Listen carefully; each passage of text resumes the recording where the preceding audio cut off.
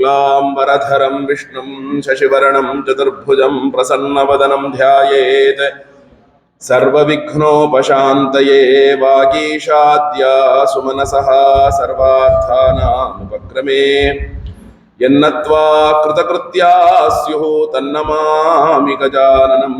ओं नमो ब्रह्मादिभ्यो ब्रह्मविद्या संप्रदायकर्तृभ्यो वंशऋषिभ्यो नमो महद्भ्यो नमो गुरुभ्यः। सर्वोपप्लवरहितः प्रज्ञानगणः प्रत्यगर्थो ब्रह्मैवाहमस्मि श्रुतिस्मृतिपुराणानामालयं करुणालयं नमामि भगवत्पादशङ्करं लोकशङ्करं श्रीमच्छङ्कर भगवत्पूज्यपादमहासद्गुरुभ्यो नमः। श्री श्री ब्रह्मचैतन्य महासद्गुरुभ्यो नमः। श्री श्री सच्चिदानंदेन्द्र सरस्वती महासद्गुरुभ्यो नमः। श्रीमते रामानुजाय नमः। ओम कस्तूरी तिलकं ललाटपटले वक्षस्थले कौस्तुभं नासाग्रे वरमौक्तिकं करतले वेणुः करे कंकणं सर्वांगे हरिचंदनं सुललितं कंठे च मुक्तावली गोपस्त्री परिवेष्टितो विजयते गोपालचूडामणिः अस्ति स्वस्तरुणी कराग्रविकलत्कल्पप्रसूनाप्लुतं वस्तु प्रस्तुत वेणुनादलहरी निर्वाण निर्व्याकुलम् स्रस्तस्रस्त निबद्धनी विविलसत् गोपी सहस्रावृतं हस्तन्यस्तनतापवर्गमखिलो दारं किशोराकृतिः जन्माद्यस्य यतोऽन्वयादितरतश्चार्थेष्वभिज्ञस्वराट् तेने ब्रह्महृदाय आदिकवये मुह्यन्ति यत्सूरयः तेजो वारिमृदा यथा विनिमयो यत्र त्रिसर्गो मृषा धाम्ना स्वेन सदा निरस्तकुहकं सत्यं परं धीमहि धर्मः प्रोज्झितकैतवोऽत्र परमो निर्मत्सराणां सतां वेद्यं वास्तवमत्र वस्तु शिवदं तापत्रयोन्मूलनम् श्रीमद्भागवते महामुनिकृते किं वा परैरीश्वरः सद्यो हृद्यवरुध्यतेऽत्र कृतिभिः शुश्रूषुभिस्तत्क्षणात् यं प्रौरजन्तमनुपेतमपेतकृत्यं द्वैपायनो विरहकातर आजुहाव पुत्रेति तन्मयतया तरवोऽभिनेदुः तं सर्वभूतहृदयं मुनिमानतोऽस्मि।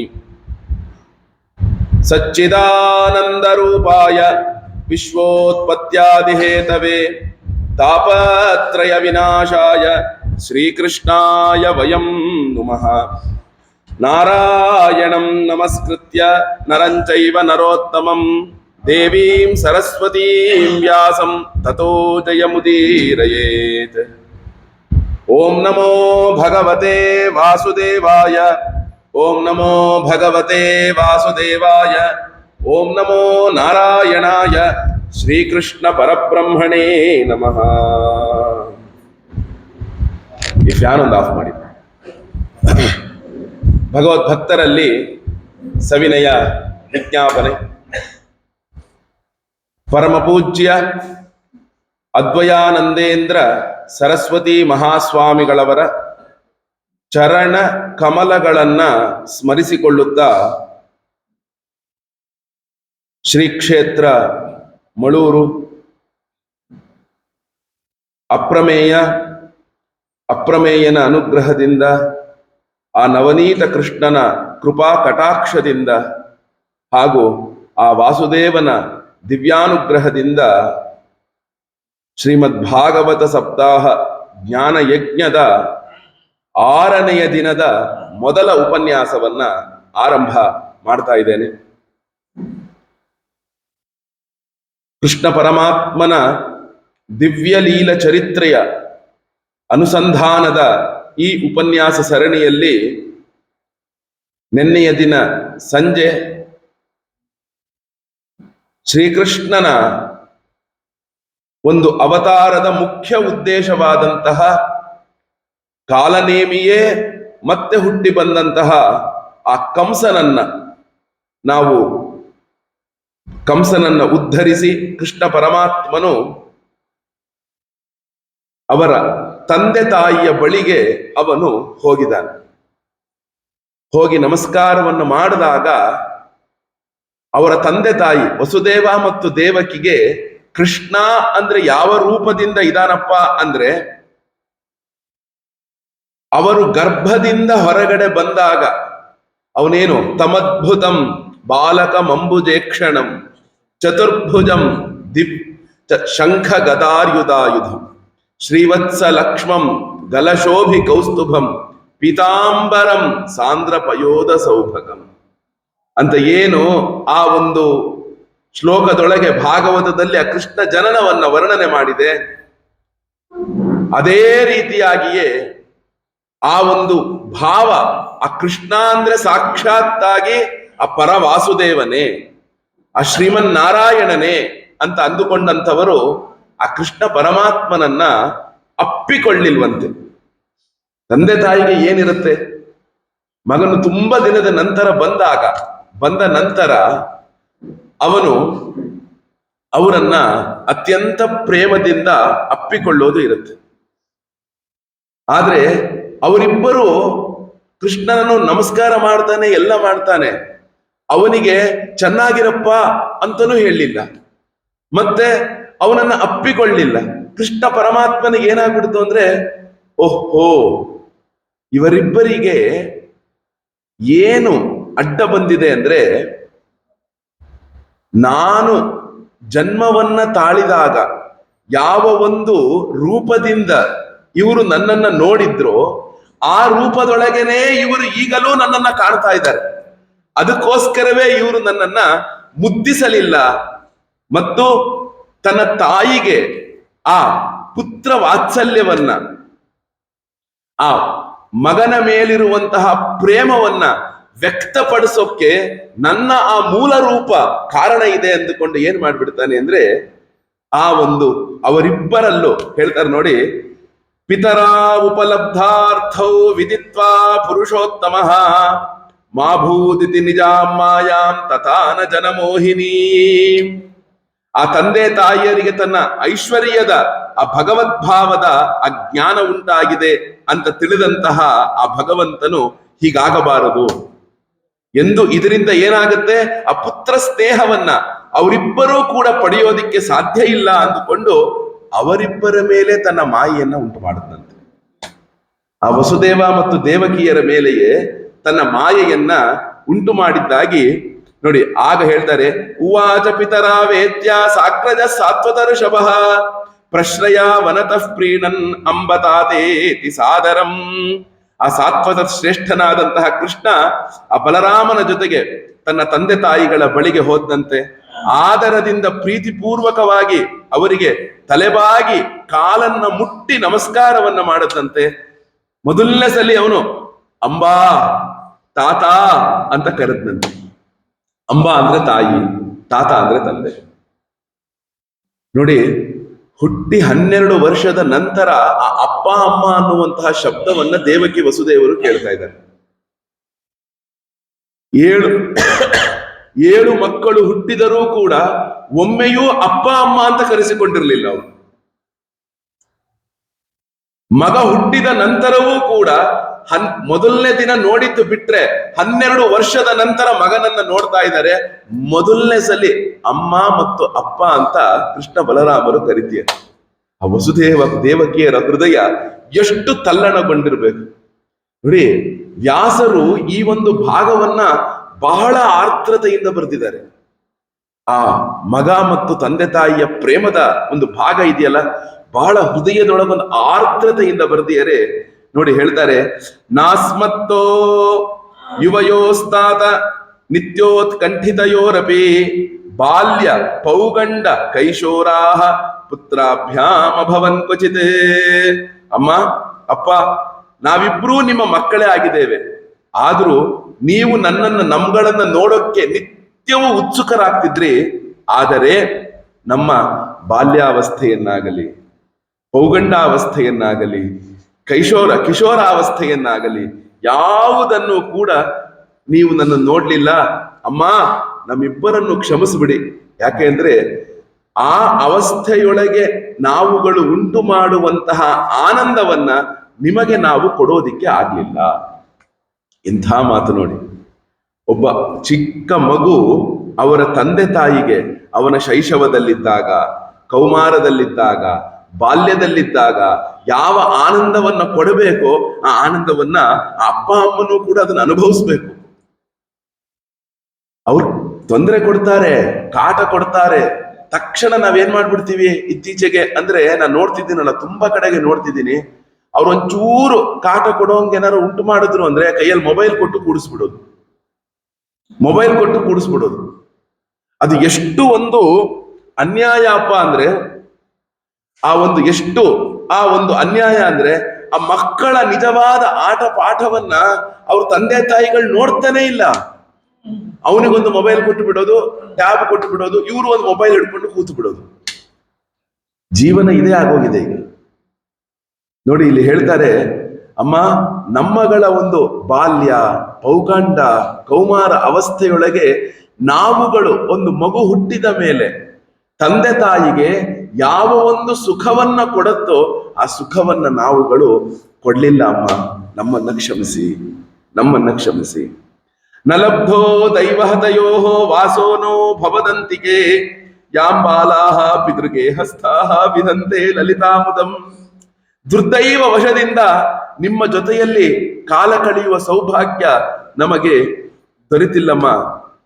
ಇಷ್ಟು ವರ್ಷಗಳಾದ್ರೂ ಕೂಡ, ತಂದೆ ತಾಯಿಗಳೇ ನೀವುಗಳಾದ್ರೂ ಕೂಡ ನಮ್ಮ ಒಂದು ಲಾಲನೆ ಪಾಲನೆಯ ಸುಖ ನೀವೆಷ್ಟು ಚೆನ್ನಾಗಿ ನಮ್ಮನ್ನ ನೋಡ್ಕೊಳ್ತೀರಾ, ಲಾಲನೆ ಪಾಲನೆಯ ಸುಖವನ್ನ ನಾವು ಅನುಭವಿಸ್ತಿಲ್ಲ. ಹೇಳ್ತೀರಿ ನೋಡಿ, ಒಮ್ಮೆಯೂ ನಿಮ್ಮಗಳ ತೊಡೆಯ ಮೇಲೆ ಮಲಗಿ ತೊಡೆಯ ಮೇಲೆ ಕೂತು ಆ ಆನಂದ ಹೇಗಿರುತ್ತೆ ಅನ್ನೋದನ್ನ ನಾನು ನೋಡ್ಲಿಲ್ಲ ಅಮ್ಮ, ನಾವುಗಳು ನೋಡ್ಲಿಲ್ಲ. ಎಂಥ ದುರ್ದೈವಿಗಳು ನಾವು ಅಂತ ಕೃಷ್ಣ ಅವನು ಹೇಳ್ಕೊಳ್ತೀಯ.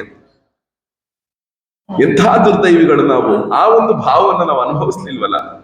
ಹೇಳ್ತಾರೆ ನೋಡಿ, ನಲಬ್ಧೋ ಸರ್ವಾರ್ಥ ಸಂಭವೋ ದೇಹ ಜನಿತ ಪೋಷಿತೋ ಯತಃ ನತಯೋರ್ಯಾತಿ ನಿರ್ವೇಶಂ ಪಿತ್ರೋ ಮರ್ತ್ಯ ಶತಾಯುಷ ಯಸ್ತಯೋರಾತ್ಮಜ ಕಲ್ಪಃ ಆತ್ಮನಾ ಚ ಧನೇನ ಚ ವೃತ್ತಿನ್ನ ದದ್ಯಾತ್ತಂ ಪ್ರೇತ್ಯ ಸ್ವಮಾಂಸಂ ಖಾದಯಂತಿ ಮಾತರಂ ಪಿತರಂ ವೃದ್ಧಂ ಭಾರ್ಯಾಂ ಸಾಧ್ವೀಂ ಸುತಂ ಶಿಶುಂ ಗುರುಂ ವಿಪ್ರಂ ಪ್ರಪನ್ನಂಚ ಕಲ್ಪೋ ಅಭಿಪ್ರಶ್ವಸನ್ ಮೃತಃ. ಈ 2-3 ಶ್ಲೋಕವನ್ನ ಧರ್ಮಶಾಸ್ತ್ರದ ಶ್ಲೋಕಗಳಿವು. ಒಬ್ಬ ಮಗನ ಆದ್ಯ ಕರ್ತವ್ಯ ಏನು ಅನ್ನೋದನ್ನ ವ್ಯಾಸರು ಶುಕಬ್ರಹ್ಮರ ಬಾಯಿಂದ, ಕೃಷ್ಣನ ಬಾಯಿಂದ ಅವರ ಅಪ್ಪ ಅಮ್ಮನ ಹತ್ರ ಹೇಳಿಸ್ತೀಯರೆ. ಇದನ್ನು ಎಲ್ಲರೂ ತಿಳ್ಕೊಳ್ಳಿ. ಯಾಕೆ ಅಂದ್ರೆ ಒಬ್ಬ ಮಗು ಹುಟ್ಟಿದೆ ಅಂದ್ರೆ ಆ ಹುಟ್ಟಿದ ಮಗುವಿನ ಆದ್ಯ ಕರ್ತವ್ಯ ಏನು ಅಂದ್ರೆ ಹೇಳ್ತಾರೆ, ಧರ್ಮ ಅರ್ಥ ಕಾಮ ಮೋಕ್ಷಗಳೆಂಬ ಸಕಲ ಪುರುಷಾರ್ಥಗಳಿಗೂ ಕೂಡ ಸಾಧನಭೂತವಾಗಿರುವ ಈ ಒಂದು ಶರೀರ ಯಾರಿಂದ ಹುಟ್ಟಿತೋ, ಯಾರಿಂದ ಪೋಷಿಸಲ್ಪಟ್ಟಿತೋ ಅಂತಹ ತಂದೆ ತಾಯಿಗಳಿಬ್ಬರ ಋಣವನ್ನ 100 ವರ್ಷಗಳ ಸೇವೆಯಿಂದಲೂ ಕೂಡ ಒಬ್ಬ ಮನುಷ್ಯನು ತೀರಿಸೋದಿಕ್ಕೆ ಆಗೋದಿಲ್ವಂತೆ. 100 ವರ್ಷಗಳ ಸೇವೆಯನ್ನ ಮಾಡಿದ್ರು ಕೂಡ ಒಬ್ಬ ಮನುಷ್ಯನು ಆ ತಂದೆ ತಾಯಿಗಳ ಒಂದು ಋಣವನ್ನ ತೀರಿಸೋದಿಕ್ಕೆ ಆಗೋದಿಲ್ಲಪ್ಪ. ಯಾವ ಪುತ್ರನು ಸಮರ್ಥನಾಗಿದ್ರೂ ಕೂಡ ತನ್ನ ತಂದೆ ತಾಯಿಗಳ ಸೇವೆಯನ್ನ ಶರೀರದಿಂದಾಗಲಿ ಹಣದಿಂದಾಗಲಿ ಮಾಡುವುದಿಲ್ಲವೋ ಅವನು ಸತ್ತ ಮೇಲೆ ಯಮದೂತರು ಅವನ ಶರೀರದ ಮಾಂಸವನ್ನೇ ಕಿತ್ತು ಅವನಿಗೆ ತಿನ್ನಿಸ್ತಾರಂತೆ. ಏನ್ ಹೇಳಿ, ಅವನ ಶರೀರದ ಮಾಂಸವನ್ನ ಕಿತ್ತು ಅವನಿಗೆ ತಿನ್ನಿಸ್ತಾರಂತೆ. ಆದ್ರಿಂದ ಸಮರ್ಥನಾಗಿದ್ರೂ ಕೂಡ ವೃದ್ಧರಾದ ತಂದೆ ತಾಯಿಯರನ್ನ, ಸಾಧ್ವಿಯಾದ ಪತ್ನಿಯನ್ನ, ಬಾಲಕರನ್ನ, ಚಿಕ್ಕ ಮಕ್ಕಳನ್ನ, ಗುರುಗಳನ್ನ, ಬ್ರಾಹ್ಮಣರನ್ನ ಮತ್ತು ಶರಣಾಗತರನ್ನ ರಕ್ಷಿಸಿ ಪೋಷಿಸದೇ ಇರುವವನು ಬದುಕಿದ್ರೂ ಸತ್ತಂತೆ ಸರಿ. ಕೃಷ್ಣ ಹೇಳ್ತಿರೋ ಮಾತಿದು, ನೆನಪಿಟ್ಟುಕೊಳ್ಳಿ. ಕೃಷ್ಣ ಹೇಳ್ತಿರೋ ಮಾತಿದು. ಅವನು ಬದುಕಿದ್ರೂ ಕೂಡ ಉಪಯೋಗ ಇಲ್ವಂತೆ. ಯಾಕೆ? ತಂದೆ ತಾಯಿಗೆ ಆಗದೆ ಇರೋನು ಜಗತ್ತಿಗೆಲ್ಲ ಆಗಕ್ ಸಾಧ್ಯ? ಅವನು ಮೊದಲು ಅವನು ಯಾರಿಗೆ ಆಗ್ಬೇಕು ಹೇಳಿ? ಅವನ ತಂದೆ ತಾಯಿಗೆ ಆಗ್ಬೇಕು. ಅವನ ತಂದೆ ತಾಯಿಗೆ ಆಗದೆ ಇರುವಂತಹ ಒಬ್ಬ ಹುಡುಗ, ಒಂದು ಶರೀರ, ಅವನಿನ್ ಎಲ್ಲಿಗೆ ಆಗಕ್ ಸಾಧ್ಯ? ಹೇಳ್ತಾರೆ, ತನ್ನಾವ ಕಲ್ಪಯೋಹೋ ಕಂಸ ನಿತ್ಯ ಮುದ್ವಿಗ್ನ ಚೇತಸೋಹೋ ಮೋಘಮೇತೆ ವ್ಯತಿಕ್ರಾಂತಾಹ ದಿವಸ ವಾಮನಾರ್ಚತೋಹೋ. ಎಷ್ಟು ಚೆನ್ನಾಗಿದೆ ನೋಡಿ. ಅಪ್ಪ, ಆ ಕಂಸನ ಭಯದಿಂದ ಉದ್ವಿಗ್ನವಾದ ಮನಸ್ಸಿನಿಂದ ಕೂಡಿದ್ದ ನಾವು ನಿಮ್ಮ ಸೇವೆ ಮಾಡಲು ಸಮರ್ಥರಾಗಲಿಲ್ಲ. ಈ ಕಾರಣದಿಂದಲೇ ಇಷ್ಟು ದಿವಸಗಳಾದರೂ ಕೂಡ ನಿಮ್ಮ ಸೇವೆಯನ್ನ ಮಾಡದೆ ನಮ್ಮಗಳ 12 ವರ್ಷ ವ್ಯರ್ಥವಾಯಿತು ಅಂತ ನಾವು ಭಾವಿಸ್ತೇವೆ. ಏನ್ ಹೇಳಿ? ನಮ್ಮಗಳ 12 ವರ್ಷಗಳು ಜೀವನದೊಳಗೆ ವ್ಯರ್ಥವಾಯಿತು ಅಂತ ನಾವು ಭಾವಿಸ್ತೇವೆ. ಯಾಕೆ? ನಿಮ್ಮ ಸೇವೆಗೆ ಈ ಶರೀರ ಉಪಯೋಗಕ್ಕೆ ಬರ್ಲಿಲ್ವಲ್ಲ. ಜಗತ್ತೊಳಗೆ ಬಹಳ ಜಾಗಗಳನ್ನ ನಾನು ನೋಡ್ತಾ ಇದ್ದೇನೆ. ಎಷ್ಟು ದುಃಖ ಆಗುತ್ತೆ ಅಂದ್ರೆ, ಈ 3-4 ಶ್ಲೋಕವನ್ನ ಆ ಎಲ್ಲಾ ಜಾಗದಲ್ಲೂ ಕೂಡ ಬರೆದು ಇಟ್ಟು ಬರಬೇಕು ನಾವು.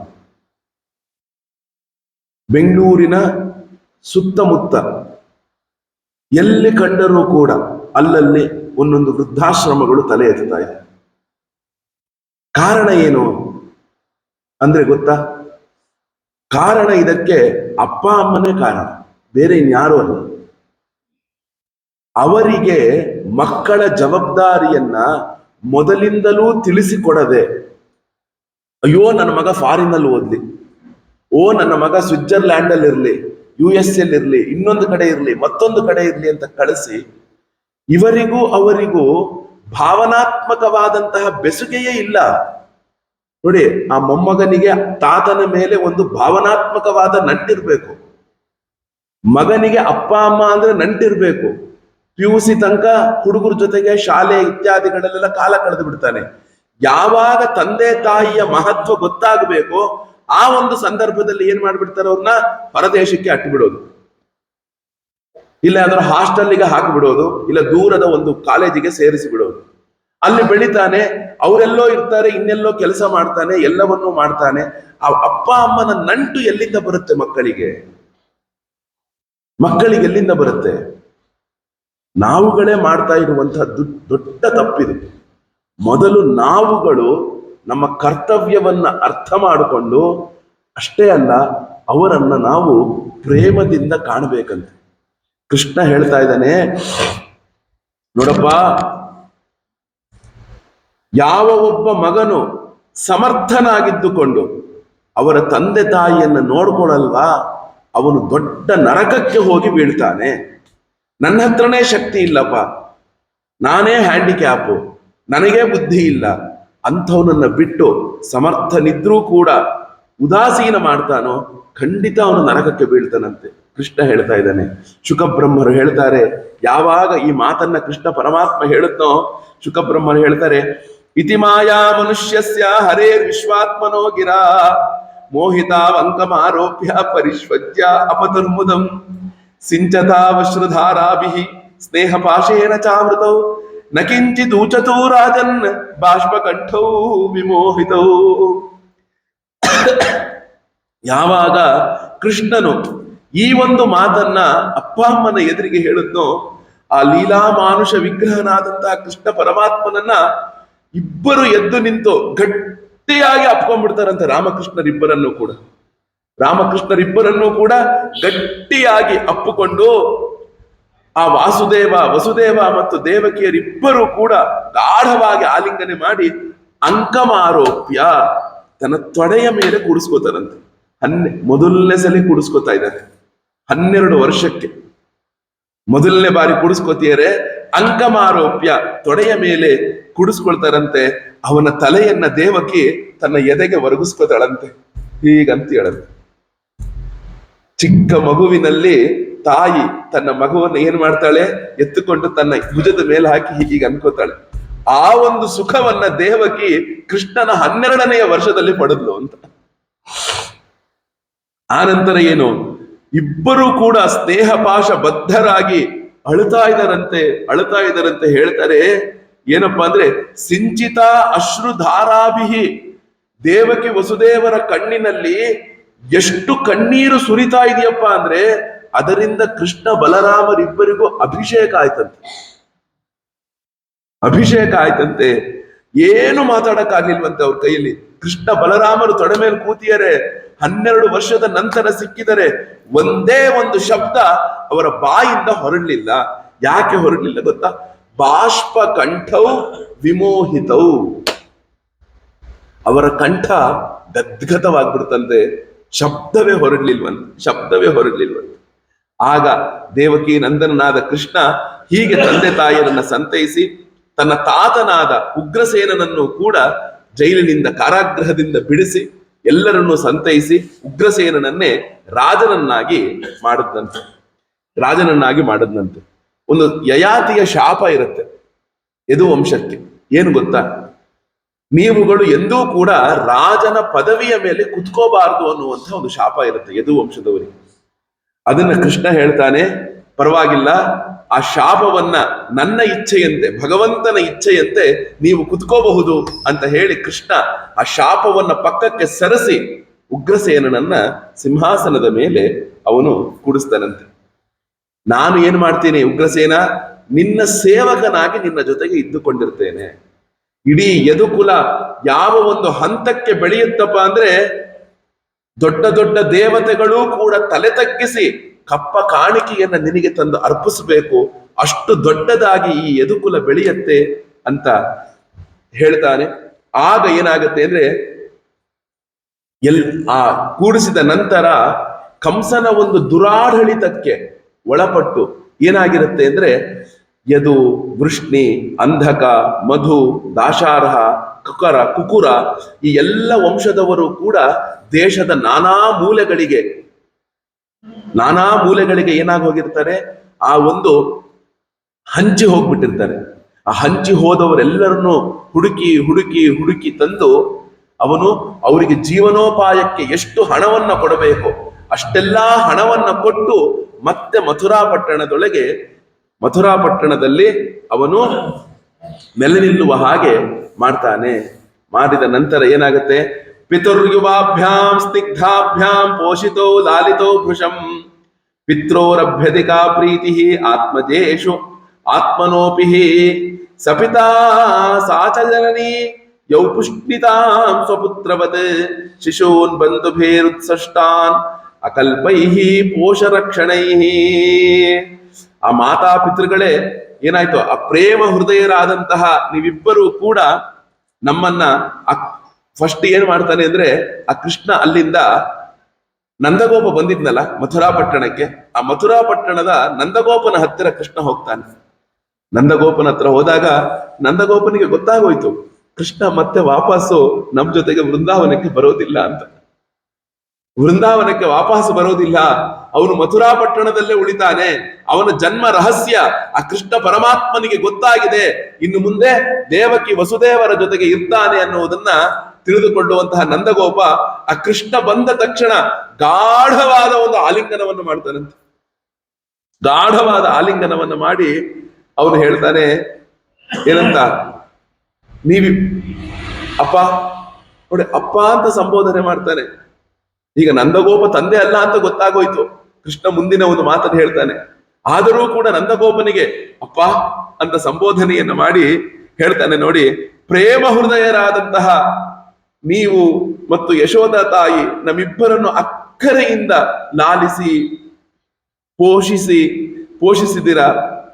ನಿಜವಾಗಲೂ ಕೂಡ ತಂದೆ ತಾಯಿಗೆ ಯಾರೊಳಗೆ ಅತ್ಯಂತ ಪ್ರೇಮ ಇರುತ್ತಪ್ಪ ಅಂತ ಕೇಳಿದ್ರೆ ನೀವು, ಅವರ ಪ್ರಾಣಕ್ಕಿಂತಲೂ ಪ್ರೇಮವನ್ನ ತನ್ನ ಮಕ್ಕಳ ಮೇಲೆ ಇಟ್ಕೊಂಡಿರ್ತಾರಂತ. ಅವರ ಪ್ರಾಣಕ್ಕಿಂತಲೂ ಪ್ರೇಮವನ್ನ ಯಾರ ಮೇಲೆ ಇಟ್ಕೊಂಡಿರ್ತಾರಂತೆ? ಅವರ ಮಕ್ಕಳ ಮೇಲೆ ಅವರು ಇಟ್ಟುಕೊಂಡಿರ್ತಾರಂತೆ. ಆದ್ರಿಂದ ಏನು, ಪಾಲನೆ ರಕ್ಷಣೆಯಲ್ಲಿ ಅಸಮರ್ಥರಾದ ಬಂಧುಗಳಿಂದ ಪರಿತ್ಯಜಿಸಲ್ಪಟ್ಟಂತಹ ಮಕ್ಕಳನ್ನ ತಮ್ಮ ಮಕ್ಕಳಂತೆಯೇ ಭಾವಿಸಿ ರಕ್ಷಿಸುವಂಥವರೇ ನಿಜವಾದ ತಂದೆ ತಾಯಿ ಅಂತ ಹೇಳ್ತಾನೆ ಕೃಷ್ಣ. ನಾನೇನಾಯ್ತು, ನನ್ನ ಅಪ್ಪನೇ ತಂದು ನಿನ್ನ ಕೈಯಲ್ಲಿ ಇಟ್ಟು ಹೋದ, ನಮ್ಮನ್ನ ಎಲ್ಲರೂ ಬಿಟ್ಟುಬಿಟ್ರು, ನಮ್ಮ ಕುಲದವರು ಎಲ್ಲರೂ ಬಿಟ್ಟುಬಿಟ್ರು, ಯದುವಂಶದವರು ಎಲ್ಲರೂ ನಮ್ಮನ್ನ ಕೈ ಬಿಟ್ಟಾಗ ಅಪ್ಪ ನೀವಿಬ್ಬರು ಕೈ ಹಿಡಿದು ನಮ್ಮನ್ನ ನಡೆಸಿದ್ದೀರಾ. ನಮ್ಮ ಹೆತ್ತ ತಂದೆ ತಾಯಿಗಳಿಗಿಂತಲೂ ಹೆಚ್ಚು ಗೌರವಪ್ರಾಯರು ನೀವು ಅಂತ ಹೇಳಿ ಆ ನಂದಗೋಪನು ಚೆನ್ನಾಗಿ ಇಡೀ ಗೋಕುಲ ಬೃಂದಾವನಕ್ಕೆ ಹೋಗಬೇಕಾದ್ರೆ ಯಾವ ಬಂಡಿಗಳೊಳಗೆ ಅವರು ಹಾಲು, ಮೊಸರು, ತುಪ್ಪ ಇವೆಲ್ಲವನ್ನು ಹಾಕೊಂಡು ಬಂದಿದ್ರು, ಅದೇ ಬಂಡಿಗಳೊಳಗೆ ರತ್ನ, ವೈಡೂರ್ಯ, ಬಂಗಾರ, ಪಾತ್ರೆ, ಪಗಡಿ ಎಲ್ಲವನ್ನು ತುಂಬಿ ಕಳಿಸ್ತಾರಂತೆ ಕೃಷ್ಣ ಮಥುರಾಯಿಂದ. ನೀವು ತಗೊಂಡೋಗಿ, ನೀವು ತಗೊಂಡೋಗಿ, ನೀವು ತಗೊಂಡೋಗಿ ಎಲ್ಲ ವಸ್ತ್ರಾಭೂಷಣವನ್ನು ಕೊಟ್ಟುಬಿಟ್ಟು ಕೃಷ್ಣನ ಪ್ರೇಮ ನೋಡಿ ಹೇಗಿದೆ. ಅಪ್ಪ ಇದೆಲ್ಲವನ್ನು ಕೂಡ ಆ ವೃಂದಾವನದಲ್ಲಿ ಇರುವಂತಹ ಆ ಎಲ್ಲ ಗೋಪಿಕೆಯರಿಗೂ ಕೊಟ್ಬಿಡಪ್ಪ. ಅಪ್ಪ ಇದನ್ನ ಶ್ರೀಧಾಮನಿಗೆ ಕೊಡಪ್ಪ, ಅಪ್ಪ ಇದನ್ನ ಕೊಡಪ್ಪ ಅಂತ ಹೆಸರಿಟ್ಟು ಹೆಸರಿಟ್ಟು ಹೆಸರಿಟ್ಟು ಅವನು ಕೊಟ್ಟ ಬಳುವಳಿಯನ್ನ ಕೃಷ್ಣ ಪರಮಾತ್ಮನು ಎಲ್ಲರಿಗೂ ಕೊಟ್ಟು ಕಳಿಸ್ತಾನಂತೆ, ಎಲ್ಲರಿಗೂ ಕೊಟ್ಟು ಕಳಿಸ್ತಾನಂತೆ. ಆಗ ಆ ಕಣ್ಣೀರನ್ನ ಹಾಕ್ತಾ ನಂದಗೋಪ ಆ ಇದಕ್ಕೆ ಎಲ್ಲಿಗೆ ತನ್ನ ವೃಂದಾವನಕ್ಕೆ ಗೋಕುಲಕ್ಕೆ ಹೋಗ್ತಾನೆ. ಹೋದಾಗ ಏನಾಗತ್ತೆ ಅಂದ್ರೆ ಇತ್ತ ಕೃಷ್ಣ ಬಲರಾಮರಿಗೆ 12 ವಯಸ್ಸಾಗಿರುತ್ತೆ. 12 ವಯಸ್ಸಾಗಿರುತ್ತೆ ನೋಡಿ. ಸರಿಯಾದ ಉಪನಯನ ಕಾಲ, ಉಪನಯನ ಕಾಲ ಹೇಳ್ತಾರೆ. ಗರ್ಭಾಷ್ಟಮೇ ಬ್ರಾಹ್ಮಣೋಪನೀತ, ಗರ್ಭದ್ವಾದಶೇ ಕ್ಷತ್ರಿಯ, ಗರ್ಭಷೋಡಶೇ ವೈಶ್ಯ. ಶಾಸ್ತ್ರದಲ್ಲಿ ಹೇಳಬೇಕಾದಾಗ ನಮ್ಮ ಆಯುಷ್ಯ ಪ್ರಮಾಣ ಗರ್ಭದಿಂದಲೇ ಆರಂಭ ಆಗುತ್ತಂತೆ, ಗರ್ಭದಿಂದಲೇ ಆರಂಭ ಆಗುತ್ತಂತೆ. ಹಾಗೇನೆ ಕೃಷ್ಣನಿಗೆ 12 ವರ್ಷ ವಯಸ್ಸಾಗಿದೆ. ಉಪನಯನಕ್ಕೆ ಸದಾ ಸಕಾಲ, ಇದು ಉಪನಯನಕ್ಕೆ ಸಕಾಲ ಅಂತ ಅಂದುಕೊಂಡು ತಕ್ಷಣ ಏನ್ ಮಾಡ್ತಾನೆ ಅಂದ್ರೆ ಆ ವಸುದೇವ ಮತ್ತು ದೇವಕಿಯರಿಬ್ಬರೂ ಕೂಡ ತಮ್ಮ ಕುಲಸ್ವಾಮಿಗಳಾದಂತಹ ಗರ್ಗಾಚಾರ್ಯರನ್ನ ಕರೆದು, ಅನೇಕ ಜನ ಪುರೋಹಿತರನ್ನ ಕರೆದು ಇಬ್ಬರಿಗೂ ಕೂಡ ಗಾಯತ್ರಿ ಮಂತ್ರದ ಉಪದೇಶವನ್ನು ಕೊಟ್ಟು ಉಪನಯನವನ್ನ ಮಾಡಿಸ್ತಾರಂತೆ. ಆ ಉಪನಯನವನ್ನ ಮಾಡಿದ ನಂತರ ಇತ್ಯುಕ್ತಸ್ಥೋ ಪರಿಶ್ವಜ್ಯ ನಂದಪ್ಪ, ಆಗ ಏನಾಗತ್ತೆ, ಯಾಹ್ ಕೃಷ್ಣ ರಾಮ ತೇಭ್ಯೋದಾ ದಕ್ಷಿಣಾ ಗಾವಃ ರುಕ್ಮಮಾಲಾಹ ಸ್ವಲಂಕೃತಾಃ ಸ್ವಲಂಕೃತೇಭ್ಯ ಸಂಪೂಜ್ಯ ಸವತ್ಸಾಹ ಕ್ಷೌಮಾಲಿನಿ ಅತ ಶೂರಸುತೋ ರಾಜನ್ ಪುತ್ರಯೋ ಸಮಕಾರಯತ್ ಪುರೋಧಸ ಬ್ರಾಹ್ಮಣೇಶ್ಚ ಯಥಾವಿದ್ ದ್ವಿಜ ಸಂಸ್ಕೃತಿಂ. ಆ ಉಪನಯನ ಮಾಡದಂಥವ್ರೆಲ್ಲರಿಗೂ ಭೂರಿ ಭೂರಿ ದಕ್ಷಿಣೆಯನ್ನ ಕೊಡ್ತಾನಂತೆ. ಭೂರಿ ದಕ್ಷಿಣೆಯನ್ನ ಕೊಟ್ಟು ಎಲ್ಲರನ್ನು ಒಳ್ಳೆಯ ವಸ್ತ್ರ ಎಲ್ಲವನ್ನು ಕೊಟ್ಟು ಕಳಿಸಿದ ಮೇಲೆ ಮತ್ತೆ ಗರ್ಗಾಚಾರ್ಯರಿಗೆ ಹೇಳ್ತಾನಂತೆ, ಗರ್ಗಾಚಾರ್ಯರೇ ಇನ್ನೊಂದು ಸಂಕಲ್ಪವನ್ನ ಮಾಡಿಸಿ ಅಂತ ಹೇಳ್ತಾನಂತೆ. ಇಷ್ಟೆಲ್ಲ ನೀನು ಕೊಟ್ಟಿದೀಯಪ್ಪ, ಇನ್ನ ಯಾವ ಸಂಕಲ್ಪವನ್ನ ನೀನು ಉಳಿದಿದ್ದೀನಿ, ಇನ್ಯಾವ ಸಂಕಲ್ಪದಿಂದಲೇ ಉಳಿದಿದೆ, ಇನ್ಯಾವ ಸಂಕಲ್ಪ ಮಾಡಿಸ್ಬೇಕು ಅಂತ ಕೇಳಿದಾಗ ಗರ್ಗಾಚಾರ್ಯರಿಗೆ ಅವನು ಹೇಳ್ತಾನೆ, ಯಾ ಕೃಷ್ಣ ರಾಮಾರ್ ಜನ್ಮರ್ಕ್ಷೇ ಮನೋದತ್ತ ಮಹಾಮತಿ ತಾಶ್ಚ ದದಾದ್ ಅನುಸ್ಮೃತ್ಯ ಕಂಸೇನ ಅಧರ್ಮತೋ ಹೃತಾಃ. ಆ ಕೃಷ್ಣನ ಜನ್ಮ ಆದಾಗ ವಸುದೇವನು ಒಂದು ಸಂಕಲ್ಪವನ್ನು ಮಾಡಿರ್ತಾನೆ. ಏನು? 10,000 ಹಸುಗಳನ್ನ ನಾನು ದಾನ ಮಾಡ್ತೇನೆ ಎಂಬ ಒಂದು ಸಂಕಲ್ಪವನ್ನು ಮಾಡಿರ್ತಾನೆ. 10,000 ಹಸುಗಳ ದಾನವನ್ನ ಮಾಡ್ತೇನೆ ಅಂತ ಅವನು ಸಂಕಲ್ಪ ಮಾಡಿರ್ತಾನೆ. ಆ ಸಂಕಲ್ಪವನ್ನ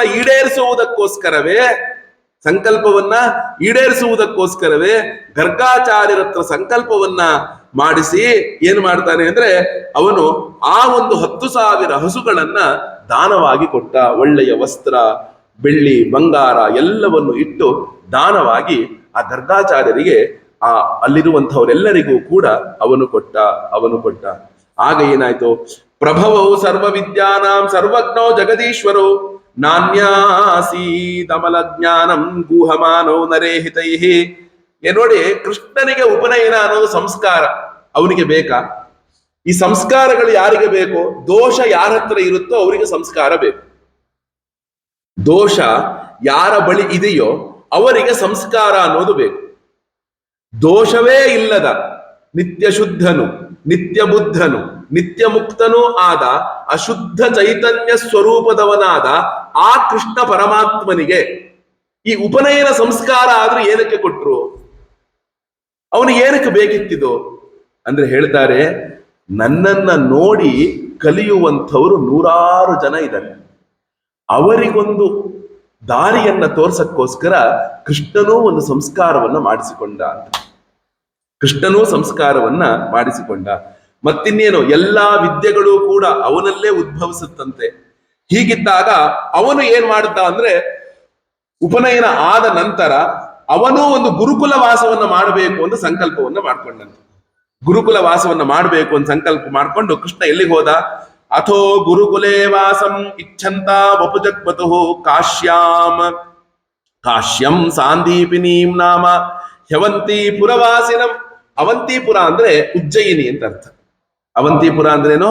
ಉಜ್ಜಯಿನಿ. ಉಜ್ಜಯಿನಿಯನ್ನ ಶಾಸ್ತ್ರದೊಳಗೆ ಮತ್ತು ನಮ್ಮ ಕವಿಗಳಿಗೆ ಅತ್ಯಂತ ಪ್ರಿಯವಾದಂತಹ ಒಂದು ಕ್ಷೇತ್ರ ಇದೆ ಅಂದ್ರೆ ಅದು ಉಜ್ಜಯಿನಿಯೇ ಆಗಿದೆ. ಅದು ಬಹಳ ಪ್ರಿಯವಾದ ಕ್ಷೇತ್ರ ಅದು ಉಜ್ಜಯಿನಿ. ಅದು ಹಂಗೆ ಹಿಂಗೆ ಇರುವಂತದ್ದಲ್ಲ.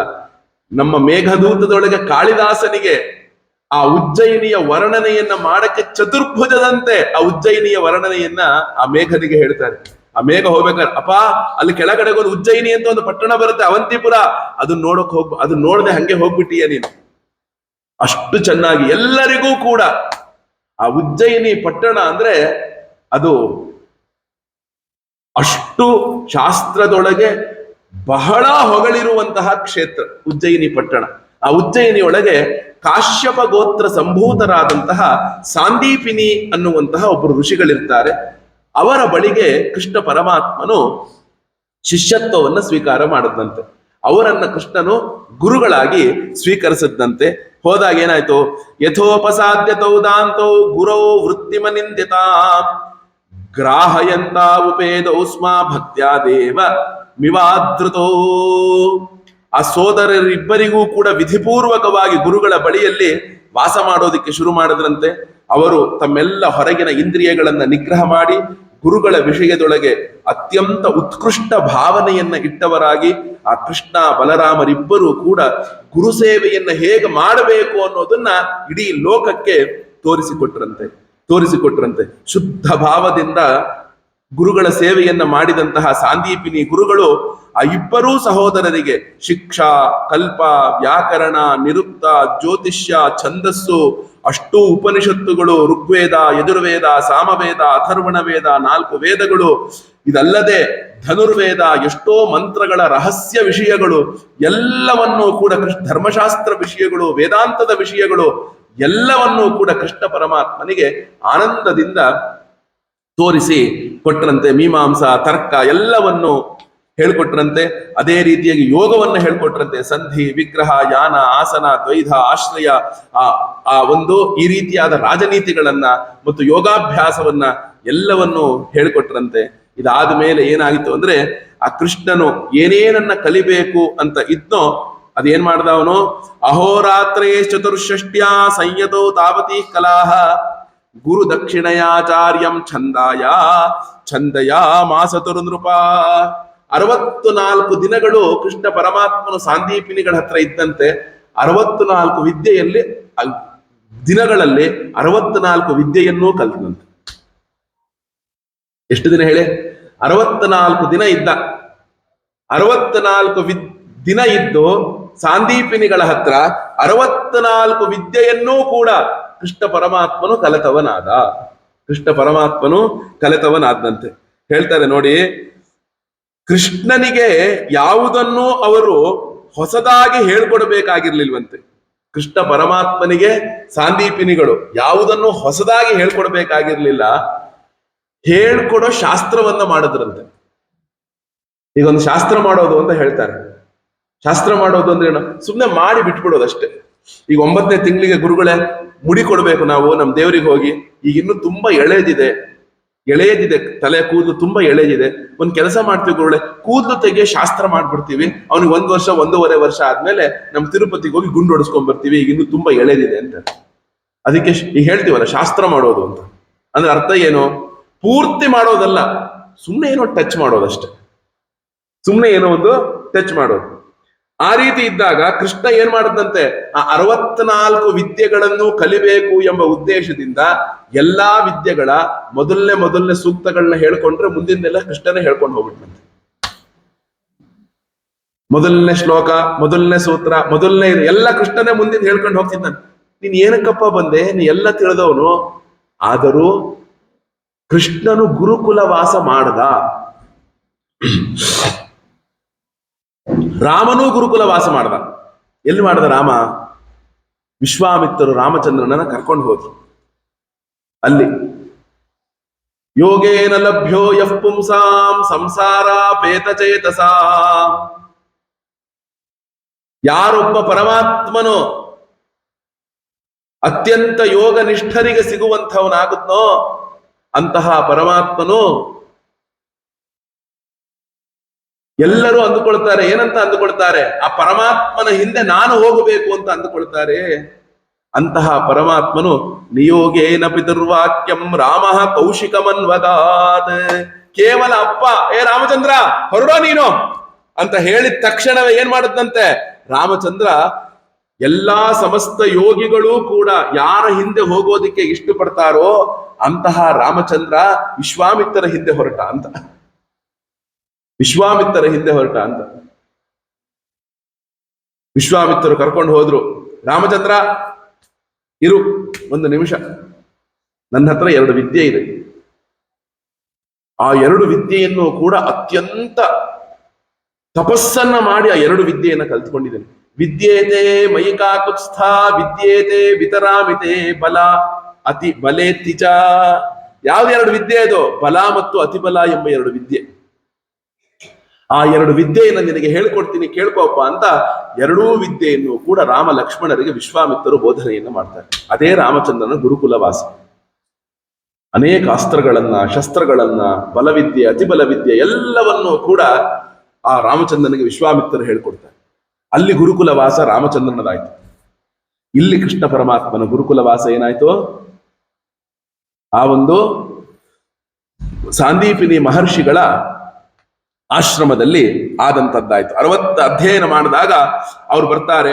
ಏನಂತ ಅಂದ್ರೆ, ಗುರುದಕ್ಷಿಣಾಯ ಆಚಾರ್ಯಂ ಛಂದಯ ಮಾಸತುರ್ ನೃಪಃ. ಕೃಷ್ಣ ಬಲರಾಮರಿಬ್ಬರು ಬಂದು ಸಾಂದೀಪಿನಿ ಗುರುಗಳ ಎದುರಿಗೆ ಕೈ ಮುಗಿದುಕೊಂಡು ಕೇಳ್ತಾರೆ, ಗುರುಗಳೇ, ಇಷ್ಟೆಲ್ಲಾ ವಿದ್ಯೆಯನ್ನ ನೀವು ಕಲಿಸ್ತಂಥವರಾಗಿದ್ದೀರಾ, ಏನಾದ್ರೂ ಒಂದು ಗುರುದಕ್ಷಿಣೆಯನ್ನ ಕೊಡಬೇಕು ಅಂತ ಅನ್ಕೊಂಡಿದೀವಿ, ದಯಮಾಡಿ ತಿಳಿಸಿ. ನೀವು ಆ ಗುರುದಕ್ಷಿಣೆಯನ್ನ ಕೊಡದೆ ಹೋಗಬಾರದು, ತಿಳಿಸಿ ತಿಳಿಸಿ ಅಂತ ಹೇಳ್ತಾರೆ. ಶಾಸ್ತ್ರದಲ್ಲಿ ಇದೊಂದು ಪದ್ಧತಿ ಇದೆ. ಏನು ಅಂದ್ರೆ, ಒಬ್ಬ ಗುರುಗಳಿಂದ ನಾವು ವಿದ್ಯೆಯನ್ನ ಪಡೆದ ನಂತರ ಗುರುದಕ್ಷಿಣೆಯನ್ನ ಕೊಡದೆ ನಾವುಗಳು ಸುಮ್ಮನೆ ಹೋಗಬಾರದು ಅಂತ. ಏನೋ ಒಂದು ನಮ್ಮದನ್ನ ತಲುಪಿಸ್ಬೇಕು ಅವ್ರು.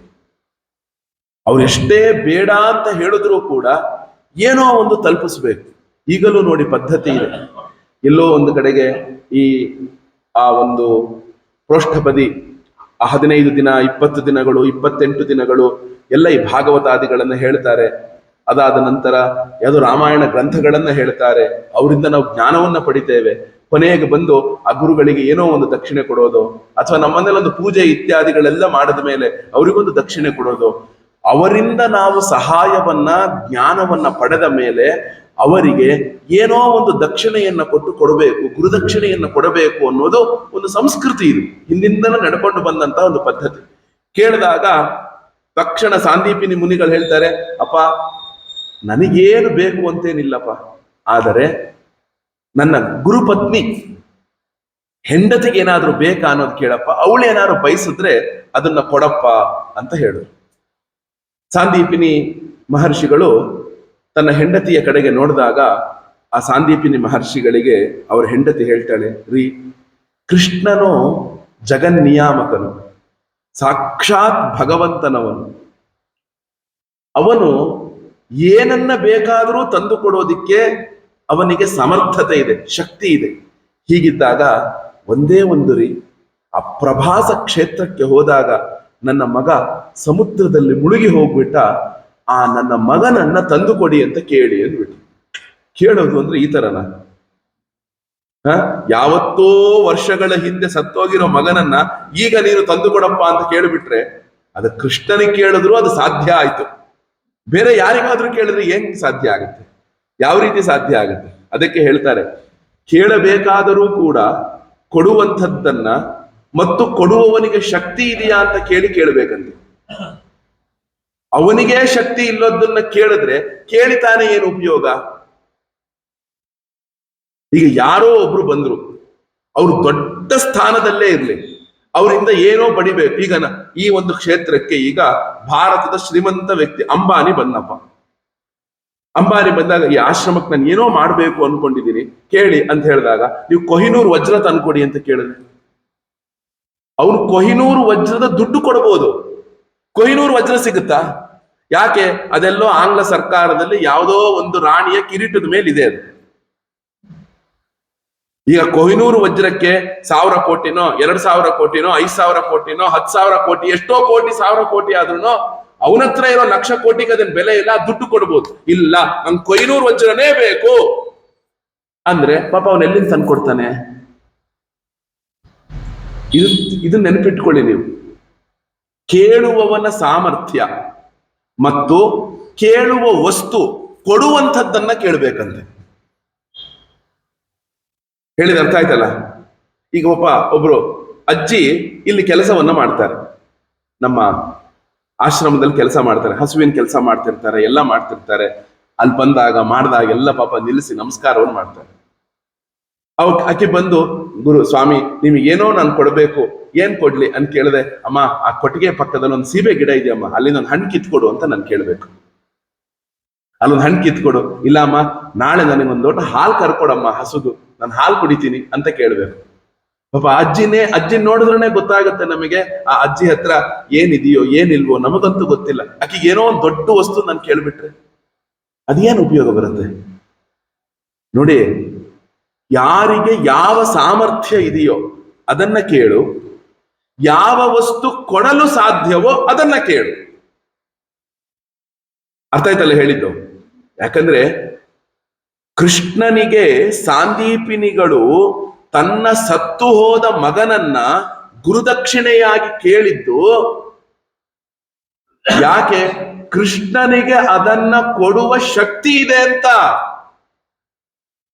ಬೇರೆ ಯಾರಿಗೂ, ಸಾಂದೀಪಿನಿ ಮಹರ್ಷಿಗಳ ಹತ್ರ ಇನ್ನು 1000 ಜನ ಶಿಷ್ಯರು ಓದ್ತಾ ಇದ್ರು, ಅವ್ರು ಯಾರಿಗೂ ಈ ಬೇಡಿಕೆಯನ್ನ ಇಡ್ಲಿಲ್ಲ.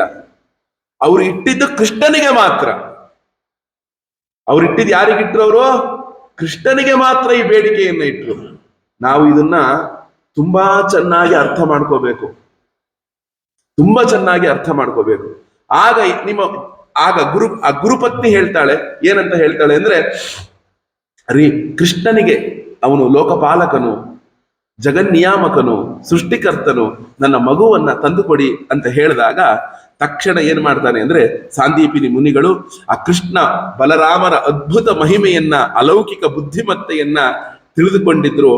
ಅವರು ತಮ್ಮ ಪತ್ನಿಯಲ್ಲಿ ಸಮಾಲೋಚನೆ ಮಾಡಿ ಅವ್ರು ಹೇಳ್ತಾರೆ, ಪ್ರಭಾಸ ಕ್ಷೇತ್ರದಲ್ಲಿ ಈಗಿನ ಪ್ರಭಾಸ ಕ್ಷೇತ್ರ ಅಂದ್ರೆ ಸೋಮನಾಥ ಈಗಿದೆಯಲ್ಲ ಗುಜರಾತ್, ಆ ಗುಜರಾತ್ ಅಲ್ಲಿ ಸೋಮನಾಥ ಇದೆಯಲ್ಲ, ಆ ಸೋಮನಾಥವನ್ನೇ ಪುರಾಣಗಳಲ್ಲಿ ಪ್ರಭಾಸ ಕ್ಷೇತ್ರ ಅಂತ ಹೇಳೋದು. ಪ್ರಭಾಸ ಕ್ಷೇತ್ರದಲ್ಲಿ ನಮ್ಮ ಏಕಮಾತ್ರ ಪುತ್ರ ಸಮುದ್ರದಲ್ಲಿ ಮುಳುಗಿ ಹೋದ, ಅವನನ್ನ ತಂದುಕೊಡಿ ಅಂತ ಕೇಳಿ ಅಂತ ಹೇಳಿದಾಗ ಕೃಷ್ಣ ನೋಡಿ ಆಯ್ತು ಅಂದ್ಬಿಟ್ಟ. ಅದು ಕೃಷ್ಣನ ಶಕ್ತಿ. ಆಯ್ತು ಗುರುಗಳೇ, ತಂದು ಕೊಡ್ತೀನಿ ಅಂತ ಆ ಕೃಷ್ಣ ಏನ್ ಮಾಡ್ತಾನೆ, ರಥವನ್ನ ಹತ್ತಿ ಪ್ರಭಾಸ ಕ್ಷೇತ್ರಕ್ಕೆ ಹೋಗಿ ಸಮುದ್ರದ ಮುಂದೆ ನಿಂತುಕೊಳ್ತಾನಷ್ಟೆ. ಸಮುದ್ರದ ಮುಂದೆ ಕೃಷ್ಣ ಪರಮಾತ್ಮನು ನಿಂತಾಗ ತಾನೇ ತಾನಾಗಿ ಎಲ್ಲಾ ಪೂಜಾ ದ್ರವ್ಯಗಳನ್ನ ಎಲ್ಲವನ್ನು ಹಿಡಿದುಕೊಂಡು ಸಮುದ್ರ ರಾಜ ಬಂದ್ಬಿಟ್ನಂತೆ. ಸಮುದ್ರ ರಾಜ ಬಂದು ಅವನು ಏನ್ ಮನುಷ್ಯ ರೂಪದಿಂದ ಬಂದು ಅವನಿಗೆ ಎಲ್ಲ ಅರ್ಘ್ಯ ಪಾದ್ಯಾದಿಗಳನ್ನ ಎಲ್ಲವನ್ನು ಕೂಡ ಮಾಡ್ತಾನೆ. ಮಾಡಿದಾಗ ಕೃಷ್ಣ ಹೇಳ್ತಾನೆ ಏನಂತ, ತಮಾಹ ಭಗವಾನಾಶು ಗುರುಪುತ್ರ ಪ್ರದೀಯತಾ ಯೋಸಾ ವಿಹತ್ವಯಾಗ್ರಸ್ತ ಬಾಲಕೋ ಮಹತೋರ್ಮಿಣ. ಅಪ್ಪ, ದೊಡ್ಡ ಅಲೆಗಳನ್ನ ಸೃಷ್ಟಿ ಮಾಡಿ ನಮ್ಮ ಗುರುಪುತ್ರನನ್ನ ನೀನು ಸ್ವೀಕರಿಸಿದೀಯಂತೆ. ಆದ್ರಿಂದ ಆ ಗುರುಪುತ್ರನನ್ನ ಕೊಡಪ್ಪ ಅಂತ ಕೈ ಮುಗಿದುಕೊಂಡು ಕೃಷ್ಣ ಪರಮಾತ್ಮ ಕೇಳಿದ. ಆ ಒಂದು ಕೃಷ್ಣ ಪರಮಾತ್ಮ ಕೇಳಿದ ತಕ್ಷಣವೇ ಸಮುದ್ರ ಹೇಳ್ತಾನೆ ಏನಂತ ಅಂದ್ರೆ, ನೈವಾ ಹರ್ಷಮಹಂ ದೇವ ದೈತ್ಯ ಪಂಚಜನೋ ಮಹಾನ್ ಅಂತರ್ಜಲಚರ ಕೃಷ್ಣ ಶಂಕರೂಪಧರೋಸುರ. ಕೃಷ್ಣ, ಖಂಡಿತವಾಗ್ಲೂ ನಿಮ್ಮ ಗುರುಪುತ್ರನನ್ನ ನಾನು ಸ್ವೀಕಾರ ಮಾಡಿಲ್ಲ. ಆದರೆ ನನ್ನೊಳಗೊಬ್ಬ ರಾಕ್ಷಸ ಇದ್ದಾನೆ, ಅವನ ಹೆಸರು ಪಂಚಜನ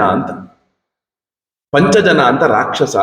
ಅವನೇನಾದ್ರೂ ಸ್ವೀಕಾರ ಮಾಡಿರಬಹುದೇನೋ, ಒಂದು ಸಲಿ ನೀನು ಅವನಿಗೆ ಕೇಳಪ್ಪ ಅಂತ ಹೇಳಿದಾಗ ಅವನು ಹೇಗಿದ್ದಾನೆ, ಒಂದು ಶಂಖದ ರೂಪದಿಂದ ಇದ್ದಾನಂತೆ. ಆ ಪಂಚಜನ ಯಾವ ರೂಪದಿಂದ ಇದ್ದಾನೆ, ಒಂದು ಶಂಕು ಹುಳು ಬರುತ್ತಲ್ಲ ಆ ರೂಪದಿಂದ ಇದ್ದಾನೆ ಅಂತ ಹೇಳಿದಾಗ ತಕ್ಷಣ ಏನ್ ಮಾಡ್ತಾನೆ ಅಂದ್ರೆ ಕೃಷ್ಣ ಸಮುದ್ರಕ್ಕೆ ಹಾರ್ತಾನೆ. ಅಲ್ಲಿ ಪಂಚಜನನಿಗೆ ಕೊಡು ಅಂತ ಕೇಳಿದಾಗ ಅವನು ಮಾತು ಕೇಳೋದಿಲ್ಲ, ಅವನ ಜೊತೆಗೆ ಯುದ್ಧ ಮಾಡ್ತಾನೆ, ಪಂಚಜನನನ್ನ ಉದ್ಧಾರ ಮಾಡ್ತಾನೆ. ಉದ್ಧಾರ ಮಾಡಿದಾಗ ಅವನ ಎದೆಯೊಳಗೊಂದು ಶಂಖ ಇರುತ್ತೆ, ಆ ಶಂಖವನ್ನ ಕೃಷ್ಣ ತಗೊಳ್ತಾನೆ. ಅದೇ ಇದುವರೆಗೂ ಕೂಡ ಕೃಷ್ಣ ಹಿಡಿದುಕೊಂಡಿರುವ ಶಂಖ ಪಾಂಚಜನ್ಯ. ಆ ಪಾಂಚಜನ್ಯ ಶಂಖವನ್ನ ಪಾಂಚಜನ್ಯಂ ಹೃಷಿಕೇಶೋ ದೇವದತ್ತಂ ಧನಂಜಯ ಪೌಂಡ್ರಂ ದದ್ಮೋ ಮಹಾಶಂಖಂ ಭೀಮ ಕರ್ಮ ವೃಕೋದರ ಅನಂತ ವಿಜಯಂ ರಾಜಾ ಕುಂತಿ ಪುತ್ರೋ ಯುಧಿಷ್ಠಿರ ನಕುಲ ಸಹದೇವಶ್ಚ ಸಘೋಷ ಮಣಿಪುಷ್ಪಕೋ. ಏನು ಭಗವದ್ಗೀತೆಯಲ್ಲಿ ಕೃಷ್ಣ ಪರಮಾತ್ಮ ಊದಿದ ಶಂಖವನ್ನ ಪಾಂಚಜನ್ಯಂ ಹೃಷಿಕೇಶ ದೇವದತ್ತಂ ಧನಂಜಯ ಪೌಂಡ್ರಂ ದದ್ಮೋ ಮಹಾಶಂಖಂ ಭೀಮ ಕರ್ಮ ವೃಕೋದರ. ಎಲ್ಲರೂ ಅವ್ರವ್ರ ಶಂಖಕ್ಕೊಂದೊಂದು ಹೆಸರು ಇಟ್ಕೊಳ್ತಾ ಇದ್ರು, ಅವ್ರವ್ರ ಆಯುಧಕ್ಕೊಂದೊಂದು ಹೆಸರು ಇಟ್ಕೊಳ್ತಾ ಇದ್ರು. ಸುಮ್ಮನೆ ಎಲ್ಲ ಆಯುಧ ಅಂದ್ರೆ ಕತ್ತಿ ತಗೊಂಬಾರೋ ಅಂತ ಹೇಳ್ತಾ ಇರ್ಲಿಲ್ಲ, ಗದೆ ತಗೊಂಬಾರೋ ಅಂತ ಹೇಳ್ತಾ ಇರ್ಲಿಲ್ಲ. ಕೌಮುದಕಿ ತಗೊಂಬ, ಕೃಷ್ಣನ ಗದೆ ಹೆಸರು ಕೌಮುದಕಿ. ಅವರೊಂದು ಬತ್ತಳಿಕೆಗೆ ಹೆಸರು, ಅವರವರ ಕತ್ತಿಗೆ ಹೆಸರು. ಯಾಕೆ ಅಂದ್ರೆ ಅವರ ಆಯುಧವನ್ನು ತಮ್ಮಂತೆ ಅವರೆಲ್ಲರೂ ಕಾಣ್ತಾ ಇದ್ರು, ತಮ್ಮಂತೆ ಅವರು ಆ ಆಯುಧವನ್ನ ಪ್ರೇಮ ಮಾಡ್ತಾ ಇದ್ರು. ಆದ್ರಿಂದ ಏನು ಅಂದ್ರೆ ಆ ಕೃಷ್ಣ ಪರಮಾತ್ಮನು ಆ ಪಾಂಚಜನ್ಯವನ್ನ ತಗೊಂಡು ಮೇಲೆ ಬರ್ತಾನೆ. ಆಗ ಅವನು ಹೇಳ್ತಾನೆ ಶಂಖಾಸು ಅವನು ಪಂಚಜನ ಹೇಳ್ತಾನೆ ನನ್ನಲ್ಲೂ ಕೂಡ ನಾನೇನು ಮಾಡಿಲ್ಲ ಅಂದಾಗ ನೇರವಾಗಿ ಏನ್ ಮಾಡ್ತಾನೆ ಅಂದ್ರೆ ಆ ಶಂಖವನ್ನ ಎತ್ತುಕೊಂಡು ಯಮರಾಜನ ಹತ್ರ ಹೋಗ್ತಾನೆ. ಯಮರಾಜನ ಯಮಪುರಿಯ ಬಾಗಿಲಿಗೆ, ಸಂಯಮನಿಪುರಿ, ಅಲ್ಲಿಗೆ ಹೋಗಿ ನಿಂತ್ಕೊಳ್ತಾನೆ. ಜೋರಾಗ ಪಂಚಜನವನ್ನು ಊದ್ತಾನೆ. ಜೋರಾಗಿ ಊದಿದಾಗ ಏನಾಗತ್ತೆ ಅಂದ್ರೆ ಯಮ ಧರ್ಮರಾಜ ಹೊರಗಡೆ ಬರ್ತಾನೆ. ಹೊರಗಡೆ ಬಂದು ತಕ್ಷಣ ಕೃಷ್ಣ ಪರಮಾತ್ಮ ಸಾಕ್ಷಾತ್ ವಾಸುದೇವ ಬಂದಿದ್ದಾನೆ ಅಂತ ನೋಡಿದ ತಕ್ಷಣವೇ ಏನಾಗುತ್ತೆ ಅಂದ್ರೆ ಅವನಿಗೆ ಎಲ್ಲಾ ರೀತಿಯಿಂದ ಅರ್ಚನೆಯನ್ನ ಎಲ್ಲವನ್ನೂ ಕೂಡ ಯಮಧರ್ಮನು ಮಾಡ್ತಾನೆ.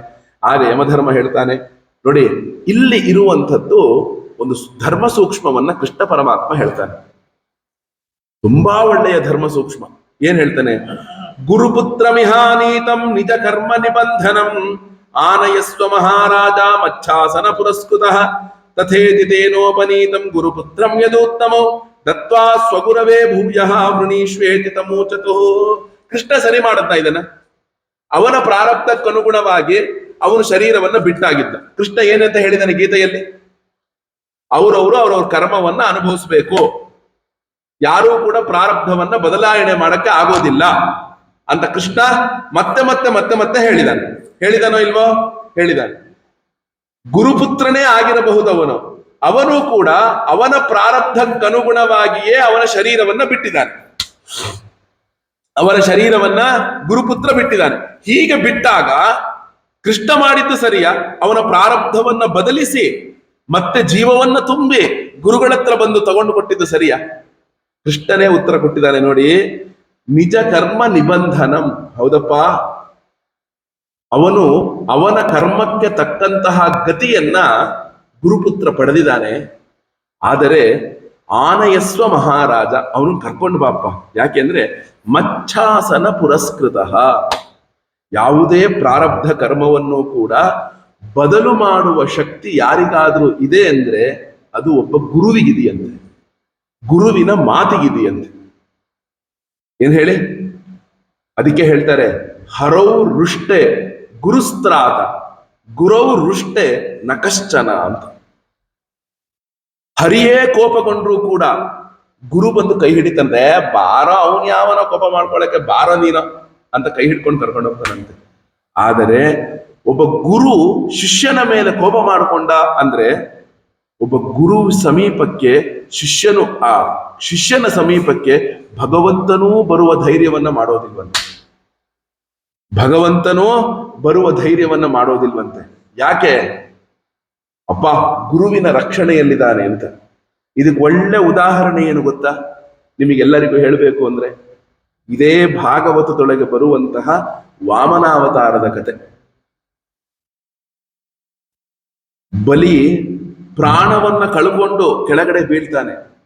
ಶುಕ್ರಾಚಾರ್ಯರು ಸಂಜೀವಿನಿ ವಿದ್ಯೆಯಿಂದ ಅವನನ್ನ ಬದುಕಿಸ್ತಾರೆ. ಅವನನ್ನ ಬದುಕಿಸ್ತಾರೆ. ಬದುಕಿಸಿ ಆಗ ಅವನು ಅಂದುಕೊಳ್ತಾನೆ, ಈ ಜೀವ ಕೊಟ್ಟಂಥವ್ರು ಈ ಶರೀರಕ್ಕೆ ಭೃಗು ವಂಶದ ಬ್ರಾಹ್ಮಣರು, ಇನ್ನು ಮುಂದೆ ಈ ಶರೀರ ಭೃಗು ವಂಶಕ್ಕೆ ಅಧೀನ ಅಂತ ಅಂದ್ಬಿಡ್ತಾನೆ. ಭೃಗು ವಂಶಕ್ಕೆ ಅಧೀನ ಅಂತ ಅಂದುಕೊಂಡು ಆ ಗುರುಗಳು ಏನೇನನ್ನ ಹೇಳ್ತಾರೆ ಎಲ್ಲವನ್ನೂ ಮಾಡ್ತಾರೆ. ಯಾರೋ ಬಲಿ ಚಕ್ರವರ್ತಿ ದೊಡ್ಡ ಯಜ್ಞವನ್ನ ಮಾಡಿ ಇಂದ್ರನ ಮೇಲೇನೆ ಯುದ್ಧಕ್ಕೆ ಕಳಿಸ್ತಾರೆ. ಆ ಬಲಿ ಚಕ್ರವರ್ತಿಯ ಶಕ್ತಿಯನ್ನ ನೋಡಿ ಇಂದ್ರನಿಗೆ ಗಾಬರಿಯಾಗಿ ಬೃಹಸ್ಪತಿ ಹತ್ರ ಓಡಿ ಹೋಗ್ತಾನೆ. ಕಾಪಾಡಿ ಕಾಪಾಡಿ, ಈಗ ನಾವ್ ಏನ್ ಮಾಡ್ಬೇಕು ಅಂತ ಹೇಳಿ ಅಂತ ಬೃಹಸ್ಪತಿ ದೇವಗುರು ಹತ್ರ ಓಡಿ ಹೋದಾಗ, ಬಲಿಗೆ ಈ ಶಕ್ತಿ ಎಲ್ಲಿಂದ ಬಂತು ಗೊತ್ತೇನಪ್ಪ? ಆ ಗುರು ಭಕ್ತಿಯಿಂದ ಬಂದಿದೆ. ದೇವಗುರುಗಳು ಹೇಳೋದು, ನಮ್ಮ ಹತ್ರನೂ ಶಕ್ತಿ ಇದೆಯಲ್ಲ, ನಮ್ಗೆ ಯಾಕೆ ಉಪಯೋಗಿಸಕ್ ಆಗ್ತಿಲ್ಲ? ಆದ್ರೆ ನಿನಗೆ ಗುರುಭಕ್ತಿ ಇಲ್ಲ ಅಂತ ಹೇಳಲಿಲ್ಲ ಬೃಹಸ್ಪತಿಗಳು, ಬಲಿಗೆ ಗುರುಭಕ್ತಿ ಇದೆ ಅಂತ ಹೇಳಿದ್ರು. ಏನ್ ಹೇಳಿ, ಯಾವುದೇ ಒಬ್ಬ ಆಚಾರ್ಯನನ್ನ ನನ್ನ ಆಚಾರ್ಯ ಅಂತ ನಾನು ಗಟ್ಟಿ ಹಿಡ್ಕೊಂಡೆ ಅಂದ್ರೆ ಅವನು ಎಂಥದ್ದೇ ಮಾಡಿದ್ರು ಕೂಡ, ನಮಗೆ ಎಷ್ಟೇ ಕಷ್ಟ ಆದ್ರೂ ಕೂಡ ಅವನ ಕಾಲು ಬುಡದೊಳಗೆ ನಾವು ಬಿದ್ದುಕೊಂಡಿರ್ಬೇಕಂತೆ. ಬ್ರಹ್ಮಚೈತನ್ಯ ಮಹಾರಾಜರು ಒಂದು ಮಾತು ಹೇಳ್ತಾರೆ, ಒಬ್ಬ ಗುರುವಿನ ಜೊತೆಗೆ ಹೆಂಗ್ ಬಿದ್ದುಕೊಂಡಿರ್ಬೇಕಪ್ಪ ಅಂದ್ರೆ, ನಮ್ಮ ಮನೆಯ ಮುಂದೆ ಒಂದು ನಾಯಿ ಮರಿ ಬಿದ್ದುಕೊಂಡಿರುತ್ತಲ್ಲ ಹಂಗೆ ಬಿದ್ದುಕೊಂಡಿರ್ಬೇಕಂತೆ. ಯಾಕೆ? ಅವನು ಏನ್ ಮಾಡಿದ್ರು ಮಾಡಿಸ್ಕೋಬೇಕು, ಏನ್ ಕಷ್ಟ ಕೊಟ್ಟರು ಕೊಡಿಸ್ಕೋಬೇಕು, ಏನು ನಮ್ಮನ್ನ ಪರೀಕ್ಷೆ ಮಾಡಿದ್ರು ಮಾಡಿಸ್ಕೋಬೇಕು. ಆ ಗುರು ಕೃಪೆ ಒಂದು ನಮ್ಮಲ್ಲಿತ್ತು ಅಂದ್ರೆ ಜಗತ್ತೊಳಗೆ ನಮಗೆ ಸಾಧನೆ ಮಾಡದೇ ಇರುವಂಥದ್ದು ಏನೂ ಇಲ್ಲ. ಭಗವಂತನ ಕೃಪೆಗಿಂತಲೂ ದೊಡ್ಡದ್ಯಾವ್ದಾದ್ರು ಜಗತ್ತಲ್ಲಿದೆ ಅಂದ್ರೆ ಅದು ಗುರುಕೃಪಾ.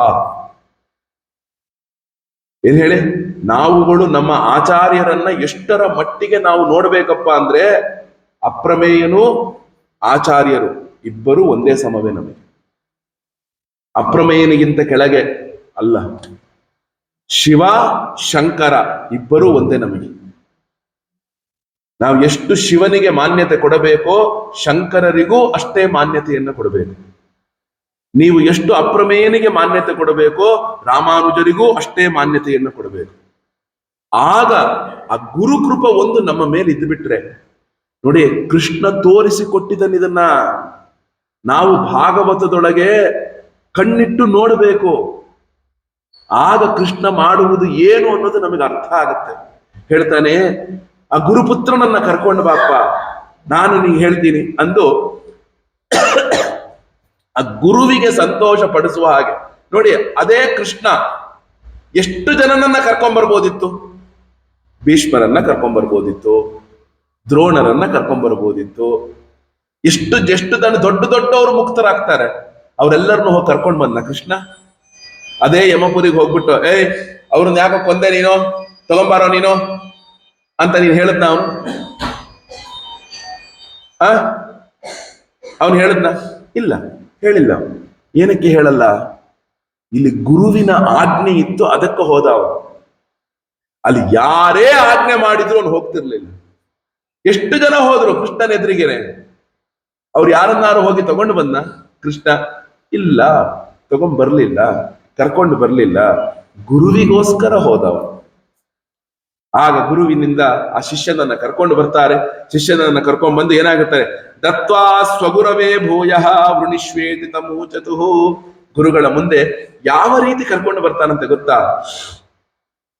ಆ ಪ್ರಭಾಸ ಕ್ಷೇತ್ರಕ್ಕೆ ಹೋಗಬೇಕಾದಾಗ ಸಾಂದೀಪಿನಿ ಮಹರ್ಷಿಗಳ ಮಗ ಯಾವ ಆಯುಷ್ಯದಲ್ಲಿ ಇದ್ನೋ, ಯಾವ ವಸ್ತ್ರವನ್ನ ಹಾಕೊಂಡಿದ್ನೋ, ಅವನ ಶರೀರ ಹೇಗಿತ್ತೋ ಹಾಗೆ ಕರ್ಕೊಂಡು ಬಂದಂತೆ.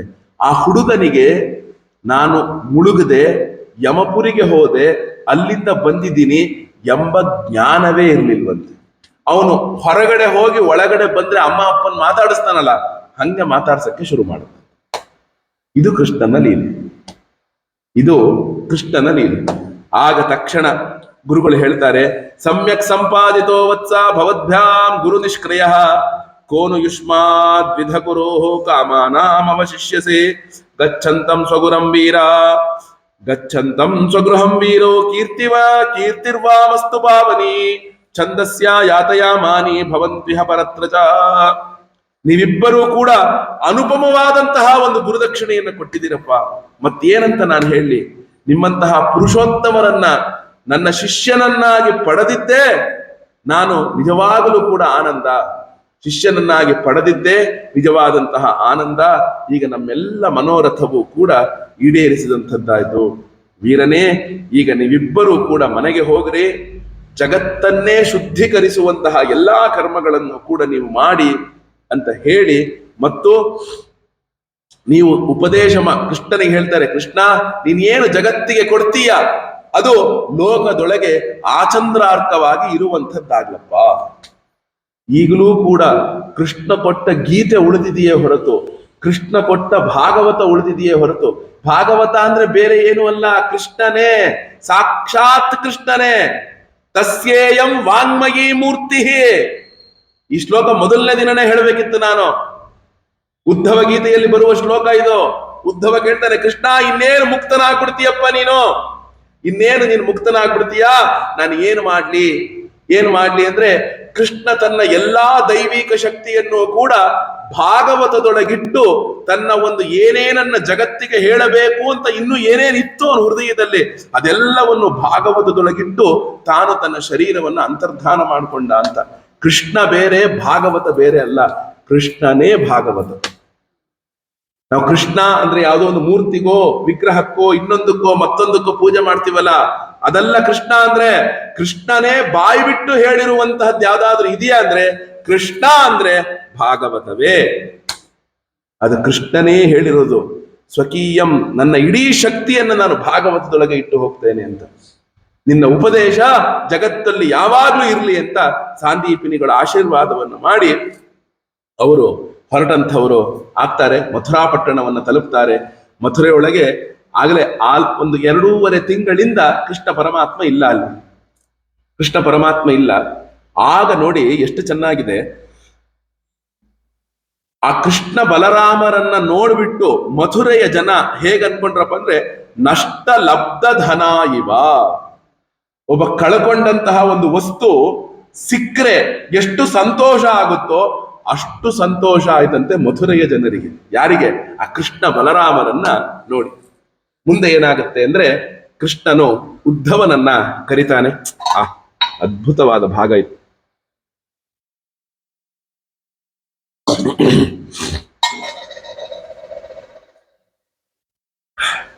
ಉದ್ಧವನ ವ್ರಜಯಾತ್ರೆ. ಉದ್ಧವನ ವ್ರಜಯಾತ್ರೆ. ಕೃಷ್ಣನಿಗೊಬ್ಬ ಸ್ನೇಹಿತ ಇರ್ತಾನೆ. ಅವನನ್ನ ನೀವು ಸ್ನೇಹಿತ ಅನ್ಕೋಬಹುದು, ಕೃಷ್ಣನ ಮಂತ್ರಿ ಅನ್ಕೋಬಹುದು. ಅವನು ಸಾಕ್ಷಾತ್ ಬೃಹಸ್ಪತಿಯ ಶಿಷ್ಯನಾಗಿರ್ತಾನೆ. ಉದ್ಧವ ಯಾರೋ? ಬೃಹಸ್ಪತಿಯ ಶಿಷ್ಯನಾಗಿರ್ತಾನೆ. ಉದ್ಧವ ಹೇಗಿರ್ತಾನಪ್ಪ ಅಂದ್ರೆ ಹೇಳ್ತಾರೆ, ವೃಷ್ಣೀನಾಂ ಪ್ರವರೋ ಮಂತ್ರಿ ಕೃಷ್ಣಸ್ಯ ದಯಿತಾ ಸಖಾ ಶಿಷ್ಯೋ ಬೃಹಸ್ಪತೆ ಸಾಕ್ಷಾತ್ ಉದ್ಧವೋ ಬುದ್ಧಿ ಸತ್ತಮಃ. ಕೃಷ್ಣನಿಗೊಬ್ಬ ಆ ಮಂತ್ರಿ ಒಬ್ಬ ಸಖ ಇರ್ತಾನೆ. ಅವನ ಹೆಸರು ಉದ್ಧವ ಅಂತ. ಅವನು ಬೃಹಸ್ಪತಿಯ ಶಿಷ್ಯನಾಗಿರ್ತಾನೆ. ಬುದ್ಧಿ ಸತ್ತಮಃ, ಬುದ್ಧಿಯೊಳಗೆ ಪರಮ ಪವಿತ್ರನಾಗಿರ್ತಾನೆ. ಅವನ ಬುದ್ಧಿ ಇದೆಯಲ್ಲ, ಅದು ಯಾರಿಗೂ ನಿಲುಕದೇ ಇರುವಂತಹ ಬುದ್ಧಿಯನ್ನ ಅವನು ಹೊಂದಿರ್ತಾನೆ. ನೋಡಿ, ಎಷ್ಟೋ ಜನ ಉದ್ಧವನನ್ನ ನೋಡಿ ಕೃಷ್ಣ ಅಂತ ಭ್ರಮಿಸ್ತಾ ಇದ್ರಂತೆ. ಉದ್ಧವ ಗೀತೆಯೊಳಗೆ ಈ ಮಾತನ್ನ ಹೇಳ್ತಾನೆ. ಉದ್ಧವ, ಕೃಷ್ಣ ಇನ್ನೇನು ಅಂತರ್ಧಾನ ಆಗಬೇಕಾದಾಗ ಉದ್ಧವನ ಎದುರಿಗಿದ್ದಾಗ ಉದ್ಧವ ಹೇಳ್ತಾನೆ, ಕೃಷ್ಣ ನೀನು ಬಿಟ್ಟು ಹೋದ್ರೆ ನಾನು ಯಾವ ಬಟ್ಟೆ ಹಾಕೊಳ್ಳಿ, ನಾನು ಯಾವ ಆಭರಣ ಹಾಕೊಳ್ಳಿ, ನಾನು ಯಾವ ಮಾಲೆಯನ್ನು ಮುಟ್ಕೊಳ್ಳಿ. ಇದುವರೆಗೂ ಕೂಡ ನೀನು ಯಾವ ವಸ್ತ್ರವನ್ನ ಉಟ್ಟು ಬಿಚ್ಚುತ್ತೀಯೋ ಅದನ್ನ ನಾನು ಧಾರಣೆ ಮಾಡ್ತಾ ಇದ್ದೀನಿ. ನೀನು ಇವತ್ತಿನ ದಿನ ಯಾವ ಒಂದು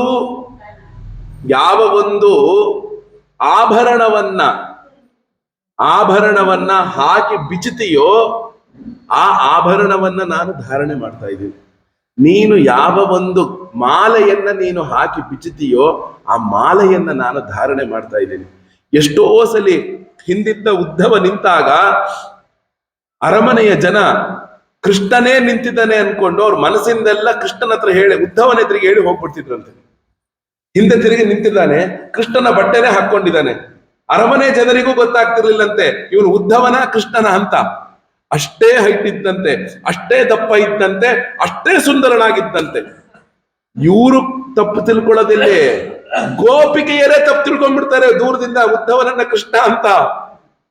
ಗೋಪಿಕೆಯರು ತಪ್ಪು ತಿಳ್ಕೊಳ್ತಾರೆ. ಆಗ ಏನಾಗುತ್ತೆ ಅಂದ್ರೆ, ಉದ್ಧವ ಬಂದು ಕೃಷ್ಣನಿಗೆ ಹೇಳ್ಬೇಕು, ಕೃಷ್ಣ ಅವ್ರು ಬಂದು ನಿನ್ನನ್ನ ನಾನು ಅನ್ಕೊಂಡು ಇದೆಲ್ಲ ಹೇಳಿ ಹೋಗ್ಬಿಟ್ರಪ್ಪ ಅಂತ. ನಿನಗೆ ಹೇಳಿದ್ರೇನ ನನಗೆ ಹೇಳಿದ್ರೇನಾ, ನಡಿಯ ಅದು ನೀನೇ ಮಾಡ್ಕೊಡ ಅಂತ ಹೇಳ್ತಿದ್ದಂತೆ.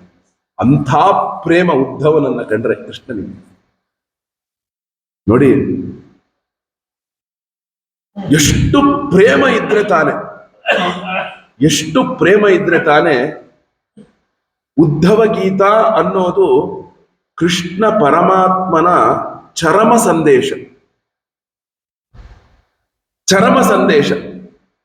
ಮುಂದಿನ ಸಲ ಯಾರೇ ಬಂದ್ರು ಗುರುಗಳೇ ಭಾಗವತ ಇಲ್ಲಿ ಹೇಳೋಕೆ, ಅವರು ಮುಂದೆ ಉತ್ತರಾರ್ಧವನ್ನೇ ಹೇಳಿಸಿ, ಭಾಗವತದ ಮುಂದಿನ ಉತ್ತರಾರ್ಧ ಹೇಳಿಸಿ, ಅದರೊಳಗೆ ಉದ್ಧವ ಗೀತೆಯನ್ನೇ 3 ದಿನ ಹೇಳಿಸಿ, 6 ಉಪನ್ಯಾಸ ಹೇಳಿಸಿ. ಯಾಕೆ ಅಂದ್ರೆ ಕೃಷ್ಣನ ನಿಜವಾದಂತಹ ಬದುಕು ಉದ್ಧವ ಗೀತ. ಇದೆಲ್ಲ ರಾಕ್ಷಸರನ್ನ ವಧೆ ಮಾಡ್ದ, ಇನ್ನೊಬ್ಬರನ್ನ ಕೊಂದ, ಗುರುಪುತ್ರನನ್ನ ತಂದ, ಇದೆಲ್ಲ ಕೃಷ್ಣನ ಬದುಕು. ಕೃಷ್ಣನ ಬದುಕು ಅಂದ್ರೇನೆ ಉದ್ಧವ ಗೀತ. ಭಗವದ್ಗೀತೆ 700 ಶ್ಲೋಕದಲ್ಲಿದ್ರೆ 1200 ಶ್ಲೋಕದಲ್ಲಿ ಉದ್ಧವ ಗೀತೆ ಇದೆ. ಎಲ್ಲದಕ್ಕಿಂತ ಹೆಚ್ಚು ಉದ್ಧವ ಗೀತೆ ಏನಪ್ಪ ವಿಶೇಷ ಅಂತ ಆಯ್ತು ಅಂದ್ರೆ, ಈಗ ನೋಡಿ, ಒಬ್ಬ ಮನುಷ್ಯನಿಗೆ ನಾನು ನನ್ನ ಶರೀರದೊಳಗಿರುವಂತಹ ಕೊನೆ ಉಸಿರು ಹೋಗ್ತಾ ಇದೆ, ಕೊನೆ ಉಸಿರು ನನ್ನ ಜೀವದಿಂದ ಹೋಗ್ತಾ ಇದೆ.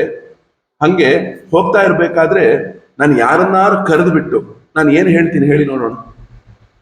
ನನ್ನ ಜೀವನದ ಅತ್ಯಂತ ಮುಖ್ಯವಾದಂತಹ ಘಟ್ಟ ಯಾವುದೋ ಅದನ್ನು ಮಾತ್ರ ಹೇಳ್ತೇನೆ ನಾನು.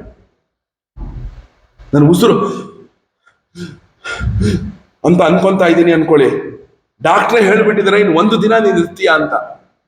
ಆಗ ನಾನು ಯಾರನ್ನು ಕರಿತೀನಿ, ಯಾರು ನನಗೆ ಅತ್ಯಂತ ಪ್ರೀತಿ ಪಾತ್ರರು ಅವ್ರನ್ನ ಪಕ್ಕದಲ್ಲಿ ಇಟ್ಕೊಳ್ತೀನಿ. ನಾನು ಅವ್ರ ಹತ್ರ ಏನನ್ನ ಮಾತಾಡ್ತೀನಿ, ನನ್ನ ಜೀವನದ ಯಾವುದು ಪ್ರಧಾನ ಘಟ್ಟನೋ ಅದನ್ನ ಮಾತಾಡ್ತೀನಿ. ಕೃಷ್ಣ ಪರಮಾತ್ಮನ ಚರಮ ಸಂದೇಶ ಉದ್ಧವ ಗೀತಾ ಅಂದ್ರೆ. ಕೃಷ್ಣ ಇವತ್ತು ಸಂಜೆ ಮುಕ್ತನಾಗ್ತಾನೆ, ಬೆಳಗ್ಗೆ ಉದ್ಧವನನ್ನ ಕೂಡಿಸಿ ಹೇಳಿತ್ತು. ಏನ್ ಹೇಳಿ? ಬೆಳಗ್ಗೆ ಉದ್ಧವನನ್ನ ಕೂಡಿಸಿ ಹೇಳಿದ್ದದು, ತುಂಬಾ ದಿನಗಳಲ್ಲ ಅಲ್ಲ. ಅಂದ್ರೆ ಕೃಷ್ಣನ ಹೃದಯ ಕೊನೆ ಉಸಿರುವವರೆಗೂ ಕೂಡ ಕೃಷ್ಣ ಏನನ್ನ ಉಳಿಸಬೇಕು ಅಂತ ಒದ್ದಾಡ್ದ ಅಂದ್ರೆ, ಜಗತ್ತೊಳಗೆ ಜ್ಞಾನವನ್ನ ಉಳಿಸಬೇಕು ಅಂತ ಒದ್ದಾಡ್ದ. ಕೃಷ್ಣ ಏನೋ ಪೂತನ, ಶಕಟಾಸುರ, ತೃಣಾವರ್ತ ಇದಕ್ಕೆಲ್ಲ ಕೃಷ್ಣ ಅವತಾರ ಮಾಡಿದ್ದು. ಕೃಷ್ಣ ಅಂದ್ರೆ ಅನುಗೀತೆ, ಕೃಷ್ಣ ಅಂದ್ರೆ ಭಗವದ್ಗೀತೆ, ಕೃಷ್ಣ ಅಂದ್ರೆ ಉದ್ಧವ ಗೀತೆ. ಅದು ಕೃಷ್ಣನ ಜೀವನ. ಇದ್ಯಾವುದು ಕೃಷ್ಣನ ಜೀವನ ಅಲ್ಲ. ಇದೆಲ್ಲವೂ ಕೂಡ ಅವನೆಡೆಗೆ ಜನರನ್ನ ತಮ್ಮೆಡೆಗೆ ಎಳ್ಕೊಳಕ್ಕೆ ಮಾಡಿದಂತಹ ಒಂದು ಸಣ್ಣದಾಗಿರುವಂತಹ ಒಂದು ಪ್ರಯತ್ನ ಅಷ್ಟೇ. ಈಗ ಒಬ್ಬ ದೊಡ್ಡ ಗುರು ಹಿಂಗ್ ಅನ್ಬಿಟ್ಟ ಅಂದ್ರೆ ವಿಭೂತಿ ಉದುರ್ತು ಅನ್ಕೊಳ್ಳೋಣ, ಹಿಂಗ್ ಅನ್ಬಿಟ್ಟ ಅಂದ್ರೆ ಚೈನ್ ಉದುರ್ತು ಅಂತ ಅನ್ಕೊಳ್ಳೋಣ. ಆ ಚೈನು ಇತ್ಯಾದಿಗಳೆಲ್ಲವೂ ಕೂಡ, ಆ ವಿಭೂತಿ ಉದುರಿಸೋದು, ಚೈನ್ ಉದುರಿಸೋದು, ಇದೆಲ್ಲವೂ ಕೂಡ ಅವನೆಡೆಗೆ ನಿಮ್ಮ ಗಮನವನ್ನ ಕೊಡಿ, ನನ್ನನ್ನ ದೊಡ್ಡವನು ಅಂತ ತಿಳ್ಕೊಳ್ಳಿ ಅಂತ ಜಗತ್ತಿಗೆ ತೋರ್ಸಕ್ಕೆ. ಅವನ್ ಬರೀ ಚೈನು ವಿಭೂತಿ ಉದುರಿಸ್ಕೊಂಡೇ ಇದ್ದ ಅಂದ್ರೆ ಅವನ್ ದೊಡ್ಡವನಲ್ಲ ಅಂತ ಅರ್ಥ. ಯಾವಾಗ ಅವನ್ ದೊಡ್ಡವನಾಗ್ತಾನೆ, ಅವನ ಉಪದೇಶದಿಂದ ಜಗತ್ತಿಗೆ ಮಾರ್ಗದರ್ಶಕನಾದ್ರೆ ದೊಡ್ಡವನಾಗ್ತಾನೆ. ನನ್ ಬರೀ ಹಿಂಗಂದೆ, ಒಂದೇನೋ ಕಲ್ ಬಂತು, ಹಿಂಗಂದೆ ಚೈನ್ ಬಂತು, ಹಿಂಗಂದೆ ವಿಭೂತಿ ಬಂತು, ಇದೇ ಅವನ ಜೀವನ ಆಯ್ತು ಅಂದ್ರೆ ಅವನ್ ಖಂಡಿತ ಒಬ್ಬ ಮಾಯಾವಿ ಅಂತ ಅರ್ಥ. ಈ ಮ್ಯಾಜಿಷಿಯನ್ ಒಂದು ಟ್ರಿಕ್ ಮಾಡ್ತಾನಲ್ಲ, ಆತರ ಟ್ರಿಕ್ಕಿಸ್ಟ್ ಅಂತ ಅರ್ಥ. ಅವನು ಯಾವುದೇ ರೀತಿಯಾಗಿ ದೊಡ್ಡವನಲ್ಲ. ಆ ರೀತಿ ಮಾಡಿದ ಮೇಲೆ ಅವನ ಗಮನವನ್ನ ನಮ್ಮೆಲ್ಲರ ಗಮನವನ್ನ ಜ್ಞಾನದ ಕಡೆಗೆ ಕರ್ಕೊಂಡು ಹೋದ ಅಂದ್ರೆ ಅವನು ನಿಜವಾದ ಗುರು. ಅವನು ನಿಜವಾದ ಗುರು. ನೋಡಿ, ಅಂತಹ ಗುರುಗಳೊಬ್ಬರು ಕಲಿಯುಗದೊಳಗೆ ಆಗಿ ಹೋದರು. ಅವರ ಹೆಸರು ಬ್ರಹ್ಮಚೈತನ್ಯ ಮಹಾರಾಜರು ಅಂತ. ನೂರಾರು ಲೀಲೆಯನ್ನು ತೋರಿಸಿದ್ರು ಅವರು, ಒಂದು ಎರಡು ಲೀಲೆ ಅಲ್ಲ. ಆದ್ರೆ ಲೀಲೆಯಲ್ಲೇ ಉಳಿತು. ಅವ್ರ ಕೊನೆಯ ಉಪದೇಶ ಏನು? ಭಗವಂತನ ನಾಮದೊಳಗೆ ನಮ್ಮೆಲ್ಲರನ್ನು ಹಚ್ಚೋದಾಗಿತ್ತವ್ರು. ಪ್ರತಿಯೊಬ್ಬರಿಗೂ ಕೂಡ ಕೊನೆಯ ಉಪದೇಶ ಏನ್ ಮಾಡಿದ್ರು ಅವರು? ಎಲ್ಲಿ ನಾಮ ಇರುತ್ತೋ ಅಲ್ಲಿ ನಾನಿರ್ತೀನಿ ಅಂತ ಉಪದೇಶವನ್ನು ಮಾಡಿದ್ರು. ಅದು ಅವರ ಜೀವನದ ಉದ್ದೇಶವೇ ಹೊರತು ಅವ್ರು ಗೋಂದಾವಳಿಲಿದ್ರು, ಇನ್ನೆಲ್ಲೋ ಜಿಜಿಬಾಯಿ ಮನೇಲಿ ಎದ್ದು ಬಿಟ್ರು, ಇನ್ನೆಲ್ಲೋ ಉಪನಯನದ ಮನೇಲಿ ಎದ್ದು ಬಿಟ್ರು, ಅವ್ರ ಹಿಂಗ್ ಕೆಂಡವನ್ನ ನುಂಗು ಬಿಟ್ರು. ಇದಲ್ಲ ಮಹಾರಾಜರು ಅಂದ್ರೆ. ಮಹಾರಾಜರು ಅಂದ್ರೆ ಯಾರು? ಅದು ಒಂದು ಲೀಲೆಯನ್ನ ತೋರಿಸಿದ್ರೆ ಇನ್ನು 1000 ಜನ ನನ್ನ ಹತ್ರ ಬರ್ತಾರೆ. ಆ 1000 ಜನಕ್ಕೂ ಕೂಡ ನಾನು ಭಗವಂತನ ನಾಮದಲ್ಲಿ ಪ್ರೇಮ ಹುಟ್ಟುವಂತೆ ಮಾಡ್ತೀನಿ ಅಂತ ಮಾಡ್ತಾರಲ್ಲ, ಅದು ಮಹಾರಾಜರು ಅಂದ್ರೆ. ನಾವು ಬರೀ ಲೀಲೆಗೆ ಸೀಮಿತ ಮಾಡ್ಕೊಂಡ್ರೆ ಅದು ಮಹಾರಾಜರ ಜೀವನ ಅಲ್ಲ. ಈಗ ನಿಮ್ಮ ಆಳ್ವಾರ್ಗಳು, ನಿಮ್ಮ ರಾಮಾನುಜರುಗಳು, ಅವ್ರ ಜೀವನ ಏನಾಗಿತ್ತು? ಅವ್ರದ್ದು ಯಾವುದೋ ಒಂದು ಲೀಲೆಯನ್ನ ತೋರಿಸಿದ್ರು, ಅದ ಜೀವನ ಅವ್ರದ್ದು ಅಲ್ಲ. ಅವ್ರ ಜೀವನ ಏನಾಗಿತ್ತು? ತಸ್ಯ ಜ್ಞಾನಮಯಂ ತಪಃ. ಅವರ ತಪಸ್ಸು ಅಂದ್ರೆ ಅವರ ಗ್ರಂಥ ರಚನೆ. ಅವರ ತಪಸ್ಸು ಅಂದ್ರೆ ನಾಮದೊಳಗೆ ಪ್ರೇಮ ಹುಟ್ಟಾಕೋದು. ಅವರ ತಪಸ್ಸು ಅಂದ್ರೆ ಜಗತ್ತಿನಲ್ಲಿ ಇರುವಂತಹ ಜನರನ್ನ ಸನ್ಮಾರ್ಗದಲ್ಲಿ ಹಚ್ಚೋದು. ಇದು ನಿಜವಾದಂತಹ ಒಂದು ಪ್ರೇಮವಾಗಿತ್ತೇ ಹೊರತು ಅವ್ರು ಯಾವುದೋ ಒಂದು ಲೀಲೆಯನ್ನು ತೋರಿಸಿದ್ರು ಅಂದ್ರೆ ಅದಲ್ಲ ರಾಮಾನುಜರು ಅಂದ್ರೆ. ನಮ್ಮೆಲ್ಲರನ್ನೂ ಒಂದು 1000 ಜನರನ್ನ, ಕೋಟ್ಯಾಂತರ ಜನರನ್ನ ಭಗವಂತನ ನಾಮದ ಮೇಲೆ ಪ್ರೇಮ ಹುಟ್ಟುವಂತೆ ಮಾಡಿದ್ರು. ಭಗವಂತನ ಭಕ್ತಿಯನ್ನ ಬೆಳೆಸುವಂತೆ ಮಾಡಿದ್ರು. ಇದು ರಾಮಾನುಜರು ಅಂದ್ರೆ. ನೋಡಿ, ಕೃಷ್ಣನು ಎಷ್ಟೆಲ್ಲಾ ಲೀಲೆಯನ್ನ ತೋರಿಸ್ತಾ ಮುಗೀತು. ಕೃಷ್ಣನ ಎಲ್ಲಾ ಲೀಲೆಗಳು ಮುಗೀತು ಹಿಂದಕ್ಕಿನ್ನ. ಇನ್ನು ಮುಂದಿನ ಜೀವನ ಇದೆಯಲ್ಲ ಕೃಷ್ಣಂದು, ಪೂರ್ತಿ ಜ್ಞಾನಮಯವಾದ ಜೀವನ ಅವನು. ಇನ್ನು ಸ್ವಲ್ಪ ಇದೆ. ಎಲ್ಲಿ? ಆ ಮಾಗದ ದೊರೆ ಜರಾಸಂಧನ ವಧೆವರೆಗೂ ಕೂಡ ಒಂದು ಸ್ವಲ್ಪ ಭಾಗ ಲೀಲೆಯನ್ನು ತೋರಿಸ್ತಾನೆ. ಅದಾದ ಮೇಲೆ ಲೀಲೆ ಏನಿಲ್ಲ, ಕೇವಲ ಜ್ಞಾನ, ಶುದ್ಧ ಚೈತನ್ಯ. ಅದರೊಳಗೆ ಅಂತಹ ಶುದ್ಧ ಚೈತನ್ಯವನ್ನ ತೋರಿಸುವುದಕ್ಕೆ ತನ್ನ ಬಳಿ ಇಟ್ಟುಕೊಂಡಂತಹ ಏಕಮಾತ್ರ ಸಾಧನ ಕೃಷ್ಣಂದು ಅಂದ್ರೆ ಅದು ಉದ್ಧವ. ನೋಡಿ, ಹೇಳ್ತಾರೆ ವೃಷ್ಣೀನಾಂ ಪ್ರವರೋ ಮಂತ್ರಿ.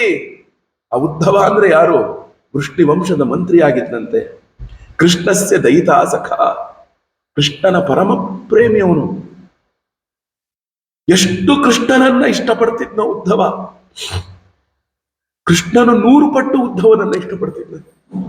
ಒಂದು ಕ್ಷಣ ಉದ್ಧವ ಕಂಡಿಲ್ಲ ಅಂದ್ರೆ, ಒಂದು ಕ್ಷಣ ಬೆಳಗ್ಗೆ ಎದ್ದ ತಕ್ಷಣ ಅವನು ನೋಡಿಲ್ಲ ಅಂದ್ರೆ ಹೇಳಿ ಕಳಿಸ್ತಿದ್ನಂತೆ, ಉದ್ಧವ ಎಲ್ಲ ಕರ್ಕೊಂಬಾರ, ಉದ್ಧವನ್ ಕರ್ಕೊಂಬಾರ. ಇದು ಬರಬೇಕು ನಮಗೆ. ಭಗವಂತನ ಹೃದಯ ಹಪಹಪಿ ಆಗ್ಬೇಕು. ಒಬ್ಬ ಭಕ್ತನನ್ನ ನೋಡೋದಿಕ್ಕೆ ಏನಾಗಬೇಕು ಗೊತ್ತಾ? ಭಗವಂತನ ಹೃದಯ ಹಪಾಪಿ ಆಗ್ಬೇಕು. ಅವನು ನೋಡ್ಲಿಲ್ಲಪ್ಪ, ಒಂದ್ಸಲಿ ಅವನು ನೋಡ್ಬೇಕು. ಒಂದ್ಸಲಿ ಕರ್ಕೊಂಬಾರ ಅವನ್ನ. ಅಯ್ಯೋ 2 ದಿನ ಆಯ್ತು ನನ್ನ ಹತ್ರ ಬಂದು. ನಮ್ಮ ಅಜ್ಜಿ, ನಾನು ಊರಿಗೆ ಹೋದಾಗ ನೇರವಾಗಿ ನಮ್ಮ ಅಜ್ಜಿ ಮನೆಯಲ್ಲೇ ಇದ್ದಿದ್ದು. ನನ್ನ SLC ತನಕ ನಮ್ಮ ಅಜ್ಜಿ ಮನೆಯಲ್ಲೇ ಇದ್ದಿದ್ದು. ಭಗವಂತನ ದಯ, ನಮ್ಮ ಅಜ್ಜಿ ಮನೆ ಪಕ್ಕನೆ ನಾವು ಮನೆಯಲ್ಲಿ ಇದ್ವಿ. ನಾನು ಊರಿಗೆ ಹೋಗಿ ಒಂದು 2 ತಾಸು ನಾನೇನಾದ್ರೂ ಅಜ್ಜಿ ಮನೆಗೆ ಹೋಗಿ ಅಜ್ಜಿ ನೋಡಿಲ್ಲ ಅಂದ್ರೆ ಕಾಲು ಎಳ್ಕೊಂಡು ಬಂದ್ಬಿಡೋದು ನಮ್ಮ ಮನೆಗೆ. ಸುದಿ ಬಂದಂತೆ ಅಂತ. ಯಾಕೆ? ಅಕಿ ನಾನ್ ನೋಡಕ್ ಹೋಗ್ಲಿಲ್ಲ ಅಂದ್ರು ನಾನು ಬರ್ತೀನಿ ಅಂದ್ರೆ ಅಕಿ ನನ್ನ ನೋಡಕ್ ಬರ್ತಿದ್ಲು ಅಂತ. ಅಕಿ ನನ್ನ ನೋಡಕ್, ಹಂಗೆ ಭಗವಂತನಿಗೆ ಅನ್ನಿಸ್ಬೇಕಂತೆ ಇವನ್ ನನ್ನ ಭಕ್ತಾಪ. ಕೃಷ್ಣ ದಿನಕ್ಕೆ 100 ಸಲ ಉದ್ಧವ ಅಂತಿದ್ದ. ಅಷ್ಟಲ್ಲಿ ರುಕ್ಮಿಣಿ ಅಂತಿದ್ನೋ ಇಲ್ಲೋ ಗೊತ್ತಿಲ್ಲ, ಅಷ್ಟಲ್ಲಿ ಉದ್ಧವ ಅಂತಿದ್ದ. ಯಾಕೆ? ಆ ಉದ್ಧವನ ಮೇಲೆ ಅಂತಹ ಪ್ರೇಮ. ಉದ್ಧವನಿಗೂ ಅಷ್ಟೇ ಕೃಷ್ಣ ಅಂದ್ರೆ ಅಂತಹ ನಿಷ್ಠೆ, ಅಂತಹ ಪರಮ ಪ್ರೇಮಿ ಭಕ್ತ ಉದ್ಧವ. ಅದಕ್ಕೆ ನೋಡಿ, ಕೃಷ್ಣ ಪರಮಾತ್ಮನು ಅವನ ಚರಮ ಸಂದೇಶವನ್ನ ಅವನು ರುಕ್ಮಿಣಿಗೆ ಹೇಳಲಿಲ್ಲ, ತನ್ನ ಮಕ್ಕಳಿಗೆ ಹೇಳಲಿಲ್ಲ. 100 ಜನ ಮಕ್ಕಳಿದ್ರು ಕೃಷ್ಣನಿಗೆ, ಒಬ್ಬರು ಇಬ್ರು ಅಲ್ಲ, 100 ಜನ ಮಕ್ಕಳಿದ್ರು. ಯಾರಿಗೂ ಹೇಳಲಿಲ್ಲ. ಅವನು ಹೇಳಿದ್ದು ತನ್ನ ಚರಮ ಸಂದೇಶವನ್ನ ಉದ್ಧವನಿಗೆ ಹೇಳಿದ. ಯಾಕೆ? ನನ್ನ ಜೀವನದ ಸರ್ವಸ್ವ ಅಂತ ಯಾರು ನಾವು ಅನ್ಕೊಂಡಿರ್ತೀವೋ ಅವನಿಗೆ ನನ್ನ ಸರ್ವಸ್ವವನ್ನು ದಾರೆ ಎರೆದು ಕೊಡ್ತೇವಂತ. ನನ್ನ ಸರ್ವಸ್ವ ಯಾರಿಗೆ ಅಂತ ಕೇಳಿದ್ರೆ ನೀವೇನು ಉತ್ತರ ಹೇಳ್ತೀರಾ? ಈಗ ನಾನು ಸಂಪಾದನೆ ಮಾಡಿದ್ದೆಲ್ಲ ಯಾರಿಗೆ ಅಂತ ಕೇಳಿದ್ರೆ ನೀವೇನು ಉತ್ತರ ಕೊಡ್ತೀರಾ? ನನ್ನ ಮಕ್ಕಳಿಗೆ ಅಂತ ಹೇಳ್ತೀರಾ. ಯಾಕೆ? ನೀವು ನಿಮ್ಮ ಮಕ್ಕಳನ್ನ ಸರ್ವಸ್ವ ಅಂತ ಅನ್ಕೊಂಡಿದ್ದೀರ. ಯಾರು ಯಾವುದನ್ನ ಸರ್ವಸ್ವ ಅಂತ ಅನ್ಕೊಂಡಿದಾರೋ ಅವರಿಗೆ ಅಂತ ಹೇಳ್ತಾರೆ. ಕೃಷ್ಣ ಅವನ ಜೀವನದಲ್ಲಿ ಉದ್ಧವನನ್ನ ಸರ್ವಸ್ವ ಅನ್ಕೊಂಡಿದ್ದ. ಉದ್ಧವನು ಅಷ್ಟೇ ಕೃಷ್ಣನನ್ನ ತನ್ನ ಜೀವನದ ಸರ್ವಸ್ವ ಅಂತ ಅನ್ಕೊಂಡಿದ್ದ. ಅದಕ್ಕೆ ಉದ್ಧವನನ್ನ ಕಂಡ್ರೆ ಅಂತಹ ಪ್ರೇಮ ಕೃಷ್ಣನಿಗೆ. ಉದ್ಧವನನ್ನ ಕರಿತಾನೆ, ಕರೆದ್ಬಿಟ್ಟೆ, ಏನು ಶಿಷ್ಯೋ ಬೃಹಸ್ಪತಿ ಸಾಕ್ಷಾತ್ ಬೃಹಸ್ಪತಿಯ ಶಿಷ್ಯ ಉದ್ಧವ. ಅವನು ಬುದ್ಧಿ ಸತ್ತಮಃ, ಆ ಬುದ್ಧಿಯೊಳಗೋ ಪರಮ ಪ್ರಿಯನವನು. ಅಂತಿಂಥವನಲ್ಲ ಅವನು. ಉದ್ಧವ ಅಂದ್ರೆ ಪರಮ ಪ್ರಿಯನಾಗಿದ್ದ. ಅವನು ಹೇಳ್ತಾನೆ, ತಮಾಹ ಭಗವನ್ ಪ್ರೇಷ್ಟಂ ಭಕ್ತಮೇಕಾಂತಿನಂ ಕ್ವಚಿತ್ ಗೃಹೀತ್ವಾ ಪಾಣಿನಾ ಪಾಣಿಂ ಪ್ರಪನ್ನಾರ್ತಿ ಹರೋ ಹರಿಹಿ. ಒಂದು ದಿನ ಆ ಶರಣಾಗತರ ಸಮಸ್ತ ದುಃಖಗಳನ್ನು ಕೂಡ ಪರಿಹರಿಸುವಂತಹ ಆ ಶ್ರೀಕೃಷ್ಣ ತನ್ನ ಪ್ರಿಯ ಭಕ್ತನು, ಏಕಾಂತ ಪ್ರೇಮಿಯು. ನೋಡಿ, ಭಗವಂತ ಹೇಳ್ಕೊಳ್ತಾ ಇದ್ದಾನೆ, ಉದ್ಧವ ನನ್ನ ಭಕ್ತ, ನನ್ನ ಭಕ್ತ, ನನ್ನ ಭಕ್ತ. ನಾವು ಕೋಟಿ ಸಲ ಹೇಳ್ಕೋಬಹುದು, ನಾನು ರಾಮನ ಭಕ್ತ, ನಾನು ಕೃಷ್ಣನ ಭಕ್ತ, ನಾನು ಇನ್ನೊಬ್ರು ಭಕ್ತ, ಮತ್ತೊಬ್ರು ಭಕ್ತ ಅಂತ. ಆದ್ರೆ ನಾವು ಹೆಂಗ್ ಜೀವನ ಮಾಡ್ಬೇಕು ಗೊತ್ತಾ? ಭಗವಂತನಿಗೆ ಅನ್ನಿಸ್ಬೇಕಂತೆ ಇವನು ನನ್ನ ಭಕ್ತ ಅಂತ. ಆ ರೀತಿ ನಮ್ಮ ಜೀವನವನ್ನ ಇಟ್ಕೋಬೇಕು ನಾವು. ಅಲ್ಲಿಯವರೆಗೂ ನಮ್ಮ ಜೀವನದ ಸರ್ವಸ್ವವನ್ನೂ ಕೂಡ ಭಗವಂತನಿಗೆ ಅರ್ಪಣೆಯನ್ನು ಮಾಡಬೇಕು. ಭಗವಂತನಿಗೆ ಅನ್ನಿಸ್ಬೇಕು ಇವನು ನನ್ನ ಭಕ್ತ, ಇವನು ನನ್ನ ಭಕ್ತ, ಇವನು ನನ್ನ ಭಕ್ತ ಅಂತ. ನಾವು ಹೇಳ್ಕೊಂಡ್ರೆ ಏನು ಉಪಯೋಗ? ನಾವು ಹೇಳ್ಕೊಂಡ್ರೆ ಏನು ಉಪಯೋಗ? ಅವನು ಸರ್ವಶ್ರೇಷ್ಠನು. ಈಗ ನಾನು ಹೇಳ್ಕೊಂಡ್ರೆ ನಂಗೆ ಮೋದಿ ಗೊತ್ತು, ನನಗೆ ಮೋದಿ ಗೊತ್ತು, ನನಗೆ ಮೋದಿ ಗೊತ್ತು ಅನ್ಕೊಂಡ್ರೆ, ಮೋದಿ ಯಾವತ್ತಾದ್ರೂ ನಿನ್ ಕಡೆ ತಿರುಗು ನೋಡಿದಾನಪ್ಪ? ಮೋದಿ ಯಾವತ್ತಾದ್ರೂ ಅವನ ಬಾಯಲ್ಲಿ ನಿನ್ನ ಹೆಸರನ್ನು ಹೇಳಿದಾನಪ್ಪ? ಮತ್ ನೀನ್ ಹೆಂಗ ಅವನಿಗೆ ಪರಿಚಯ? ನಿನ್ ಹೆಂಗೆ ಗೊತ್ತು? ಮೋದಿ ಹೇಳುವ ಹಾಗೆ ನೀನ್ ನಡ್ಕೊಂಡ್ರೆ, ಅವನಿಗೆ ಅಂತಹ ಪ್ರಿಯವನ್ನೇನಾದ್ರೂ ಮಾಡಿದ್ರೆ ಯಾವತ್ತೋ ಒಂದಿನ ನಿನ್ ಸ್ಮರಣೆ ಮಾಡ್ಬೋದು ಅವನು. ಲೌಕಿಕದೊಳಗೆ ಇಷ್ಟು ಕಷ್ಟ ಆಗಿರ್ಬೇಕಾದಾಗ ದೊಡ್ಡವರನ್ನ ಒಪ್ಪಿಸೋದು ಅವನು ಭಗವಂತಪ್ಪ. ಅವನಿಗೆ ಇನ್ನೆಷ್ಟು ಕಷ್ಟ ಪಡಬೇಕು ನಾವು? ಅವನಿಗೆ ಇನ್ನೆಷ್ಟು ನಮ್ಮ ಆತ್ಮವನ್ನ ಸಮರ್ಪಣೆ ಮಾಡಬೇಕು ಭಗವಂತನಿಗೆ? ಲೆಕ್ಕ ಹಾಕಿ ನೋಡೋಣ. ಆಗ ಅವನು ಹೇಳ್ತಾನೆ, ಗೃಹೀತ್ವಾ ಪಾಣಿನಾ ಪಾಣಿಂ ಪ್ರಪನ್ನಾರ್ತಿ ಹರಿಪ್ರಭು. ಉದ್ಧವ ಬಂದ್ರೆ ಕೃಷ್ಣ ದೂರದಲ್ಲಿ ನಿಲ್ಲಿಸಿ ಮಾತಾಡಿಸ್ತಿರ್ಲಿಲ್ವಂತೆ, ಬಂದು ಪಕ್ಕದಲ್ಲಿ ಕುತ್ಕೋಬೇಕಿತ್ತಂತೆ. ಉದ್ಧವ ಕುತ್ಕೊಂಡು ಅವನ ಕೈಯನ್ನ ತಗೊಳ್ಳೋನಂತೆ. ಕೈಯನ್ನ ಹಿಚುಕ್ತಾ ಉದ್ಧವನ ಜೊತೆ ಕೃಷ್ಣ ಮಾತಾಡ್ತಾ ಇದ್ದಂತೆ. ಈ ಮಟ್ಟಿನ ಪ್ರೇಮವನ್ನ ಅವನು ಕೃಷ್ಣನು ಬಲರಾಮನಿಗೂ ಕೂಡ ತೋರಿಸ್ಲಿಲ್ಲ. ಈ ಮಟ್ಟಿನ ಪ್ರೇಮವನ್ನ ಅವನಿನ್ಯಾರಿಗೂ ತೋರಿಸ್ಲಿಲ್ಲ ಕೃಷ್ಣ. ಅಷ್ಟು ಪರಮ ಪ್ರಿಯ ಅಂದ್ರೆ ಯಾರಪ್ಪ ಅಂದ್ರೆ ಕೃಷ್ಣ ಪರಮಾತ್ಮನಿಗೆ ಉದ್ಧವ. ಉದ್ಧವನನ್ನ ಬಿಟ್ರೆ ಅರ್ಜುನ. ಅದಕ್ಕೆ ನೋಡಿ, ತನ್ನಲ್ಲಿರುವ ಸಮಸ್ತ ಜ್ಞಾನವನ್ನು ಧಾರೆ ಎರೆದಿದ್ದು ಇವರಿಬ್ಬರಿಗೆ, ಅರ್ಜುನ ಕೃಷ್ಣ. ಒಬ್ಬ ಉದ್ಧವನಿಗೆ, ಇನ್ನೊಬ್ಬ ಅರ್ಜುನನಿಗೆ. ಇನ್ಯಾರಿಗೂ ಧಾರೆ ಎರೆದಿಲ್ಲ ಅವನು. ಭಗವದ್ಗೀತೆ ಹೇಳಿದ್ದು ಅರ್ಜುನನಿಗೆ, ಅನುಗೀತೆ ಹೇಳಿದ್ದು ಅರ್ಜುನನಿಗೆ, ಉದ್ಧವನಿಗೆ ಉದ್ಧವ ಗೀತೆ ಹೇಳ್ದ. ನೋಡಿ, ಉದ್ಧವನ ಮೇಲೆ ಎಷ್ಟು ಪ್ರೇಮ ಕೃಷ್ಣನಿಗೆ ಇತ್ತು ಅಂದ್ರೆ ಜಗತ್ತಲ್ಲೇ ಗೊತ್ತಾಗುತ್ತೆ ನಮಗೆ. ಗೀತೆಯನ್ನ ನಾವು ಭಗವದ್ಗೀತೆ ಅಂತ ಕರೆದ್ವಿ. ಯಾಕೆ? ಭಗವಂತ ಹೇಳಿದ್ದದನ್ನ ಅಂತ. ಉದ್ಧವ ಗೀತೆಯನ್ನು ಕೂಡ ಭಗವಂತನೇ ಹೇಳಿರೋದು. ಆದ್ರೆ ಅದನ್ನ ಕರೆದಿದ್ದು ನಾವು ಭಕ್ತನ ಹೆಸರಿಂದ, ಭಗವಂತನ ಹೆಸರಿಂದ ಅಲ್ಲ. ಏನಂತ? ಉದ್ಧವ ಗೀತ ಅಂತ. ಅಂತಹ ಪರಮ ಪ್ರೇಮ ಅಂತೆ ಉದ್ಧವನ ಮೇಲೆ. ಅವನು ಹೇಳ್ತಾನೆ ನೋಡಿ, ಗಚ್ಚೋದ್ಧವ ವ್ರಜಂ ಸೌಮ್ಯ ಪಿತ್ರೋನು ಪ್ರೀತಿ ಮಾವಹ ಗೋಪೀನಾಂ ಮದ್ವಿಯೋಗಾಧಿಂ ಮತ್ಸಂದೇಶೈ ವಿಮೋಚಯ. ಉದ್ಧವ, ನನಗೊಂದು ಅತ್ಯಂತ ಪ್ರೇಮಪೂರ್ಣವಾದ ಒಂದು ಕೆಲಸ ಮಾಡ್ತೀಯಲ್ಲ ನೀನು. ಅಯ್ಯೋ ಕೃಷ್ಣ, ನೀನ್ ಏನ್ ಹೇಳಿದ್ರು ಮಾಡ್ತೀನಿ ಕಣೋ, ಏನ್ ಮಾಡ್ಬೇಕು ಹೇಳು. ನೀನು ಇವತ್ತು ಆ ವ್ರಜಕ್ಕೆ ಹೋಗು, ವ್ರಜಭೂಮಿಗೆ ಹೋಗು, ವೃಂದಾವನಕ್ಕೆ ಹೋಗು. ಆ ವೃಂದಾವನಕ್ಕೆ ಹೋಗಿ ಏನ್ ಹೇಳ್ತಾನೆ ನೋಡಿ ಭಗವಂತ, ಹೇಳ್ಬೇಕು, ಅಲ್ಲಿರುವಂತಹ ನನ್ನ ತಂದೆ ತಾಯಿಗೆ ನನ್ನ ಕ್ಷೇಮ ಸಮಾಚಾರವನ್ನು ತಿಳಿಸು. ಆ ನಂತರ ನನ್ನ ಪರಮ ಭಕ್ತರಾಗಿರುವಂತಹ ಗೋಪಿಕೆಯರಿಗೆ ನನ್ನ ಸಂದೇಶವನ್ನು ತಿಳಿಸಪ್ಪ. ಗೋಪಿಕೆಯರು ಅಂದ್ರೆ ಯಾರು ನೋಡಿ, ಕೃಷ್ಣ ಗೋಪಿಕೆಯರ ಮೇಲೆ ಒಂದು ಮಾತನ್ನ ಹೇಳ್ತಾ ಇದ್ದಾನೆ. ಏನಂತ ಹೇಳ್ತಾನೆ? ತಾಹ ಮನ್ಮನಸ್ಕಾಹ ಮತ್ ಪ್ರಾಣಾಹ ಮದರ್ಥೆ ತ್ಯಕ್ತ ದೈಹಿಕಾಹ ಮಾಮೇವ ದಯಿತಂ ಪ್ರೇಷ್ಠಂ ಆತ್ಮಾನಂ ಮನಸಾಗತಾಹ ಯೈ ತ್ಯಕ್ತ ಲೋಕ ಧರ್ಮಾಶ್ಚ ಮದರ್ಥೆ ತಾನ್ ಬಿಭರ್ಮ್ಯಹಂ. ಗೋಪಿಕೆಯರು ಅಂದ್ರೆ ಯಾರು ಅನ್ಕೊಂಡಿದೆಯೋ ಉದ್ಧವ? ಅವರ ಪ್ರಾಣ, ಅವರ ಜೀವನ, ಅವರ ಸರ್ವಸ್ವ ಎಲ್ಲವೂ ನಾನೇ ಆಗಿದ್ದೀನಿ ಕಣೋ. ಅವರು ನನಗೋಸ್ಕರ ಪ್ರಪಂಚದ ಐಹಿಕ ಆಮುಷ್ಮಿಕ ಎಲ್ಲಾ ಸುಖವನ್ನು ಕೂಡ ಎಳ್ಳು ಇಟ್ಟು ನೀರು ಬಿಟ್ಟವರು, ತರ್ಪಣ ಕೊಟ್ಟವರು. ಯಾರೋ ಗೋಪಿಕೆಯರವರು ಎಲ್ಲಾ ಸುಖವನ್ನು ಕೂಡ ನನಗೆ ಧಾರೆ ಎರೆದು ಕೊಟ್ಟವರಪ್ಪ. ಅವರು ನನ್ನನ್ನೇ ಸರ್ವಸ್ವ ಅಂತ ತಿಳಿದುಕೊಂಡಂಥವರು. ಅವರು ಎಲ್ಲ ಲೌಕಿಕ ಪಾರಲೌಕಿಕ ಎಲ್ಲಾ ಸುಖವನ್ನು ಬಿಟ್ಟಿದಾರಪ್ಪ. ಅವರ ನೋಡಿ, ಅದಕ್ಕೆ ಅವನು ಏನ್ ಹೇಳ್ತಾನೆ ಗೊತ್ತಾ? ತಾನ್ ಬಿಭರ್ಮ್ಯಹಂ.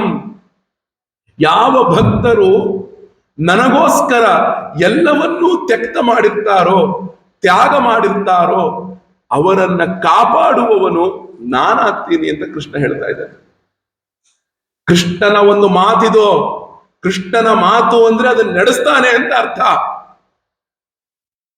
ಕೃಷ್ಣನ ಮಾತು ಅಂದ್ರೆ ನಡೆಸ್ತಾನೆ. ಯೋಗಕ್ಷೇಮಂ ವಹಾಮ್ಯಹಂ ಅನನ್ಯಾಶ್ಚಿಂತಯಂತೋ ಮಾಂ ಯೇ ಜನಾಃ ಪರ್ಯುಪಾಸತೆ ತೇಷಾಂ ನಿತ್ಯಾಭಿಯುಕ್ತಾನಾಂ ಯೋಗಕ್ಷೇಮಂ ವಹಾಮ್ಯಹಂ. ಯಾರು ನನ್ನನ್ನೇ ಸರ್ವಸ್ವ ಅಂತ ತಿಳಿದುಕೊಂಡಿರ್ತಾರೋ, ಯಾರು ನನ್ನಲ್ಲೇ ಆ ಭಾವವನ್ನು ಇಟ್ಟಿರ್ತಾರೋ, ನನ್ನನ್ನೇ ಚಿಂತಿಸ್ತಿರ್ತಾರೋ, ಅಂಥವರ ಎಲ್ಲಾ ಕೆಲಸಗಳನ್ನು ಕೂಡ ನಾನೇ ಮಾಡಿಕೊಡ್ತೇನೆ. ನಾನು ಅವ್ರನ್ನ ನೋಡ್ಕೊಳ್ತೇನೆ, ಅವ್ರ ಯೋಗವನ್ನು, ಕ್ಷೇಮವನ್ನು. ನಾನು ಹೊಸದಾಗಿ ವಸ್ತುಗಳನ್ನ ಕೊಂಡ್ಕೊಳ್ಳೋದನ್ನ ಯೋಗ ಅಂತ ಹೇಳ್ತೇವೆ. ಇರುವ ವಸ್ತುವನ್ನ ಕಾಪಾಡಿಕೊಳ್ಳುವುದನ್ನ ಕ್ಷೇಮ ಅಂತ ಹೇಳ್ತೇವೆ.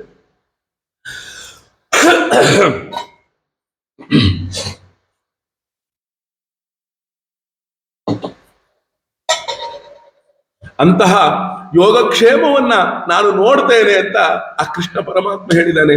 ಆಗ ಹೇಳ್ತಾರೆ ನೋಡಿ ಗೋಪಿಕೆಯರ ವಿಷಯವಾಗಿ, ಮಯಿತಾಹ ಪ್ರೇಯಸಾಂ ಪ್ರೇಷ್ಠೆ ದೂರಸ್ಥೆ ಗೋಕುಲ ಸ್ತ್ರೀಯ ಸ್ಮರಂತ್ಯೋಂಗ ವಿಮುಹ್ಯಂತಿ ವಿರಹಂ ಔತ್ಕಂಠ್ಯ ವಿಹ್ವಲಾಹ ಧಾರಯಂತಿ ಅತಿಕೃಚ್ಛ್ರೇಣ ಪ್ರಾಯಃ ಪ್ರಾಣಾನ್ ಕಥಂಚನ ಪ್ರತ್ಯಾಗಮನ ಸಂದೇಶೈಃ ಬಲ್ಲವ್ಯೋ ಮೇ ಮದಾತ್ಮಿಕಾಹ ಮಯಿತಾಹ ಪ್ರೇಯಸಾಂ ಪ್ರೇಷ್ಠಾಹ. ಜಗತ್ತೊಳಗೆ ಇಷ್ಟಪಡುವ ವಸ್ತುಗಳು ಯಾವುದಿದೆಯೋ, ಜಗತ್ತೊಳಗೆ ಯಾವ ವಸ್ತುಗಳನ್ನ ನಾವು ಇಷ್ಟಪಡ್ತೇವೋ ಅದಕ್ಕಿಂತ 100 ಪಟ್ಟು ಇಷ್ಟವನ್ನ ಅವರು ನನ್ನನ್ನ ಪಡ್ತಾರೆ. ಅವರು ನನ್ನನ್ನ ಪಡ್ತಾರೆ. ಆದ್ರಿಂದ ಅವರು ನಾನು ಬಹಳ ದೂರದಲ್ಲಿದ್ದೀನಿ ಅಂತ ಅವರು ಭಾವಿಸ್ತಾ ಇದ್ದಾರಪ್ಪ, ಬಹಳ ದುಃಖಿಸ್ತಾ ಇದ್ದಾರೆ. ಆದ್ರಿಂದ ನೀನ್ ಏನ್ ಮಾಡು ಅಂದ್ರೆ ಉದ್ಧವ, ಬಹಳ ಬೇಗ ನಾನು ಬಂದು ನಿಮ್ಮೆಲ್ಲರನ್ನು ನೋಡ್ತೀನಿ ಎಂಬ ಒಂದು ಸಂದೇಶವನ್ನ ಆ ಗೋಪಿಕೆಯರಿಗೆ ನೀನು ಕೊಡಪ್ಪ, ಗೋಪಿಕೆಯರಿಗೆ ನೀನು ಹೋಗಿ ಕೊಡು ಅಂತ ಕೃಷ್ಣ ಪರಮಾತ್ಮ ತನ್ನ ಪ್ರಿಯ ಮಿತ್ರನಾದ ಉದ್ಧವನಿಗೆ ಕಳಿಸ್ತಾನೆ. ಉದ್ಧವನಿಗೆ ಹೇಳಿ ಕಳುಹಿಸಿದಾಗ ಉದ್ಧವ ಹೊರಡುತ್ತಾನೆ. ಇತ್ಯುಕ್ತ ಉದ್ಧವೋ ರಾಜನ್ ಸಂದೇಶಂ ಭರ್ತುರಾದೃತಾಃ ಆದಾಯ ರಥಮಾರುಹ್ಯ ಪ್ರಯಯೌ ನಂದಗೋಕುಲಂ. ಪರೀಕ್ಷಿತನೇ ಆ ಭಗವಂತನ ಸಂದೇಶವನ್ನು ತಗೊಂಡು ಉದ್ಧವನು ಅತ್ಯಂತ ಪ್ರೇಮದಿಂದ ಆ ಭಗವಂತನ ಸಂದೇಶವನ್ನು ಹೊತ್ತುಕೊಂಡು ನಂದಗೋಕುಲಕ್ಕೆ ಅವನು ಬರ್ತಾನೆ. ಆ ಭಾಗ್ಯಶಾಲಿಯಾದ ಉದ್ಧವ ಸೂರ್ಯಾಸ್ತಕ್ಕೆ ಸರಿಯಾಗಿ ನಂದಗೋಕುಲಕ್ಕೆ ತಲುಪಿದ್ದಂತೆ. ಆ ಒಂದು ಸಮಯದಲ್ಲಿ ಹಸುಗಳು ಕಾಡಿನಿಂದ ವಾಪಸ್ಸು ಬರ್ತಾ ಇದ್ವಂತೆ. ಆ ಕೊರಸಿನಿಂದ ಏಳುವಂತಹ ಧೂಳಿನಿಂದ ಆ ಕೊರಸಿನಿಂದ ಏಳುವಂತಹ ಧೂಳಿನಿಂದ ಇಡೀ ವ್ರಜ ಆ ಧೂಳಿನಿಂದ ತುಂಬಿ ಹೋಗಿತ್ತಂತೆ, ತುಂಬಿ ಹೋಗಿತ್ತಂತೆ. ಅಷ್ಟೇ ಅಲ್ಲ, ಆ ಎಲ್ಲ ಹಸುಗಳು ಕೂಡ ಕೆಲವೊಂದು ದೊಡ್ಡ ದೊಡ್ಡ ಗೂಳಿಗಳು ಯುದ್ಧವನ್ನ ಮಾಡ್ತಾ ಇದೆಯಂತೆ. ಕೆಲವೆಲ್ಲ ಏನಾಗ್ಬಿಟ್ಟಿದೆ ಅಂದ್ರೆ ಸಂಜೆಯ ಸಮಯದಲ್ಲಿ ಆ ಹಾಲಿನ ಭಾರದಿಂದ ಅದರ ಕೆಚ್ಚಲುಗಳು ಕೆಳಗಡೆಗೆ ಜೋತು ಬಿದ್ದಿದೆಯಂತೆ. ಆ ಏನಕ್ಕೆ ಓಡ್ತಿದವೆ ಅಂದ್ರೆ ಆ ಕರುಗಳೆಲ್ಲವೂ ಕೂಡ ತಾಯಿ ಬಂತು ಅಂತ ಸಮೃದ್ಧಿಯಾಗಿ ಹಾಲು ಕುಡಿತಿದವಂತೆ. ನೋಡಿ, ಈ ಒಂದು ಮಾತನ್ನ ನೆನಪಿಟ್ಕೊಳ್ಳಿ. ಗೋಪಿಕೆಯರು, ಗೋಪಾಲಕರು ಹಾಲನ್ನ ಕರಿತಿದ್ರಂತೆ ಹಸುಗಳಿಂದ. ಹೆಂಗೆ ಕರಿತಿದ್ರಂತೆ ಗೊತ್ತಾ? ಫಸ್ಟ್ ಕರುವನ್ನ ಹಸುವಿನ ಸಮೀಪಕ್ಕೆ ಕಳಿಸ್ತಿದ್ರಂತೆ. ಆ ಕರು ತನ್ನ ಹೊಟ್ಟೆ ಭರ್ತಿ ಆಗುವಷ್ಟು ಹಾಲನ್ನ ಕುಡಿದು ಬಿಟ್ಟು ಅಮ್ಮನ ಬಾಯಿ ಹತ್ರ ಹೋಗಿ ನಿಂತ್ಕೊಳ್ಳುತ್ತಂತೆ. ಆಗ ತಾಯಿ ಆ ಕರುವನ್ನ ನೆಕ್ಕತ್ತಂತೆ. ಸಂಪೂರ್ಣವಾಗಿ ಹೊಟ್ಟೆ ತುಂಬಿದ್ಮೇಲೆ ಆ ಕರು ಏನ್ ಮಾಡುತ್ತಂತೆ, ಹಸುವಿನ ಮುಖದತ್ರ ಹೋಗಿ ನಿಲ್ಲುತ್ತಂತೆ. ಆ ಮುಖದತ್ರ ಹೋಗಿ ನಿಂತಹ ಹಸು ಆ ಕರುವಿನನ್ನ ಆ ಹಸು ನೆಕ್ಕತ್ತಂತೆ. ಆ ನೆಕ್ಕದಾಗ ಆ ಗೋಪಿಕೆಯರು ಬಂದು ಹಾಲನ್ನ ಕರ್ಕೊಳ್ಳೋರು. ನಮ್ಮ ತರಹ ಹೃದಯವೇ ಇಲ್ಲದಂಥವ್ರು ಆಗಿರ್ಲಿಲ್ಲ ಅವರು. ಕರು ಬಿಡೋದು, ಕೆಚ್ಚಲಿಗೆ ಹಾಲು ಇಳಿಸಿದ ತಕ್ಷಣ ದರ ದರ ದರ ದರ, ಅದಂತೂ ಗೊರಸಿಂದ ಹಿಂಗನ್ನತ್ತೆ, ಎಳೆದು ಕಟ್ಟ ಹಾಕಿ ಬಲವಂತವಾಗಿ ಹಾಲು ಕರ್ಕೊಳ್ಳೋದು. ಮತ್ತೆ ಅದನ್ನ ಏನು ಎಳೆದು ಎಳೆದು ಎಳೆದು ಎಳೆದು ಸೀಟಿ ಒಂದು ಡ್ರಾಪ್ ಹಾಲು ಬಂದಿಲ್ಲ ಅಂದಾಗ ಮತ್ತೆ ಕರುನ್ ಬಿಡೋದು. ನಮ್ಮಷ್ಟು ಕಠಿಣ ಹೃದಯಗಳು ಯಾರು ಇಲ್ಲ. ಕೃಷ್ಣ ಪರಮಾತ್ಮ ಇದೊಂದನ್ನು ತೋರಿಸಿ ಏನು ಲೆಕ್ಕ ಮಾಡ್ಕೊಳ್ಳಿ. ನಾವು ಹಸುವನ್ನ ಹಾಲನ್ನು ಹೆಂಗ ಕರ್ಕೊಬೇಕಪ್ಪ ಅಂದ್ರೆ, ಮೊದಲು ಪರಿಪೂರ್ಣವಾಗಿ ಕರು ತನಗೆ ಹೊಟ್ಟೆಗಾಗುವಷ್ಟು ಕುಡಿದ ನಂತರ ನಾವು ಅದನ್ನ ಸ್ವೀಕರಿಸ್ಬೇಕಂತೆ. ಆಯ್ತಲ್ಲ? ಆಮೇಲೆ ಏನಾಗುತ್ತೆ ಮುಂದೆ ಹೇಳ್ತಾರೆ. ಆ ರೀತಿಯಾಗಿ ಎಲ್ಲರೂ ಕೂಡ ಹಸು ಮನೆಗೆ ಹೋದ ಮೇಲೆ ಕೈ ತುಂಬ ಬಳೆಯನ್ನ ಹಾಕೊಂಡು ಆ ಗೋಕುಲಕ್ಕೆ, ವೃಂದಾವನಕ್ಕೆ ಕಾಲಿಟ್ಟ ತಕ್ಷಣವೇ ವೃದ್ಧವನ ಕಿವಿಗೆ ಬಿದ್ದಿದ್ದು ಏನು ಗೊತ್ತಾ? ಯಾವುದೋ ಒಬ್ಬಳು ಗೋಪಿ ಹಾಲನ್ನ ಕರಿಬೇಕಾದ್ರೆ ಕೃಷ್ಣನ ಕಥೆಯನ್ನ ಹಾಡು ಮೂಲಕ ಹೇಳ್ಕೊಂಡು ಹಾಲು ಕರಿತಾ ಇದ್ದಾಳಂತೆ. ಆ ಹಾಡು ಹೇಗಿದೆಯಪ್ಪ ಅಂದ್ರೆ, ಅವಳು ಕೈ ತುಂಬ ಬಳೆಯನ್ನು ಹಾಕೊಂಡಿದ್ದಾಳಂತೆ, ಕಿವಿಗೆ ಓಲೆಯನ್ನ ಹಾಕೊಂಡಿದ್ದಾಳಂತೆ. ಕರೆದಾಗ ಝಣ್ ಝಣ್ ಝಣ್ ಅಂತ ಶಬ್ದ ಬರ್ತಿದೆಯಂತೆ. ಆ ಹಾಡಿಗೆ ತಾಳ ಹಾಕೋ ಹಾಗೆ ಹೇಳ್ಕೊಂಡು ಅವಳು ಹಾಡನ್ನ ಹಾಲನ್ನ ಆ ವ್ಯಾಸರ ಚಿತ್ರಣ ನೋಡಿ ಕಣ್ಣು ಮುಚ್ಚಿಕೊಂಡ್ರೆ ಆ ವೃಂದಾವನ, ಆ ಗೋಪಿಕೆ, ಆ ಹಾಲನ್ನ ಕರೆಯೋದು, ಆ ಕೃಷ್ಣನ ಕಥೆ ಎಷ್ಟು ಚೆನ್ನಾಗಿ ಕಣ್ಣು ಮುಂದೆ ಬರುತ್ತೆ. ಆಗ ಏನಾಯ್ತು ಅಂದ್ರೆ, ತಕ್ಷಣ ಆ ಗೋಪಾಲಕರ ಮನೆಯಲ್ಲಿ ಅಗ್ನಿ, ಸೂರ್ಯ, ಅತಿಥಿ, ಗೋವು, ಬ್ರಾಹ್ಮಣ, ದೇವ ಪಿತೃಗಳ ಪೂಜೆಗಳು ಯಥಾವಿಧಿಯಾಗಿ ನಡೆದಿದ್ದಂತೆ. ಎಲ್ಲರ ಮನೆಯೂ ಕೂಡ ಪುಷ್ಪಗಳಿಂದ ಅಲಂಕೃತಗೊಂಡಿದ್ವಂತೆ, ಮನೋಹರವಾಗಿ ಇರುವಂಥದ್ದು ಆಗಿದ್ವಂತೆ. ಆಗ ಏನಾಯ್ತು, ಆ ಗೋಕುಲದ 4 ಕಡೆಯೊಳಗೂ ಕೂಡ ಆ ಒಂದು ಹೂದೋಟಗಳು ಇದ್ವಂತೆ, ಹಕ್ಕಿಗಳು ಚಿಲಿಪಿಲಿ ಚಿಲಿಪಿಲಿ ಗುಡ್ತಾ ಇದ್ವಂತೆ, ಹಂಸ ಕಾರಂಡ ಪಕ್ಷಿಗಳಿಂದ ವ್ಯಾಪ್ತವಾಗಿದ್ದಂತೆ. ಆಗ ಏನಾಯ್ತು, ಆ ಕೃಷ್ಣನ ಅನುಚರನು, ಅವನಿಗೆ ಅತ್ಯಂತ ಪ್ರಿಯನೂ ಆದ ಉದ್ಧವನು ಗೋಕುಲಕ್ಕೆ ಬಂದ ತಕ್ಷಣವೇ ನಂದಗೋಪ ಮುಂದಾಗಿ ಹೋಗಿ ಅವನನ್ನ ಏನ್ ಮಾಡ್ತಾನೆ ಅಂದ್ರೆ, ಸಾಕ್ಷಾತ್ ಕೃಷ್ಣನೇ ಬಂದಿದ್ದಾನೇನೋ ಅಂತ ಭಾವಿಸಿ, ಆ ಕೃಷ್ಣನೇ ಬಂದಿದ್ದಾನೇನೋ ಅಂತ ಭಾವಿಸಿ ಅತ್ಯಂತ ಪ್ರೀತಿಯಿಂದ ಅವನನ್ನ ಸ್ವಾಗತಿಸಿದ್ನಂತೆ. ನಂದಗೋಪನಿಗೆ ಗೊತ್ತಾಯ್ತಂತೆ ಉದ್ಧವ ಅಂತ.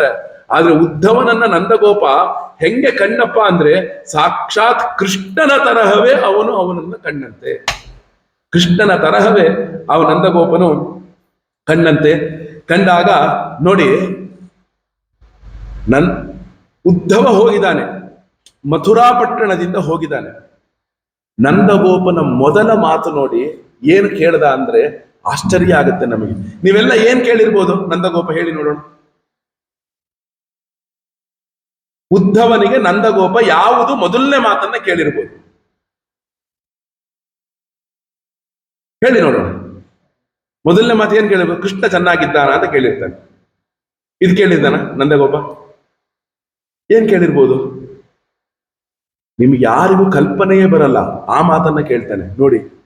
ಕಚ್ಚಿದಂಗ ಮಹಾಭಾಗ ಸಖಾನ ಶೂರನಂದನ ಆಸ್ತೆ ಕುಶಲ್ಯಪತ್ಯಾದ್ಯೈ ಯುಕ್ತೋ ಮುಕ್ತ ಸುಹೃದ್ರತಃ. ಅಪ್ಪ, ಮಥುರಾ ಪಟ್ಟಣದಲ್ಲಿ ನನ್ನ ಪ್ರಾಣ ಮಿತ್ರನಾದ ವಸುದೇವ ಸುಖವಾಗಿದ್ದಾನಪ್ಪ. ಶೂರನಂದನ ವಸುದೇವ ಹುಷಾರಾಗಿದ್ದಾನ ಅಂತ ಕೇಳ್ತಾನೆ. ಆದ್ಮೇಲೆ ವಸುದೇವನ ಮಕ್ಕಳು ಚೆನ್ನಾಗಿದ್ದಾರ ಕೇಳ್ತಾನೆ. ಮೊದಲು ಕೇಳಿದ್ದು ವಸುದೇವನ ಸೌಖ್ಯವನ್ನ. ಆನಂತರ ದಿಷ್ಟ್ಯಾ ಕಂಸೋ ಹತಃ ಪಾಪ ಸಾನುಗಾ ಸ್ವೇನ ಪಾಪ್ಮನ ಸಾಧೂನಾಂ ಧರ್ಮಶೀಲಾನಾಂ ಯದೂನಾಂ ದ್ವೇಷ್ಟಿಯ ಸದಾ. ಆ ಪಾಪಿಯಾದ ಕಂಸ ತನ್ನ ಪಾಪದ ಫಲಸ್ವರೂಪವಾಗಿಯೇ ಆ ಅನುಯಾಯಿಗಳ ಜೊತೆಗೆ ಮರಣವನ್ನು ಹೊಂದುತ್ತಾನೆ. ಇದು ಮಹಾ ಸೌಭಾಗ್ಯದ ವಿಷಯವೇ ಆಗಿದೆಯಪ್ಪ. ಸ್ವಭಾವದಿಂದಲೇ ಧಾರ್ಮಿಕನು ಸಾಧುವು ಆದಂತಹ ಯದುವಂಶೀಯರನ್ನ ಬಹಳ ದ್ವೇಷ ಮಾಡ್ತಾ ಇದ್ದ. ಇದಿಷ್ಟು ಕೇಳಿದ ಮೇಲೆ ಮುಂದಿನ ಮಾತು ಕೇಳಕ್ಕೆ ಹೋಗ್ತಾನೆ. ಆ ವಸುದೇವನ ಆ ನಂದಗೋಪನ ಕಂಠ ಕಟ್ಟು ಬಿಡುತ್ತೆ, ಮಾತೆ ಹೊರಡಲ್ಲ. ಆ ಮಾತು ನೋಡಿ ಹೇಗಿದೆ. ಅಪಿ ಸ್ಮರತಿನ ಕೃಷ್ಣ ಮಾತರಂ ಸುಹೃದ ಸಖೀನ್ ಗೋಪಾಲ್ ವ್ರಜಂ ಚ ಆತ್ಮಾನಂ ಆತ್ಮನಾಥಂ ಗಾವೋ ವೃಂದಾವನಂ ಗಿರಿ. ಅಪ್ಪ, ಆ ಕೃಷ್ಣ ನಮ್ಮನ್ನು ಸ್ಮರಿಸ್ಕೊಳ್ತಾನ? ಅಪ್ಪ ಅಮ್ಮ ಸಿಕ್ಕಿದ್ರು ಅಂತ ನಮ್ಮನ್ನೇನ್ ಮರ್ತಿಲ್ವ ಕೃಷ್ಣ? ಯಶೋದೆ ನೆನಪಿಸ್ಕೋತಾನ? ಅವನ ಸ್ನೇಹಿತರು ತುಂಬಾ ಜನ ಇದ್ದಾರಪ್ಪ ಇಲ್ಲಿ, ಅವರು ನೆನಪಿಸ್ಕೋತಾನ? ಈ ಗೋಪಿಕೆಯರನ್ನ ನೆನಪಿಸ್ಕೋತಾನ? ಈ ವ್ರಜಭೂಮಿಯನ್ನ ನೆನಪಿಸ್ಕೋತಾನ? ಅವನ ನಿಜವಾಗಲೂ ಕೂಡ ಅತ್ಯಂತ ಇಷ್ಟಪಡ್ತಾ ಇದ್ದಂತಹ ಈ ಹಸುಗಳನ್ನ ನೆನಪಿಸ್ಕೊತಾನ ಕೃಷ್ಣ? ಈ ಗಿರಿ ಗೋವರ್ಧನವನ್ನು ನೆನಪಿಸ್ಕೊತಾನ? ಈ ಯಮುನಾ ನದಿ ತೀರವನ್ನು ನೆನಪಿಸ್ಕೊತಾನ? ಯಾವತ್ತಾದ್ರೂ ಕೃಷ್ಣ ನಾನು ವ್ರಜದಲ್ಲಿದ್ದೆ, ನಮ್ಮ ಅಪ್ಪ ಅಮ್ಮ ಹಿಂಗ್ ನೋಡ್ಕೋತಾ ಇದ್ರು ನನ್ನ ಅಂತ ಯಾವತ್ತಾದ್ರೂ ನೆನಪಿಸ್ಕೊತಾನ ಕೃಷ್ಣ? ಆ ಇಷ್ಟು ವರ್ಷಗಳ ಕಾಲ ಮಕ್ಕಳೇ ಇಲ್ಲ ಅಂತ ಪಡೆದಿದ್ದ ನಂದಗೋಪ ಮಗುವನ್ನ ಅವನು ವಸುದೇವನಿಗೆ ಏನ್ ಹೇಳಿರ್ತಾನೆ? ಮಕ್ಕಳೇ ಇಲ್ಲಪ್ಪ ನನಗೆ ಮಕ್ಕಳೇ ಆಗಲ್ಲ ಅಂತ ಅನ್ಕೊಂಡಿದ್ದೆ ವಸುದೇವ, ಭಗವಂತನ ಅನುಗ್ರಹದಿಂದ ಒಂದ್ ಮಗು ಹುಟ್ಟಿತು ಅಂತ ಹೇಳಿರ್ತಾನೆ. ಆ ಯಶೋದೆ ಹೆಂಗ್ ಸಾಕಿರ್ತಾಳೆ? ಯಶೋದೆ ಹೆಂಗ್ ಸಾಕಿರ್ತಾಳೆ ಕೃಷ್ಣನನ್ನ? ಎಷ್ಟು ಪ್ರೇಮದಿಂದ ನೋಡ್ಕೊಂಡಿರ್ತಾಳೆ. 12 ವರ್ಷ ಆದ ತಕ್ಷಣ ಈ ಕೃಷ್ಣ ನನ್ ಮಗ ಅಲ್ಲ, ಇವನು ಈ ಕೃಷ್ಣ ವಸುದೇವನ ಮಗ ಅಂತ ಆಯ್ತು ಅಂದ್ರೆ ಆ ಅಪ್ಪ ಅಮ್ಮನಿಗೆ ಏನಾಗ್ಬೇಕು ಹೃದಯ ನೋಡಿ. ಅಪಿಸ್ಮರತಿನ ಕೃಷ್ಣ, ಈ ಶ್ಲೋಕ ಓದ್ದಾಗೆಲ್ಲವೂ ಕೂಡ ಹೃದಯ ಭಾರ ಆಗುತ್ತೆ. ಯಾವ ತಂದೆ ತಾಯಿಗೂ ಕೂಡ ಈ ದುಃಖ ಬರದೇ ಇರಲಿ, ಯಾವ ತಂದೆ ತಾಯಿಗೂ ಈ ದುಃಖ ಬರದೇ ಇರಲಿ. ಹೇಳ್ತಾರೆ, ಅಪ್ಪ ನನ್ನ ನೆನಪಿಸ್ಕೋದಾನ? ಯಾಕೆ? ಅಪ್ಯಯಾಸ್ಯತಿ ಗೋವಿಂದ ಸ್ವಜನಾನ್ ಸುಕೃತೀಕ್ಷುತಂ ತರ್ಹಿ ದ್ರಕ್ಷ್ಯಾಮ ತದ್ವಕ್ತ್ರಂ ಸುನಾಸಂ ಸುಸ್ಮಿತೇಕ್ಷಣಂ. ಉದ್ಧವ, ನಾನು ಏನ್ ಮಾಡ್ತೀನಿ ಗೊತ್ತಾ? ಈಗಲೂ ಕೂಡ ಕೃಷ್ಣ ಇಲ್ಲ ಅಂತ ಅನ್ಕೊಂಡೇ ಇಲ್ಲ ಕಣೋ. ಕೃಷ್ಣ ಇಲ್ಲ ಅಂತ ಅನ್ಕೊಂಡೇ ಇಲ್ಲ. ನಾನು ಯಾವ ಜಾಗದಲ್ಲಿ ಈ ವ್ರಜದೊಳಗೆ ಯಾವ ಜಾಗ ನೋಡಿದ್ರು ಕೂಡ ಕೃಷ್ಣ ಅಲ್ಲೇನೋ ಮಾಡಿ ಹೋಗಿದ್ದಾನೆ. ಅದನ್ನ ನೋಡಿದಾಗೆಲ್ಲ ಅಯ್ಯೋ ಕೃಷ್ಣ ಇಲ್ಲೇ ಪೂತನಿ ಮೇಲೆ ಬಿದ್ದಿದ್ದ, ಕೃಷ್ಣ ಅಯ್ಯೋ ಇಲ್ಲೇ ಮಲಗಿದಾಗ ಶಕಟಾಸುರನನ್ನ ಎತ್ತಾಕಿದ್ದ, ಅಯ್ಯೋ ಇಲ್ಲೇ ಮಲಗಿದ್ದ ಕೃಷ್ಣ, ಇದೇ ಕೃಷ್ಣನ್ ತೊಟ್ಲು. ನಮ್ಮನಲ್ಲಿ ಎಲ್ಲಿ ನೋಡಿದ್ರು ಕೂಡ ಕೃಷ್ಣನ ನೆನಪೇ ಕಣೋ. ಆ ಕೃಷ್ಣ ನಮ್ಮೊಟ್ಟಿಗೆ ಇದ್ದಾನೆ ಅಂತ ನಾನು ಅನ್ಕೊಂಡಿದ್ದೀನಿ ಹೊರತು ಕೃಷ್ಣ ದೂರ ಹೋಗಿದ್ದಾನೆ ಅಂತ ಅನ್ಕೊಂಡಿಲ್ಲ. ಯಾವಾಗ್ಲೂ ಕೂಡ ನಾನು ಆ ಕೃಷ್ಣನ ಸ್ಮರಣೆಯೊಳಗೆ ಇರುವಂತವನಾಗ್ತೇನೆ. ಯಾಕೆ? ಅವನು ಆ ಕೃಷ್ಣನು ಆ ಜಲಕ್ರೀಡೆ ಆಡಿದಂತಹ ನದಿಯನ್ನು ನೋಡುವಾಗ ಒಂದೇ ಕೈಯೊಳಗೆ ಗಿರಿರಾಜ ಗೋವರ್ಧನವನ್ನ ಎಸೆದಾಗ, ಆ ಗೋವುಗಳನ್ನ ಮೇಯಿಸ್ತಾ ಇದ್ದಾಗ, ಆ ಕೊಳಲನ್ನ ನುಡಿಸ್ತಾ ಇದ್ದಾಗ, ಆ ವೃಂದಾವನದೊಳಗೆ ತನ್ನ ಸ್ನೇಹಿತರೊಂದಿಗೆ ವಿಧವಾದ ಆಟವನ್ನ ಆಡ್ತಾ ಇದ್ದಾಗ ಆ ನೋಡುವಾಗ ಇನ್ನೂ ಅಳಿಯದೆ ಆ ಒಂದು ಎಂಥದ್ದು ಅವನು ಸ್ಮರಣೆ ಆಗೇ ಇರ್ತಾನೆ. ಉದ್ಧವ ಬಾಯಿಲಿ ಅಂತ ಕೈ ಹಿಡಿದು ಕರ್ಕೊಂಡು ಹೋಗ್ತಾನೆ. ಕೈ ಹಿಡಿದು ಕರ್ಕೊಂಡು ಹೋಗಿ ಒಂದು ಮರಳ ಹತ್ರ ಕರ್ಕೊಂಡು ಹೋಗ್ತಾನೆ. ಆ ಮರಳಲ್ಲಿ ಆ ಕೃಷ್ಣನ ಪಾದ ಚಿಹ್ನೆ ಬಿದ್ದಿರುತ್ತೆ. ಆ ಪಾದ ಚಿಹ್ನೆಯನ್ನ ಯಶೋಧ ಮತ್ತು ನಂದಗೋಪ ರಕ್ಷಣೆ ಮಾಡಿ ಇಟ್ಟಿರ್ತಾರೆ, ಅಲ್ಲಿ ಯಾರು ಬೇರೆಯವರು ತುಳಿಬಾರ್ದು ಅಂತ. ಉದ್ಧವ ನೋಡು, ನನ್ನ ಕೃಷ್ಣ ಇಲ್ಲೇ ಆಡಿದ್ದು, ಅವನ್ ಪಾದ ಚಿಹ್ನೆ ನೋಡಿಲ್ಲ, ಇನ್ನೂ ಹಂಗೆ ಇಟ್ಕೊಂಡಿದ್ದೀನಿ ನಾನು. ಆ ಪಾದ ಚಿಹ್ನೆ ಏನು ಅಳಿದೆ, ಅಳಿಸ್ತಾ ಇಟ್ಕೊಂಡಿದ್ದೀನಿ. ನೋಡು ನೋಡು, ಶಂಖ ನೋಡು, ಪದ್ಮ ನೋಡು, ಕೌಮುದಕ್ಕೆ ಇದು ನೋಡು, ನೋಡು ಇದು ಕೃಷ್ಣನ ಪಾದ ಚಿಹ್ನೆ ಅಪ್ಪ. ಇದನ್ನ ನೋಡ್ಕೊಂಡು ಕೃಷ್ಣ ನಮ್ ಜೊತೆನೇ ಇದ್ದಾನೆ ಅಂತ ನಾನು ಸಂತೋಷವಾಗಿದ್ದೀನಪ್ಪ, ಸಂತೋಷವಾಗಿದ್ದೀನಿ. ಅಷ್ಟೇ ಅಲ್ಲ ನೋಡಪ್ಪ, ಗರ್ಗಾಚಾರ್ಯರು ಹುಟ್ಟದ ಹಾಗೆ ನನಗೆ ಹೇಳಿದ್ರು, ಇವನು ವಸುದೇವನ ಅಂಶದಿಂದ ಹುಟ್ಟಿದಾನೆ ಅಂತ. ಇವನು ನಾರಾಯಣ ಅಂತ ಗರ್ಗಾಚಾರ್ಯರು ಹುಟ್ಟದಾಗೆ ನನಗೆ ಹೇಳಿದ್ರು. ಆಗ್ಲಿ ಏನೇ ಆದ್ರೂ ಕಂಸನನ್ನ ನೋಡಿ, ಕಂಸ ಅಂದ್ರೆ ಯಾರು ಅಂತ ಹೇಳ್ತಾರೆ, 10,000 ಆನೆಗಳ ಶಕ್ತಿ ಇತ್ತಂತೆ ಕಂಸನಿಗೆ. 10,000 ಆನೆಗಳ ಶಕ್ತಿ ಇತ್ತಂತೆ ಕಂಸನಿಗೆ. ಅಂತಹ ಕಂಸನನ್ನ ಆ ಕೃಷ್ಣ ಸದೆ ಬಡದ್ನಲ್ಲ, ಆ ಕೂಲೆಯ ಪೀಡ ಗಜವನ್ನ ಇಬ್ಬರೂ ಸೇರಿ ಇಡೀ ಕಂಸನ ಒಂದು ಆಧಿಪತ್ಯವನ್ನೇ ಕೊನೆ ಮಾಡಿದ್ರಲ್ಲ, ಆ ಕೃಷ್ಣ ನಮ್ಮನ್ನೆಲ್ಲ ನೆನಪಿಸ್ಕೋತಾನಪ್ಪ. ಮತ್ತೆ ನೋಡಿ ಕರ್ಕೊಂಡು ಹೋಗ್ತಾನೆ. ಕರ್ಕೊಂಡು ಹೋದಾಗ ಕೃಷ್ಣ ಹೆಂಗೆ, ಈಗ ನೋಡಿ ಆ ಕೃಷ್ಣನನ್ನ ಹೆಂಗ್ ಸಾಕಿದ್ವಿ ಗೊತ್ತಾ? ಕೃಷ್ಣನನ್ನ ನಾವು ಯಾವ ರೀತಿ ನೋಡ್ಕೊಂಡಿದ್ವಿ ಗೊತ್ತಾ? ಹೇಳ್ಬೇಕ ನಾವು? ಆ ಒಂದು 3 ತಾಳೆ ಮರದಷ್ಟು ಎತ್ತರ ಇದ್ದಂತಹ ಶಿವಧನುಸ್ಸನ್ನ ಒಂದೇ ಸಲ ಎತ್ತಿ ಮುರ್ದ ಅಂದ್ರೆ ಹೆಂಗ್ ನೋಡ್ಕೊಂಡಿದೀವಿ, ಹೆಂಗ್ ಸಾಕಿದೀವಿ, ಎಷ್ಟು ಶಕ್ತಿ ಇದೆ ಅವನಿಗೆ. ಅಷ್ಟೇ ಅಲ್ಲ, ಆ ಮುಂದೆ ಕೃಷ್ಣ ಏನಂತ ಅನ್ಕೊಂಡಿದ್ಯಪ್ಪ, ಬಾಯಿಲಿ ಉದ್ಧವ ಬಾಯಿಲಿ. ನೋಡಿ, ಉದ್ಧವನಿಗೆ ಅವನು ಮಾತನ್ನ ಆಡಕ್ಕೆ ಬಿಡ್ತಾ ಇಲ್ಲ ನಂದಗೋಪ. ಆ ಕೃಷ್ಣ ಅನ್ನೋದು ಅವನು ಹೃದಯದಲ್ಲಿ ಹಂಗ ತುಂಬಿಬಿಟ್ಟಿದ್ದಾನೆ. ಬಾಯಿಲಿ.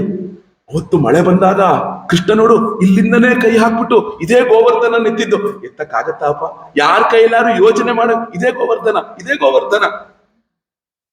ಆ ನಂದಗೋಪ ಆ ಗೋವರ್ಧನ ಎತ್ತಿದ್ದನ್ನ ತೋರಿಸ್ತಾನೆ. ದೊಡ್ಡ ದೊಡ್ಡ ದೈತ್ಯರೆಲ್ಲರನ್ನೂ ಕೂಡ ನಮ್ಮ ಕಣ್ಣು ಮುಂದೆ ನೋಡ್ತಾ ನಾಶ ಮಾಡ್ಬಿಟ್ಟ ಅಂತ ಹೇಳಿ ಅವ್ರು ಹೇಳಿದಾಗ, ಆ ಒಂದು ನೋಡಿ ಹೇಳ್ತಾನೆ, ಇತಿ ಸಂಸ್ಮೃತ್ಯ ನಂದಃ ಕೃಷ್ಣಾನುರಕ್ತಧೀಹಿ ಅತ್ಯುತ್ಕಂಠ ಅಭೂತೂಷ್ಣಿಂ ಪ್ರೇಮ ಪ್ರಸರ ವಿಹ್ವಲಃ. ಮುಂದಿನ ಮಾತು ಕೃಷ್ಣನ ವಿಷಯದಲ್ಲಿ ನಂದಗೋಪನ ಬಾಯಿಂದ ಬರ್ತಾನೆ ಇಲ್ವಂತೆ. ನಂದಗೋಪ ಸುಮ್ಮನಾದ್ರೂ ಕೂಡ ಆ ಕೃಷ್ಣನ ಎಲ್ಲಾ ಆಲೋಚನೆಗಳು ಕಣ್ಮುಂದೆ ಬರ್ತಾ ಇದೆಯಂತೆ. ಅತ್ಯುತ್ಕಂಠ ಭವತ್ತೂಷ್ಣಿಂ, ಕೇವಲ ಕಣ್ಣೀರು ಮಾತ್ರ ಬರ್ತಾ ಇದೆಯಂತೆ. ಕಣ್ಣೀರು ಮಾತ್ರ ಬಂದು ನಂದಗೋಪ ಸುಮ್ಮನಾಗ್ಬಿಟ್ಟಂತೆ. ಪ್ರೇಮ ಪ್ರಸರ ವಿಹ್ವಲ. ಆಗ ತಕ್ಷಣ ಯಶೋಧಾವರ್ಣ್ಯಮಾನಾನಿ ಪುತ್ರಸ್ಯ ಚರಿತಾನಿ ಚ ಶೃಣ್ವಂತ್ಯೋ ಅಶೃಣ್ಯವಾ ಸಾಕ್ಷೀತ್ ಸ್ನೇಹಸ್ತುತ ಪಯೋಧರ. ಕೃಷ್ಣನಿಗೆ 12 ವರ್ಷ. ಆ ಯಶೋಧಾ ತಾಯಿ ಕೃಷ್ಣ ಅಂತ ಅಂದುಕೊಂಡ್ರೆ ಅವಳ ಎದೆ ಭಾರ ಆಗಿ ಹಾಲು ಉಕ್ಕೋದಿಕ್ಕೆ ಶುರುವಾಯ್ತಂತೆ. ಯಾವುದೇ ಒಬ್ಬಳು ತಾಯಿಗೆ ಮಗನಿಗೆ ಎಷ್ಟೇ ವಯಸ್ಸಾದ್ರೂ ಕೂಡ, ನಮ್ಮ ಚಿಕ್ಕಪ್ಪ, ನಮ್ಮ ಅಮ್ಮನ ತಂಗಿ ಗೀತಾ ಅಂತ, ಅವರಿಗೆ ನಾವು ಅವ್ರನ್ನ ಅನಂತ ಪದ್ಮನಾಭ ಅಂತ ಹೆಸರು, ನಮ್ಮ ಚಿಕ್ಕಪ್ಪನ ಹೆಸರು. ಅವರಿಗೆ ಸುಮಾರು ಒಂದು 65 ವರ್ಷ ಅವರ ತಂದೆ ತಾಯಿ ಒಬ್ಬರಿಗೊಂದು 90 ವರ್ಷ, ಇನ್ನೊಬ್ಬರಿಗೊಂದು 85 ವರ್ಷ. ಅವರಿಗೆ ಪಾಪಣ್ಣ ಅಂತ ಕರೀತಾರೆ ಅವರ ಅಪ್ಪ ಅಮ್ಮ. ನೋಡಿ, ಅವರಿಗೆ 65 ವರ್ಷ ವಯಸ್ಸು. ಗೀತಾ, ಪಾಪಣ್ಣ ಬಂದೇನೆ, ತಿನ್ನೇನೆ, ಏನ್ ತಿನ್ನೆ ಪಾಪಣ್ಣ? ನಮ್ ಚಿಕ್ಕಮ್ಮ ಅವ್ರೇನ್ ಸಣ್ಣ ಹುಡುಗರ, ತಿಂತಾರೆ ಬಿಡಿ ಅವ್ರಿಗೆ ಹಸ್ತ್ರೆ ಅಂತ ಅವರಮ್ಮಂಗೆ ಹೇಳೋದು. ಯಾರು? ಅವ್ರ ಅತ್ತೆಗೆ ಹೇಳೋದು ನಮ್ ಚಿಕ್ಕಮ್ಮ. ಆದ್ರೆ ಅವರಮ್ಮಂಗೆ ಏನ್ ಹೇಳಿ, ಅವ್ರಿಗೆ 65 ವರ್ಷ ಆದ್ರೂ ಕೂಡ ಅವ್ರ ಅಮ್ಮನಿಗೆ ಅವರು ಪಾಪಣ್ಣನೇ. ಅವ್ರ ಅಮ್ಮನಿಗೆ ಅವ್ರೇನು, ನನಗ್ 40 ವರ್ಷ ಆಯ್ತು ಅಂತ ನಮ್ಮ ಅಮ್ಮನಿಗೆ ನಾನು ಬೇರೆ ಆಗಕ್ ಸಾಧ್ಯನಾ? ನನಗೇನು ಬೇಕೋ ಅದನ್ನೇ ಮಾಡಿಕೊಡ್ತಾರೆ. ನೆನ್ನೆ ನಾನು ನೋಡಿದೆ, ನಿಮ್ಮಮ್ಮ ಎಷ್ಟು ಗೋಳು ಹೊಯ್ಕೋತಿದ್ರು ಗೊತ್ತಾ? ಬೆಳಗ್ಗಿಂದ ಏನು ತಿಂದಿಲ್ಲ ಅವನು, ಬೆಳಗ್ಗಿಂದ ಏನು ತಿಂದಿಲ್ಲ ಅಂತ 4 ಸಲ ಹೇಳಿದ್ರು. ಆನಂದೋ, ನಿಮಗೆ ಹೇಳ್ತಾ ಇರೋದು ನಾನು ಇಲ್ಲೇ ಓದ್ತಾ ಕೂತಿದ್ದೀನಿ. ಅವ್ನು ಬೆಳಗ್ಗಿಂದ ಏನು ತಿಂದಿರ್ಲಿಲ್ಲ, ಆನಂದ ಬೆಳಗ್ಗಿಂದ ಏನು ತಿಂದಿರ್ಲಿಲ್ಲ ಅಂತ 4 ಸಲ ಹೇಳಿದ್ರು ನಿಮ್ಮಮ್ಮ. ಇದೆ ಈಗ ನಿಮಗೆ 50 ವರ್ಷ 40 ವರ್ಷ ಆಗಿದೆ ಅಂದ್ರೆ ನಿಮ್ಮ ಅಮ್ಮನಿಗೆ ದೊಡ್ಡ ಹುಡುಗ ಅಂತ ಅರ್ಥನ? ಯಾವತ್ತು ನಿಮ್ಮಮ್ಮನಿಗೆ ನೀವು ಆನಂದನೇ. ನೋಡಿ, ಈ ಮಾತನ್ನ ಕೇಳಬೇಕಾದಾಗ ಆ ಯಶೋಧ ಏನ್ ಮಾಡ್ತಾಳೆ ಗೊತ್ತಾ? ಏನೋ ಹೇಳಬೇಕು ಅಂತ ಹೋಗ್ತಾ ಇದ್ದಾಳಂತೆ, ಮಾತೆ ಹೊರಗೆ ಬರ್ತಿಲ್ವಂತೆ. ಯಾವತ್ತೂ ತಿಳ್ಕೊಳ್ಳಿ, ಹೇಳಿದ್ರೆ ಅದು ಮಾತಾಗತ್ತೆ, ಮೌನ ಇದೆಯಲ್ಲ ಅದು 1000 ಮಾತನ್ನ ಹೇಳುತ್ತೆ ಅಂತ. ಮೌನ ಇದೆಯಲ್ಲ ಅದು 1,000 ಮಾತನ್ನ ಹೇಳುತ್ತಂತೆ. ನಾನು ಏನೋ ಹೇಳಬೇಕು ಅಂತ ಹೋಗ್ತೇಳೆ ಯಶೋಧ, ಆದ್ರೆ ಅವಳು ಕಂಠ ಕಟ್ಟುಬಿಟ್ಟು ಏನಾಗಿದೆ, ಆ ಮಾತಲ್ಲೇ ನಿಂತೋಯ್ತಂತೆ. ತಯೋರಿತ್ತಂ ಭಗವತಿ ಕೃಷ್ಣೇ ನಂದ ಯಶೋದಯೋ ವೀಕ್ಷ್ಯ ಅನುರಾಗಂ ಪರಮಂ ನಂದ ಮಹೋತ್ತವೋ ಮುದ. ಆ ಕೃಷ್ಣನ ಮೇಲಿಟ್ಟಿರುವಂತಹ ಆ ಪ್ರೇಮ ಭಾವನೆಯನ್ನ ನೋಡಿ ಆ ಉದ್ಧವನಿಗೂ ಕಣ್ಣೀರು ನಿಲ್ತಾ ಇರುವಂತೆ. ಆ ಉದ್ಧವನೂ ಕೂಡ ಕಣ್ಣೀರು ಹಾಕೊಂಡು ದೀರ್ಘದಂಡ ನಮಸ್ಕಾರ ಮಾಡಿಬಿಟ್ಟಂತೆ. ಆ ನಂದಗೋಪ ಯಶೋದೆಗೆ ದೀರ್ಘದಂಡ ನಮಸ್ಕಾರವನ್ನು ಮಾಡಿಬಿಟ್ಟಂತೆ. ಮಾಡಿ ಉದ್ಧವ ಹೇಳ್ತಾನೆ ಕೇಳಿ, ಯುವಾಂ ಶ್ಲಾಘ್ಯತಮೋ ನೂನಂ ದೇಹಿನಾಮಿಹ ಮಾನದ ನಾರಾಯಣೇ ಅಖಿಲ ಗುರು ಯತ್ಕೃತ ಮತಿರೀದೃಶಿ. ನಂದಗೋಪನೆ, ನೀವಿಬ್ಬರೂ ಕೂಡ ಶರೀರವನ್ನ ಧಾರಣೆ ಮಾಡಿರುವಂತಹ ಮನುಷ್ಯರಲ್ಲಿಯೇ ಸರ್ವಶ್ರೇಷ್ಠ ಮನುಷ್ಯರು ಅಂತ ನಾನು ಭಾವಿಸ್ತೇನೆ. ನೀವಿಬ್ಬರೂ ಕೂಡ ಏನಾಗಿದ್ದಾರೆ ಹೇಳಿ, ಶರೀರವನ್ನ ಧಾರಣೆ ಮಾಡಿರುವಂತಹ ಮನುಷ್ಯರಲ್ಲಿಯೇ ಸರ್ವಶ್ರೇಷ್ಠ ಮನುಷ್ಯರು ಅಂತ ನಾನು ಭಾವಿಸ್ತೀನಪ್ಪ. ಯಾಕೆ ಅಂದ್ರೆ ಆ ಅಖಿಲ ಗುರು ಆಗಿರುವಂತಹ ನಾರಾಯಣನೊಳಗೆ ಇಂತಹ ಒಂದು ಪುತ್ರ ವಾತ್ಸಲ್ಯವನ್ನ ನೀವು ಧಾರಣೆ ಮಾಡಿದಿರಲ್ಲ, ನಿಜವಾಗಲೂ ಕೂಡ ನೀವು ಸರ್ವಶ್ರೇಷ್ಠರಾದಂತಹ ಆ ಒಂದು ಮನುಷ್ಯರಾಗಿದ್ದೀರಾ, ತಂದೆ ತಾಯಿಗಳಾಗಿದ್ದೀರಾ. ಹೇಳ್ತಾರೆ, ಆಗಮಿಷ್ಯತಿ ದೀರ್ಘೇಣ ಕಾಲೇನ ಪ್ರಜಮಚ್ಯುತಃ ಪ್ರಿಯಂ ವಿಧಾಸ್ಯತೆ ಪಿತ್ರೋಹೋ ಭಗವಾನ್ ಸಾತ್ವದಂಪತಿ. ಆ ಭಕ್ತವತ್ಸಲನಾದಂತಹ ಯದುವಂಶ ಶಿರೋಮಣಿ ಆ ಭಗವಂತ ಶ್ರೀಕೃಷ್ಣನು ಕೆಲವೇ ದಿವಸಗಳಲ್ಲಿ, ಅವ್ರು ನೋಡಿ ಉದ್ಧವ ಹೇಳೋ ಮಾತು, ನಾನ್ ನೆನಪಿದ್ದೀನ, ಈ ವ್ರಜ ನೆನಪಿದೀಯಾ ಅವನು? ಯಾಕಂದ್ರೆ ಅವಾಗ ದನ ಕಾಯೋನ್ ಮಗ ಅಪ್ಪ ಕೃಷ್ಣ. ಆ ನಂದಗೋಪನ ಹೃದಯದ ಭಾರ ನೋಡಿ ಎಷ್ಟಿದೆ. ಕೃಷ್ಣ ಇಲ್ಲಿದ್ದಾಗ ಅವನು ದನ ಕಾಯೋನು ಮಗ, ಈಗ ಮಹಾರಾಜನ ಮಗ ಆದ್ಮೇಲೆ ನಮ್ಮಪ್ಪ ದನ ಕಾಯೋನು ಅಂತ ನೆನಪಿಸ್ಕೋತಾನಪ್ಪ.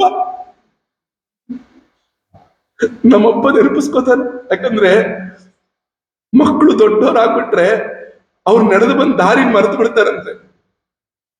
ಅವರ ನಡೆದು ಬಂದ ದಾರಿಯನ್ನ ಅವ್ರು ಮರ್ತು ಬಿಡ್ತಾರಂತೆ. ಅವ್ರ ತಂದೆ ತಾಯಿ ಇವರು ಅಂತ ಹೇಳ್ಕೊಳಕ್ಕೆ ನಾಚಿಕೆ ಪಡುವಷ್ಟು ದೊಡ್ಡವರಾಗ್ಬಿಡ್ತಾರಂತೆ ಅವ್ರು. ಏನ್ ಹೇಳಿ, ನಮ್ ತಂದೆ ತಾಯಿ ಇವರು ಅಂತ. ಇವರು ಯಾರು? ಮಾಸ್ತಿ ವೆಂಕಟೇಶ ಅಯ್ಯಂಗಾರ್ ಅವರು ನವರಾತ್ರಿ ಕಥೆಗಳು ಅಂತ ಒಂದು ಪುಸ್ತಕ ಬರೆದಿದ್ದಾರೆ. ನವರಾತ್ರಿ ಕಥೆಗಳು ಅಂತ ಸಿಕ್ಕರೆ ಓದಿ, ಬಹಳ ಒಳ್ಳೆ ಪುಸ್ತಕ ಅದು. ಅದ್ರೊಳಗೆ ಒಂದು ಕಥೆ ಬರುತ್ತೆ, ತಾಯಿ ಪ್ರೀತಿ ಅಂತ. ಕಥೆ ಹೆಸರು ತಾಯಿ ಪ್ರೀತಿ ಅಂತ. ಒಬ್ಬ ಏನಾಗುತ್ತೆ ಅಂದ್ರೆ, ಒಬ್ಬ ಹುಡುಗ ಶಾಲೆ ಕಳಿಸ್ತಾರೆ, ಅವರಮ್ಮ ಕಳಿಸ್ತಾರೆ, ಬಹಳ ಚಂದ ರೆಡಿ ಮಾಡಿ ಕಳಿಸ್ತಿರ್ತಾರೆ. ಅವನ್ನ ಎಲ್ಲ ಐರನ್ ಮಾಡಿ ರೆಡಿ ಮಾಡಿ ಎಲ್ಲ ಮಾಡಿ ಕಳಿಸ್ತಿರ್ತಾರೆ.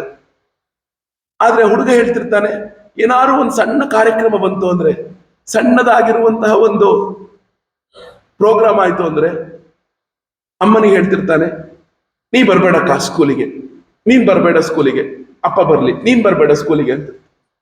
ತಾಯಿಗೆ ಬಲು ಪ್ರೀತಿ, ನಾನು ಹೋಗಿ ನನ್ನ ಮಗನ ಡಾನ್ಸ್ ನೋಡ್ಬೇಕು, ನಾನು ಹೋಗಿ ನನ್ನ ಮಗನ ಇದನ್ನ ನೋಡ್ಬೇಕು, ಆದ್ರೆ ನೀನ್ ಬರ್ಬೇಡ ಅಂತ ಹೇಳ್ತಿರ್ತಾನೆ. ಎಲ್ಲ ರೆಡಿ ಮಾಡಿ ಬಾಕ್ಸ್ ಕಟ್ಕೊಡ್ತಿರ್ತಾಳ ಅಮ್ಮ. ಆದ್ರೆ ಆ ಮಗ ಹೇಳ್ತಿರ್ತಾನೆ, ನೀ ನನ್ ಬಸ್ ಹತ್ಸಕ್ ಬರ್ಬೇಡ, ಅಪ್ಪ ಬರ್ಲಿ ಅಂತಿರ್ತಾನೆ. ಅವಳಿಗೆ ಬಸ್ ಹತ್ಸೋದು ನೋಡಕ್ ಇಷ್ಟ, ಹೋಗ್ಬೇಕಾದ್ರೆ ಟಾಟಾ ಮಾಡೋದು ನೋಡಕ್ ಇಷ್ಟ, ಆದ್ರೂ ಹಂಗೆ ಹೇಳ್ತಿರ್ತಾನೆ. ಹೀಗೆ ನಡೀತಿರುತ್ತೆ. ಏನೇ ಆದ್ರೂ ಕೂಡ ಮಗ ಹೋದ್ಮೇಲೆ ದೂರ ಹೋಗಿ ನಿಂತು ಮರದ ಹಿಂದೆ ನಿಂತು ನೋಡಿ ಬರ್ತಿರ್ತಾಳೆ ತಾಯಿ. ಆ ಮಗ ಏನಾದ್ರು ಡಾನ್ಸ್ ಮಾಡ್ದಾದ್ರೆ ಇದು ಮಾಡ್ದಾದ್ರೆ ಆ ತಾಯಿ ನೋಡಿ ಬರ್ತಾ ಇರ್ತಾಳೆ. ಒಂದ್ಸಲಿ ಏನಾಗುತ್ತೆ ಅಂದ್ರೆ ಶಾಲೆಯಲ್ಲಿ ಒಂದು ಆನ್ಯುವಲ್ ಡೇ ಫಂಕ್ಷನ್ ಬರುತ್ತೆ. ವಾರ್ಷಿಕೋತ್ಸವ ಅಂತ ಹೇಳ್ತೀವಲ್ಲ, ಫಂಕ್ಷನ್ ಬರುತ್ತೆ. ಮಗ ಒಳ್ಳೆ ನಾಟಕಕ್ಕೆ ಸೇರ್ಕೊಳ್ತಾನೆ. ಆ ನಾಟಕಕ್ಕೆ ಸೇರ್ಕೊಂಡಾಗ ಮನೇಲಿ ಬಂದು ಮಾತಾಡ್ತಿರ್ತಾನೆ, ಅಮ್ಮ ನಾನು ಇಂದು ಈ ಪಾತ್ರ, ಅಮ್ಮ ನಾನು ಆ ಪಾತ್ರ ಮಾಡ್ತಿದ್ದೀನಿ, ಅಷ್ಟು ಚೆನ್ನಾಗಿ ಮಾಡ್ತಿದ್ದೀನಿ ಅಂತ. ಆ ಆನ್ಯುವಲ್ ಡೇ ಹತ್ರಕ್ಕೆ ಬರುತ್ತೆ. ಹತ್ರಕ್ಕೆ ಬಂದಾಗ, ಅಮ್ಮ ಇವತ್ತಿ ನನ್ನ ಸ್ಕೂಲಿಗೆ ಬರಬಾರ್ದು ನೀನು ಅಂತ. ಆ ಅಮ್ಮನಿಗೋ ನೋವು ಅಂದ್ರೆ ನೋವು, ಕಣ್ಣೀರ್ ಹಾಕ್ತಾಳೆ. ನನ್ ಬರ್ಬೇಡ ಅಂತ ಹೇಳ್ತಾನಲ್ಲ ಇವನು, ಯಾವಾಗ್ಲೂ ಬರ್ಬೇಡ ಅಂತ ಹೇಳ್ತಾನಲ್ಲ. ಅಪ್ಪ ಬಂದು ಹೇಳ್ತಾನೆ, ಪರವಾಗಿಲ್ಲ, ಅವನು ಸ್ಟೇಜ್ ಮೇಲೆ ಇರ್ತಾನೆ, ಅವನೇನು ಹೊರಗಡೆ ಇರಲ್ಲ, ನೀನ್ ಮಾಮೂಲಿಯಾಗಿ ಹಿಂದೆ ಬಂದು ನಿಂತು ನೋಡ್ಬಿಡು ಅಂತ ಹೇಳ್ತಾನೆ. ಅಮ್ಮ ಹಿಂದಿಂದ ಬಂದು ನಿಂತ್ಕೋತಾಳೆ. ಹಿಂದಿಂದ ಬಂದು ನಿಂತಾಗ ಅವಳು ಹೀಗೆ ಸೆರಗ ಹಾಕೊಂಡಿರ್ತಾಳ. ಅಮ್ಮ ಯಾವಾಗ್ಲೂ ಹಿಂಗ್ ಸೆರಗ ಮುಚ್ಕೋತಾ ಇರ್ತಾಳ. ಅವರಮ್ಮ ಹಿಂಗ್ ತಲೆ ಮೇಲೆ ಹಿಂಗ್ ಸೆರಗ ಹೊತ್ಕೋತಾರಲ್ಲ, ಈಗ ಸೆರಗನ್ನ ಮುಚ್ಕೋತಾ ಇರ್ತಾಳೆ. ಮುಚ್ಕೊಂಡಿದ್ದಾಗ ಭಾರಿ ಗಾಳಿ ಬೀಸ್ತಾ ಇರುತ್ತೆ. ಗಾಳಿ ಬೀಸ್ತಾ ಇದ್ದಾಗ ಸೆರಗು ಹಿಂದೆ ಹೋಗ್ಬಿಡುತ್ತೆ. ಸೆರಗು ಹಿಂದೆ ಹೋಗುತ್ತೆ. ಹಿಂದೆ ಹೋದಾಗ ಆ ಹುಡುಗ ಸ್ಟೇಜ್ ಮೇಲೆ ಆ ನಾಟಕ ಪರ್ಫಾರ್ಮೆನ್ಸ್ ಮಾಡ್ತಿರ್ತಾನೆ. ದೂರದಲ್ಲಿರೋ ಅಮ್ಮ ನೋಡ್ಬಿಡ್ತಾನೆ. ಯಾರೋ ಆ ಹುಡುಗ ನೋಡ್ಬಿಡ್ತಾನೆ. ಆ ನಾಟಕ ಮುಗಿಯುತ್ತೆ, ಸ್ಟೇಜ್ ಇಳಿತಾನೆ, ಸಿಟ್ಟಿಂದ ದಡ ದಡ ದಡ ದಡ ದಡ ಬರ್ತಾನೆ, ಅಮ್ಮನಿಂದ ಬರ್ತಾನೆ. ಆ ಸೆರಗು ಹಿಂದೆ ಹೋಗ್ಬಿಡುತ್ತಲ್ಲ, ಆಗ ಪಕ್ಕದಲ್ಲಿರೋಳು ಮಾತಾಡ್ತಿರ್ತಾಳೆ. ಅವಳ ಮುಖದ ಮೇಲೆ ಇಷ್ಟು ದೊಡ್ಡದಾಗಿರುವಂತಹ ಸುಟ್ಟಿರುವಂತಹ ಕಲೆ ಇರುತ್ತಿಲ್ಲ. ಈ ಜಾಗದಲ್ಲಿ ಸುಟ್ಟಿರೋ ಇಷ್ಟು ಅರ್ಧ ಭಾಗ ಸುಟ್ಟೋಗ್ಬಿಟ್ಟಿರುತ್ತೆ ಅವಳ ಮುಖ. ಸುಟ್ಟಿರೋ ಕಲೆ ಇರುತ್ತೆ. ಪಕ್ಕದಲ್ಲಿ ನಿಂತಿರೋಳು ಕೇಳ್ಬಿಟ್ಟು ಆ ಹುಡುಗ ಬರ್ತಾನೆ, ಹಿಂದೆ ನಿಂತ್ಕೊಳ್ತಾನೆ. ಹಿಂದೆ ನಿಂತಾಗ ಅವನು ಆ ಪಕ್ಕದವಳು ಕೇಳ್ತಾಳೆ, ಏನಾಯ್ತಿದು ಅಂತ ಕೇಳ್ತಾಳೆ. ಇಷ್ಟು ದೊಡ್ಡ ಸುಟ್ಟು ಬಿಟ್ಟಿದೆಯಲ್ಲ, ಈ ಸುಟ್ಟಿದ್ ಏನು ಕಲೆ ಇದು, ಏನಾಯ್ತು ಅಂತ ಕೇಳ್ತಾಳೆ. ಆಗ ಅವರಮ್ಮ ಹೇಳ್ತಾಳೆ, ನಾವು ಹಿಂದೊಂದು ಮನೇಲಿದ್ವಿ, ಆ ಮನೆಗೆ ಬೆಂಕಿ ಬಿದ್ದುಬಿಡ್ತು. ಮನೆಗೆ ಬೆಂಕಿ ಬಿದ್ದುಬಿಡ್ತು. ನಮ್ಮ ಹುಡುಗ 3 ವರ್ಷದ ಹುಡುಗ ಇದ್ದ. ಅವನು 3 ವರ್ಷದ ಹುಡುಗ ಇದ್ದ. ಆ ಮನೆ ಬೆಂಕಿ ಎಷ್ಟು ಜೋರ್ ಬಿದ್ದುಬಿಡ್ತು ಅಂದ್ರೆ, ಆ ಮನೆಯ ಕಂಬ ಇತ್ತಲ್ಲ, ತೊಲೆ ಕಂಬ, ಆ ತೊಲೆ ನನ್ನ ಮಗುನ ಮಲಗಿಸಿದ್ದೆ, ಆ ಮಗು ಮೇಲೆ ಬೀಳಂಗಾಗ್ಬಿಡ್ತು. ನಾನು ಓಡ್ ಹೋದೆ, ಏನು ಮಾಡಕ್ಕಾಗ್ಲಿಲ್ಲ. ನನ್ನ ತಲೆ ಕೊಟ್ಟೆ, ನನ್ನ ಮುಖದ ಮೇಲೆ ಆ ಕಂಬ ಬಿತ್ತು. ಆಮೇಲೆ ನಾನು ತೆಗೆದು ಹಾಕ್ತೆ. ಆಮೇಲೆ ನಾನು ಗಟ್ಟಿಯಾಗಿ ಎರಡೂ ಕೈಯಲ್ಲಿ ನನ್ನ ಮಗುನ ತಬ್ಬಿಕೊಂಡೆ. ಆ ತಬ್ಬಿಕೊಂಡು ನಾನು, ಆಗ ಅವಳು ಹೇಳ್ತಾಳೆ, ನಾನು ತಬ್ಬಿಕೊಂಡಪ್ಪ, ನನಗ್ ನೋವಾಯ್ತು, ಪರವಾಗಿಲ್ಲ, ನನ್ನ ಮಗ ಹುಷಾರಾಗಿದ್ದಾನೆ ನೋಡಿ. ಆ ನೋಡಿದ್ನಲ್ಲ ನಾಟಕದೊಳಗೆ, ಆ ಪಾತ್ರ ಮಾಡಿದ್ನಲ್ಲ, ಅವನೇ ನನ್ನ ಮಗ ಅಂತ ಹೇಳ್ತಾನೆ. ಇದನ್ನ ಆ ಮಗ ಹಿಂದೆ ನಿಂತುಕೊಂಡು ಕೇಳಿಸ್ಕೊತ.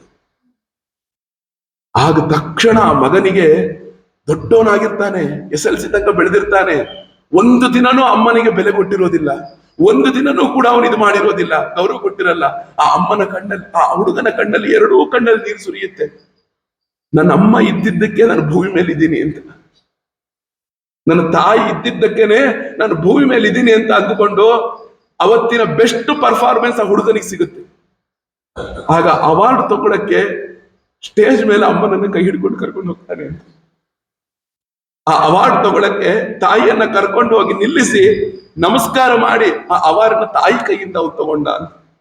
ಇದನ್ನ ಮಾಸ್ತಿ ವೆಂಕಟೇಶ ಅಯ್ಯಂಗಾರ ನವರಾತ್ರಿ ಕಥೆಗಳಲ್ಲಿ ಬರೆದಿದ್ದಾರೆ ನೋಡಿ.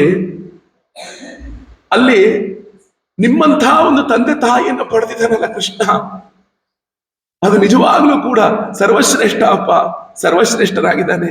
ಆಗ ಏನಾಯ್ತು ಅಂದ್ರೆ, ನಿಮ್ಮಿಬ್ಬರನ್ನ ಬಹಳ ಬೇಗ ಬರ್ತಾನೆ, ಆನಂದಗೊಳಿಸ್ತಾನಂತೆ ಕೃಷ್ಣ. ನೀವು ನೆನಪಿದ್ದೀರಾ ಅಂತ ಕೇಳಿದ್ರಲ್ಲ, ನೀವು ಕೃಷ್ಣನ ನೆನಪಿದಾನ ಅಂತ ಕೇಳಿದ್ರಲ್ಲ, ಖಂಡಿತ ನೆನಪಿದ್ದಾನೆ. ಯಾವಾಗ್ಲೂ ಕೂಡ ನಿಮ್ ವಿಷಯನೇ ಮಾತಾಡ್ತಿರ್ತಾನೆ. ಅವನು ಬರ್ತಾನಂತೆ ಅಂತ ಹೇಳಿದಾಗ ಮುಂದೆ ಹೇಳ್ತಾರೆ, ಆ ಒಂದು ಪರಮ ಪುರುಷನಾದಂತಹ ಕೃಷ್ಣನಿಗೆ ತಂದೆ ತಾಯಿ ಆಗಲಿ, ಪತ್ನಿ ಪುತ್ರರಾಗಲಿ, ಆತ್ಮೀಯರು ಪರಕೀಯರಾಗಲಿ ಯಾವ ಭೇದವೂ ಇಲ್ಲಪ್ಪ. ಅವನಿಗೆ ಈ ದೇಹವು, ಈ ಜನ್ಮವೂ ಇಲ್ಲದೆ ಇರುವಂತಹ ಮನುಷ್ಯ. ಆದರೂ ಅವನಿಗೆ ಈ ಲೋಕದೊಳಗೆ ನಚಾಸ್ಯ ಕರ್ಮವಾ ಲೋಕೆ, ಅವನು ಹುಟ್ಟುಬಿಟ್ಟು ಈ ಲೋಕದೊಳಗೆ ಏನೋ ಮಾಡಬೇಕು ಅಂತ ಏನೂ ಕೂಡ ಅವನು ಮಾಡ್ತಾ ಇಲ್ಲ.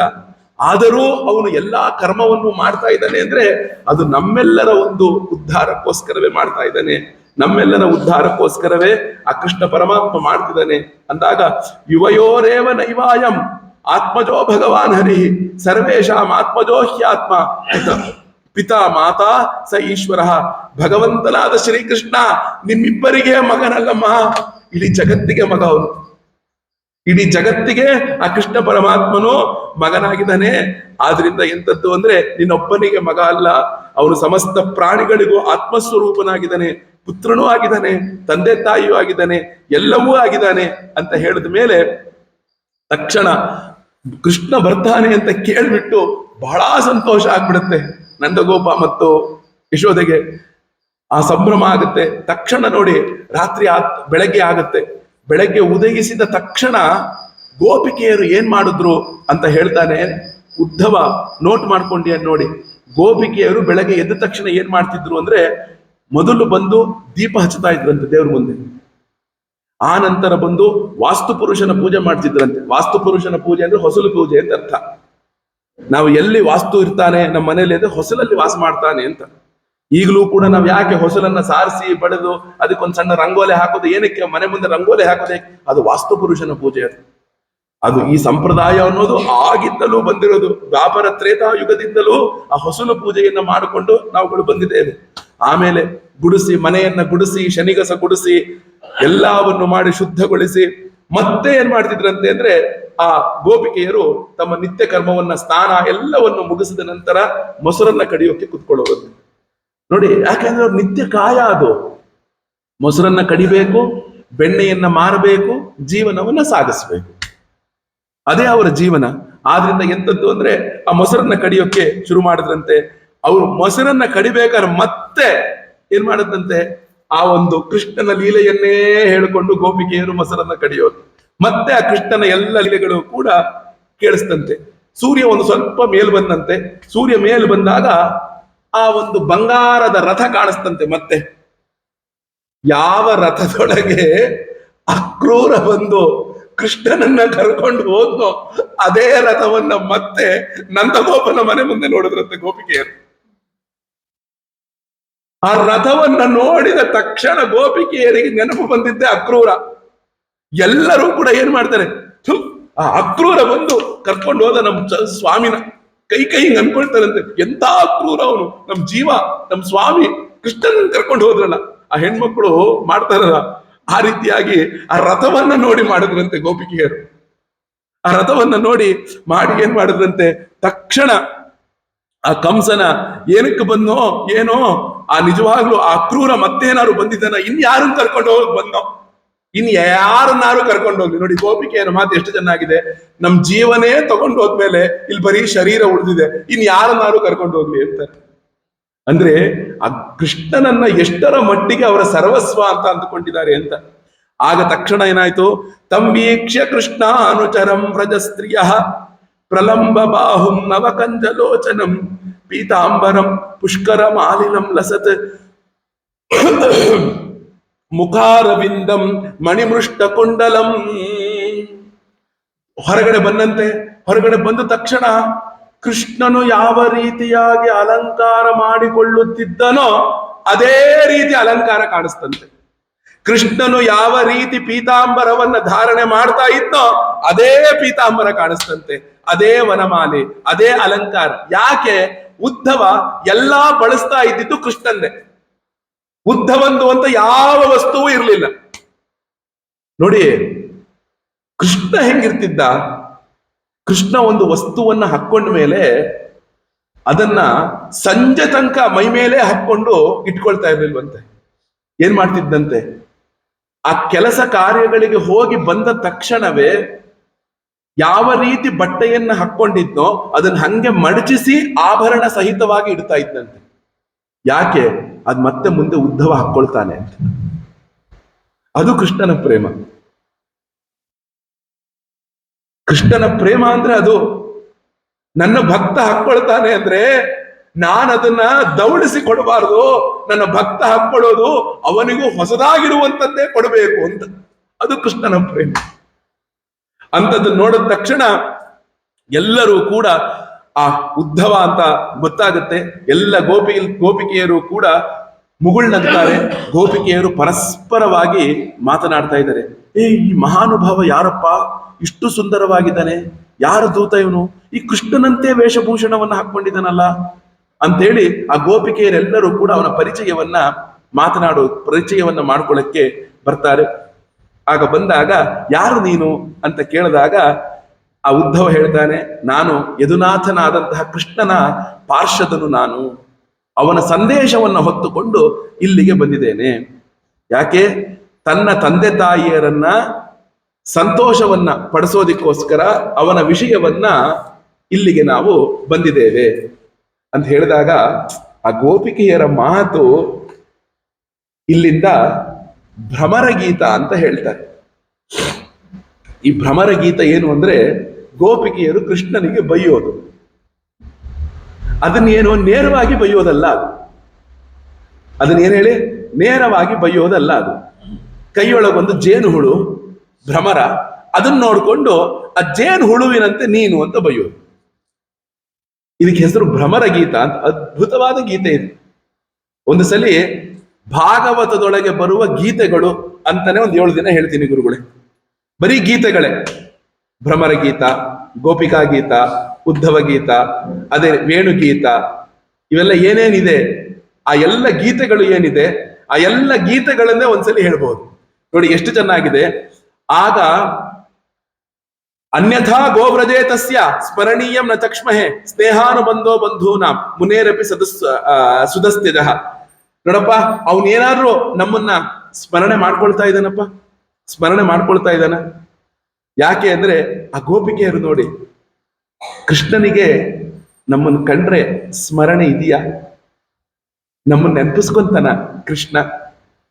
ತಂದೆ ತಾಯಿಗಳನ್ನ ನೆನಪಿಸ್ಕೊಂಡ ಅಂತ ಹೇಳಿದ್ರೆ ನಾವು ಇದೀವಿ ಅಂತ ಏನಾದ್ರು ಹೇಳಿ ಕಳಿಸಿದಾನ ಅಂತ ಹೇಳಿದಾಗ ಅಲ್ಲಿರುವಂತಹ ಗೋಪಿಕೆಯರು ಹೇಳ್ತಾರೆ, ಎಂಥ ಮಾತನ್ನ ಹೇಳ್ತಾರೆ ಅಂದ್ರೆ, ನಿಸ್ವಂ ತ್ಯಜಂತಿ ಗಣಿಕಾ ಅಕಲ್ಪಂ ನೃಪತಿಂ ಪ್ರಜಾಹ ಅಧೀತ ವಿದ್ಯಾ ಆಚಾರ್ಯಂ ಋತ್ವಿಜೋ ದತ್ತ ದಕ್ಷಿಣಂ. ಇದು ನೋಡಿ, ಇದೇ ಟೋನಲ್ಲೇ ಓದ್ಬೇಕಿದ್ದನ್ನ. ಯಾಕೆ ಹೇಳಿ? ಅವರೆಲ್ಲ ಬೈತಿರೋದು ಆಕ್ಷೇಪವನ್ನ, ಬೈತಾ ಇರೋದು ಕೃಷ್ಣಂಗೆ. ಸುಮ್ನೆ ಇರೇ ನೀನು, ಎಲ್ಲಾರು ವಿದ್ಯೆ ಕಲ್ತ ಮೇಲೆ ಗುರುಗಳನ್ನ ನೆನಪಿಸ್ಕೊತಾನೇನೆ. ಅದೇ ರೀತಿಯಾಗಿ ಚಿಕಿತ್ಸೆ ಕೊಟ್ಟ ಮೇಲೆ ಡಾಕ್ಟರ್ ನಮಸ್ಕೊತಾನೇನೆ. ಚಿಕಿತ್ಸೆ ಕೊಟ್ಟ ಮೇಲೆ ಡಾಕ್ಟರ್ ನೆನಪಿಸ್ಕೊತಾನ.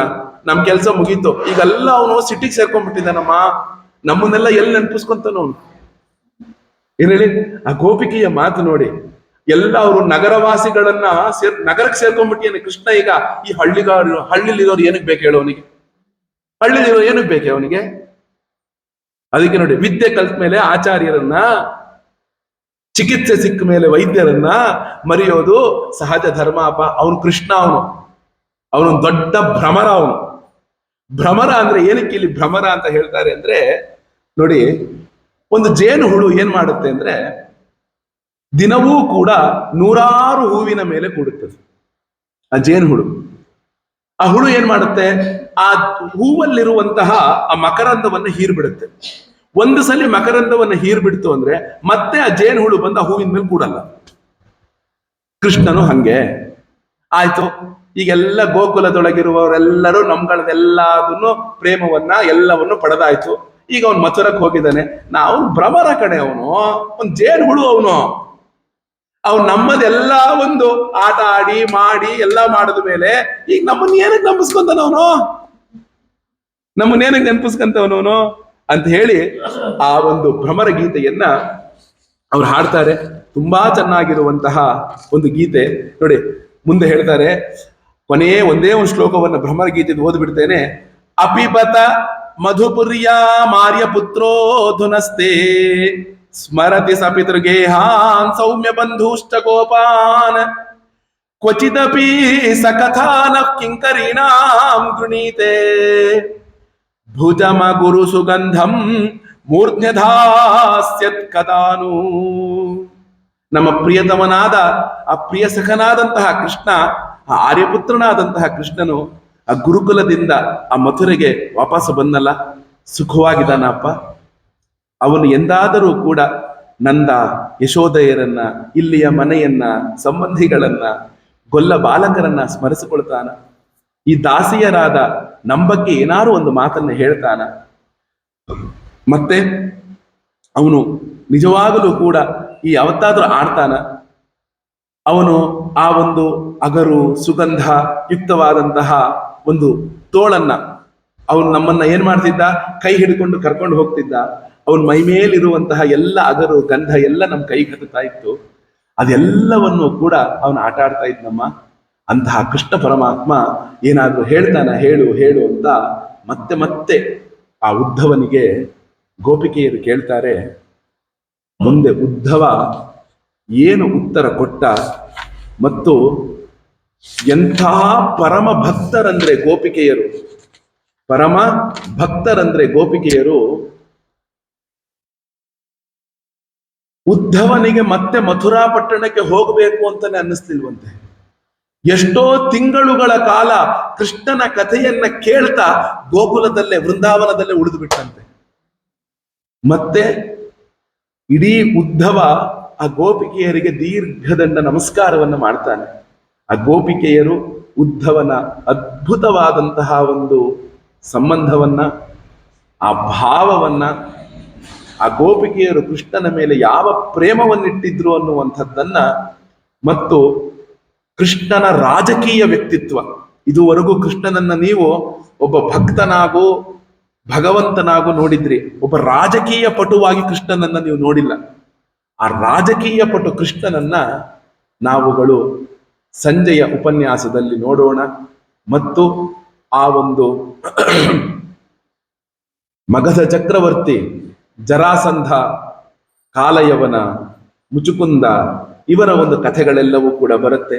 ಚಿಕ್ಕ ಚಿಕ್ಕದಾಗಿ ನೋಡಿ ಸಂಜೆಗೆ ಈ ಘಟ್ಟವನ್ನ ರುಕ್ಮಿಣಿ ಕಲ್ಯಾಣದವರೆಗೂ ಹೋಗಿ ನಾಳೆಗೆ ನಿಲ್ಲಿಸೋಣ ಅಂತ ಹೇಳ್ತಾ, ನಾಳೆ ಬೆಳಗ್ಗೆ ಇವತ್ತು ಸಂಜೆ ರುಕ್ಮಿಣಿ ಕಲ್ಯಾಣದವರೆಗಿರುವಂತಹ ಅನೇಕ ಘಟ್ಟಗಳು ಮತ್ತು ಬೆಳಗ್ಗೆಗೆ ರುಕ್ಮಿಣಿ ಕಲ್ಯಾಣವನ್ನ ಕೇಳಿ ನನ್ನ ಪಾಲಿಗೆ ಬಂದಂತಹ ಆ ಅಪ್ರಮೇಯ ಮತ್ತು ನವನೀತ ಕೃಷ್ಣ ಕೊಟ್ಟಂತಹ ಈ ವರ್ಷದ ಈ ಒಂದು ಸೇವೆ ಏನು ನನ್ನ ಪಾಲಿಗೆ ಬರೆದಿದ್ದ ಭಗವಂತ, ಅದನ್ನ ಭಗವಂತನೇ ಇನ್ನೊಂದಷ್ಟು ಈ ಗಂಟ್ಲಿಗೆ ಶಕ್ತಿ ಕೊಟ್ಟು ನಡೆಸ್ಕೊಳ್ಳಿ ಅಂತ ಹೇಳ್ತಾ ಇವತ್ತಿನ ಉಪನ್ಯಾಸವನ್ನ ಮಂಗಳ ಮಾಡ್ತೇನೆ. ಕೃಷ್ಣಾರ್ಪಣ ಕೃಷ್ಣಾರ್ಪಣ ಕೃಷ್ಣಾರ್ಪಣ. ಸ್ವಸ್ತಿ ಪ್ರಜಾಭ್ಯ ಪರಿಪಾಲಯಂತಾಂ ನ್ಯಾಯೇನ ಮಾರ್ಗೇಣ ಮಹೀನ್ ಮಹಿಷಾಃ ಗೋಬ್ರಾಹ್ಮಣೇಭ್ಯಃ ಶುಭಮಸ್ತು ನಿತ್ಯಂ. ಲೋಕಾಃ ಸಮಸ್ತಾಃ ಸುಖಿನೋ ಭವಂತು. ಓಂ ನಮೋ ಭಗವತೆ ವಾಸುದೇವಾಯ. ಓಂ ನಮೋ ಭಗವತೆ ವಾಸುದೇವಾಯ. ಓಂ ನಮೋ ಭಗವತೆ